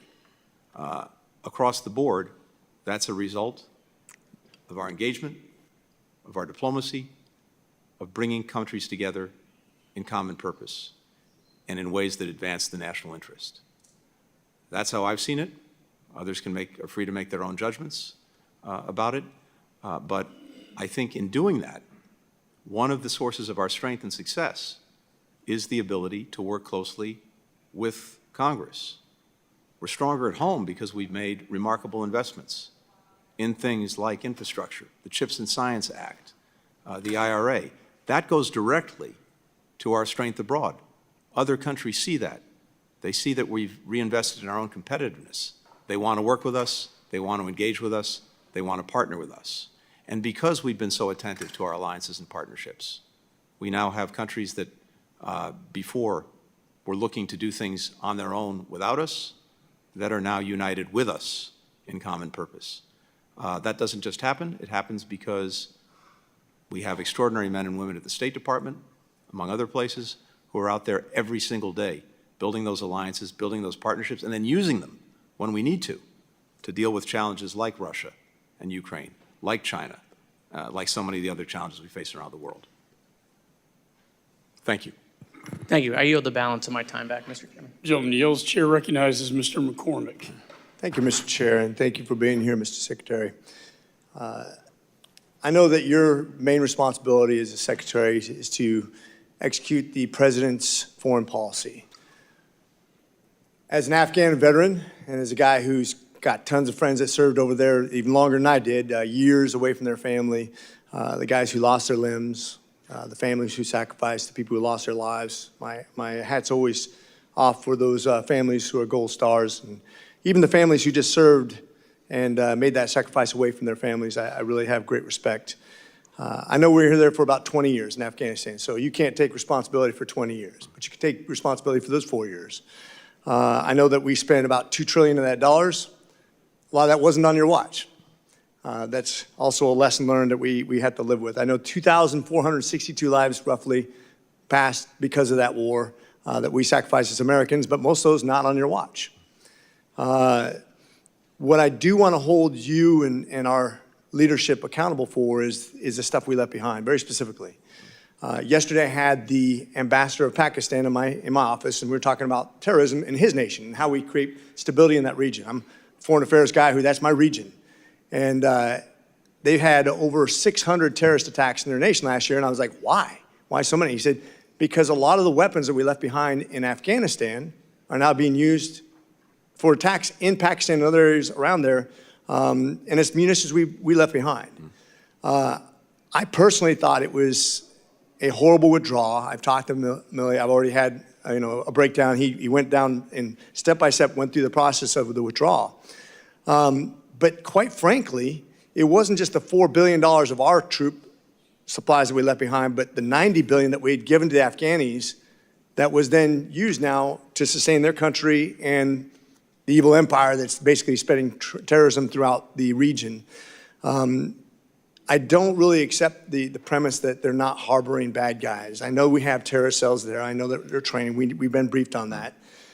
We don't need to get into specifics, but I quite frankly think in a real sort of way, the equivalent of equipment that we left over there, which is probably similar to what we just gave to Ukraine in aid. And if to fight a first world army, the Russians, is now being used to spread terrorism throughout the world, and that's on us. The United States is literally sponsoring terrorism around the world using the weapons that we gave to them we didn't hold accountable for. And one thing we learned in the military, whether it was 16 years in the Marine Corps, or 4 years in the Navy, or training with the Army, accountability is our first step. We take responsibility for what we do. How would you answer to that? So two things, Congressman. I very much appreciate the question. First, the weapons you're referring to built up over 20 years. The hard reality is that in order to avoid extending the war, escalating the war, sending tens of thousands of Americans back into Afghanistan, would have been impossible to take out all of those weapons, all of that equipment. Much of it was dismantled or otherwise made inoperative. Much of it that remained is almost certainly inoperative because it had to be maintained, and they don't have the capacity to maintain it. But I grant you, there are no doubt some number of weapons or equipment that, yes, are being used by the regime. But the Taliban government itself is not in the business, for all of the horrific things that it's doing inside Afghanistan to its people, is not in the business of exporting terrorism in this moment. And that, at least, is a good thing. And so I don't see this equipment, such as it is, being used for that purpose. It is very regrettable that equipment was left behind, but I think it's a reality of 20 years, trillions of dollars of equipment to the Afghans. So I would disagree with one premise, and this is where I think the crux of this is used, because I want to learn from this. We should never set a date or a time to be political about anything we do. This is about the survival of our troops, what's best for our investment, return on investment. And I think we got locked into a date. If I could learn anything from this, we got locked into a date, let us make some really bad decisions planning-wise that left a lot of equipment behind. And quite frankly, when I was there, we had fewer people there than we have Spain. We never fought a war in Spain. And we're so in a hurry to say, I want this feather in my cap that I got out of Afghanistan, that we forgot to do it right. And when you forget to do it right, shame on us. And I think we should never be locked into a date or a time or a situation where we're not in control, because we are the biggest, baddest country on the planet.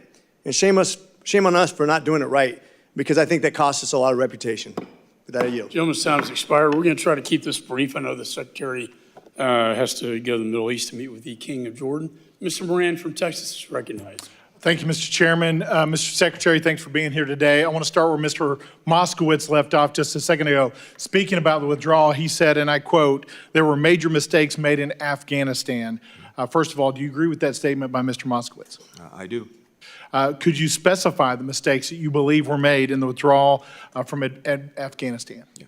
I think the most fundamental mistake was, again, not recognizing that the fragility of the Afghan government, the Afghan security forces, and not anticipating across the government. And I take responsibility for this along with the other departments of government in recognizing that there was a potential, more than the potential, a likelihood of very quick collapse by both the government and the security forces. How would you advise a president in the future under similar circumstances to do something different? What different advice would you give to him or her? I think we have to do what we did, but obviously we didn't see this piece of it, which is to continuously question the assumptions, to continuously prod and push on any assumptions, including about the durability of a government or the military forces. Do you think it was a mistake to withdraw, even though the conditions preceding in the Doha Agreement had not been met by the factions in Afghanistan? I do not. I believe it was the right thing to do to end America's longest war. I believe that our country is actually better for it, stronger for it. I believe our adversaries have seen that we were not going to get bogged down into another decade of war in Afghanistan, and that has been a good thing. And again, I just remind you that the basic choice, to the extent there was a choice, was between ending the war and leaving or escalating it, because part of the Doha Agreement was a commitment by the Taliban not to attack our forces between the time the agreement was signed and the withdrawal date that was set in the Doha Agreement was reached. Once that was breached, they would go back to attacking us.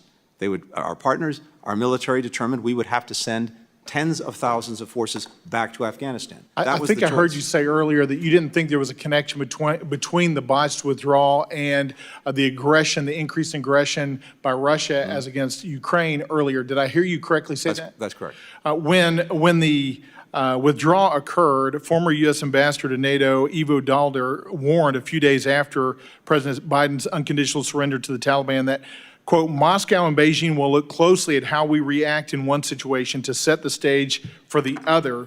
So did you disagree with that then, or do you disagree with that now? So what we saw, first of all, is that, of course, Russia had massed all of these forces well before the withdrawal or the decision, actually, to go forward with it. We saw that take place in the spring. Second, Russia has a long experience with Afghanistan. It probably knows better than anyone the folly of getting bogged down in that country.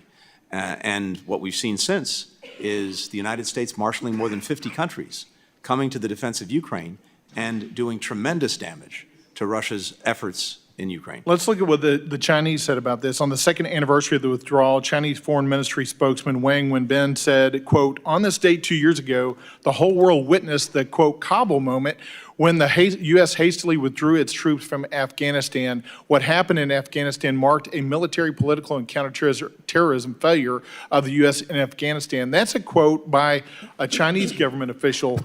Do you think that our withdrawal from Afghanistan and the way that we handled it precipitated additional aggression by China towards Taiwan?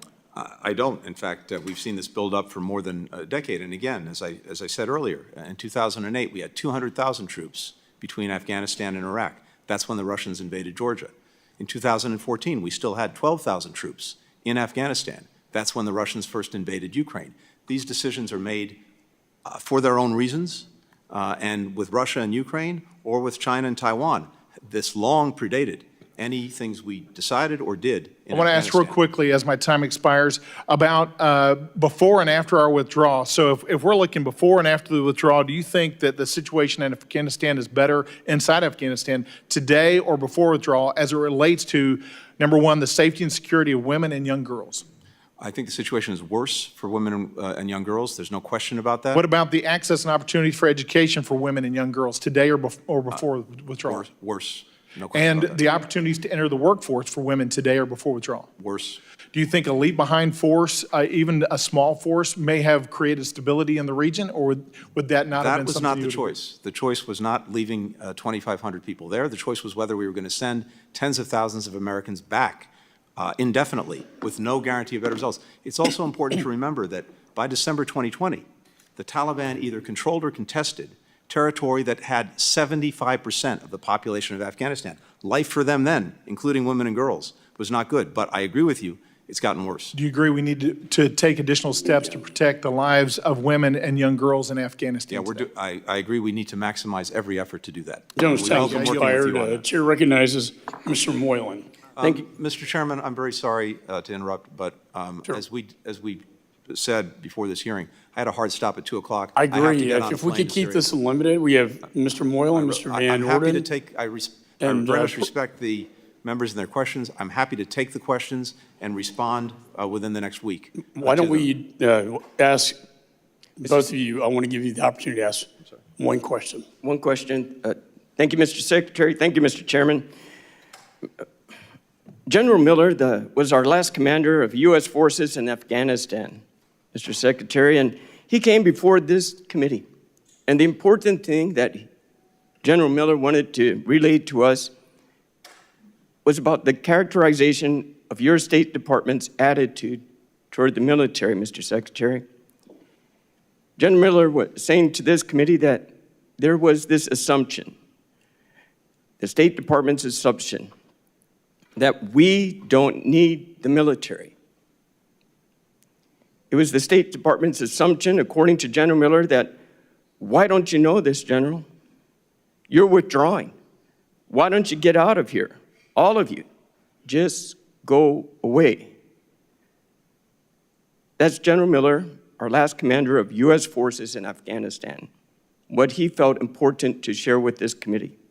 Now, Mr. Secretary, in institutions like the State Department, your State Department, such attitudes often come from the top. I'm an Army officer myself, and it's all up to the leadership. So is it your assumption, sir? Did you assume to your State Department that your embassy in Afghanistan did not need the military? Absolutely not. And on the contrary, Congressman, first of all, I have tremendous respect for General Miller, everything he's done, everything he's put at risk himself. Second, I've had the incredible honor of serving this country in various capacities, State Department, White House, National Security Council, for the better part of 30 years now. And throughout those 30 years, one of the things I take the most pride and pleasure in is the work that I've been able to do with our military. I understand that, Mr. Secretary. My department, in my time, certainly in terms of my own instructions to them, has done nothing short of do everything possible to strengthen and continue this essential collaboration. We can't do our jobs without the United States military. I'll take back my time. In this case, Mr. Secretary, I understand what you're saying here and now, but the generals of Miller, our last commander of U.S. forces, this is what he had to say to us. And sir, you may be saying this now, but however, the example that your employees understood is different than from what you're telling me. It's as if there was an absence of leadership that put the State Department of Employees in America and America at risk. And I'm sorry to say, sir, that this type of attitude that your State Department has had regarding... I would ask the gentleman to please expedite the question. Yes, sir, Mr. Chairman. Basically, sir, it didn't work out, according to General Miller, our last commander of U.S. forces. Thank you, Mr. Chairman. I yield back. Gentleman yields back. Chair recognizes Mr. Van Orden. Thank you, Mr. Chairman. Thank you for having me on your committee, and thank you for your leadership throughout the years. Mr. Secretary, thanks for coming here. I'm just going to establish some bona fides. I'm going to ask you a couple quick series of questions, and then I'm going to actually give you the chance, sir, to make sure that you could leave with your last hearing by doing something good for your legacy. I have served multiple tours in Afghanistan and Iraq, including one where I held one of my friend's hands as he was dying, listening to his wife crying through a satellite phone into his ear because she knew she would never see her husband again. And the Gold Star families here have my greatest sympathy. And we owe you a debt that does not go away. It's not a mortgage. It's not a 30-year commitment. It's forever. I'm the longest serving enlisted member of the United States military to ever be elected to Congress in the history of our nation. I was responsible for writing contingency plans for the entire continent of Europe and making sure that they worked. So with that said, I mean, I want you to know that because a lot of the stuff that you said to my colleagues is either not true, and that's either on purpose or due to incompetence. I would encourage you to hand to your successor Joint Publication 3 Tech 68 and have them open up to Chapter 5, Page 1, Paragraph C, because what you told these guys about who can do this is just not true. So you said that there was a plan. When was it written? Okay. You're referring to the NEO. NEO plan through the course of the spring. Okay, through the course of the spring, that should have been done years before. When was it rehearsed? Can I add to that? I'm sorry, Congressman, just to be very precise. We have a team of people that go to every embassy, especially embassies of concern, every year, including Afghanistan. I know, sir. I participated in those teams. Work So on this. did it include removing the military and leaving civilians to fend for themselves against terrorists and then reinserting the military in a panic to help rescue the Americans that you abandoned in Afghanistan? Was that an annex on the plan? It was based on the premise that It wasn't. government Okay, would collapse. did it include flying over 170,000 unvetted Afghans and distributing them throughout the country, including the 13,000 that you sent to my district in Fort McCoy, Wisconsin? No? Okay. Where are those Afghans, by the way? We don't know. And I was just given this note. What you just testified under oath is not true. The ambassador who led the led the NEO said they weren't operating on a plan. So you just lied under oath. That is not true. Okay. Did your plan include intentionally abandoning American citizens and green card holders to terrorists in Afghanistan? Of course not. Did it include unintentionally abandoning American citizens and green card holders to terrorists in Afghanistan? No, of course not. Well, it happened, didn't it? Were American citizens and green card holders left in Afghanistan? The answer to that is correct. How many? You can't tell me. And you know Hey, why listen, that is. man, I forgot to mention that, like my colleague Corey, I was one of the guys that went to go rescue American citizens. So I know you couldn't tell me. We knew, and you either didn't know or you lied. And here is my question. You are the Secretary of State now. Can you, with Secretary Mayorkas, grant a green card to someone who can absolutely 100% be verified for saving hundreds and hundreds of American service members and risking his life for over a decade, who is currently here under humanitarian parole? Can you guys do that? I would be happy to work with you on that. His name is Azizullah Aziz. Happy to pursue that with you, Congressman. Thank you very much, sir. And I'll tell you right now, you get this done, it is going to go, it's going to be one of the best things you could possibly do to redeem your reputation and your legacy as Secretary of State. And with that, I yield back. Joan yields. Let me just say thank you, Mr. Secretary, for being here. I want to thank you for your service as well. I think you'll be pleased to know this will be the last time you'll appear before this committee as Secretary of State and me as Chairman. And there's been a lot of talk about legacy. I know we've been working on legislation together called the Overseas Crises Response Implementation System and Immediate Strategy Act, or Overseas Crises. I hope that could be part of your legacy and mine as we close the chapter on Afghanistan, sir. And I wish you Godspeed to the Middle East. And again, thank you for your service. Pursuant to committee rules, all members may have 5 days to submit questions. Without objection, the committee stands adjourned.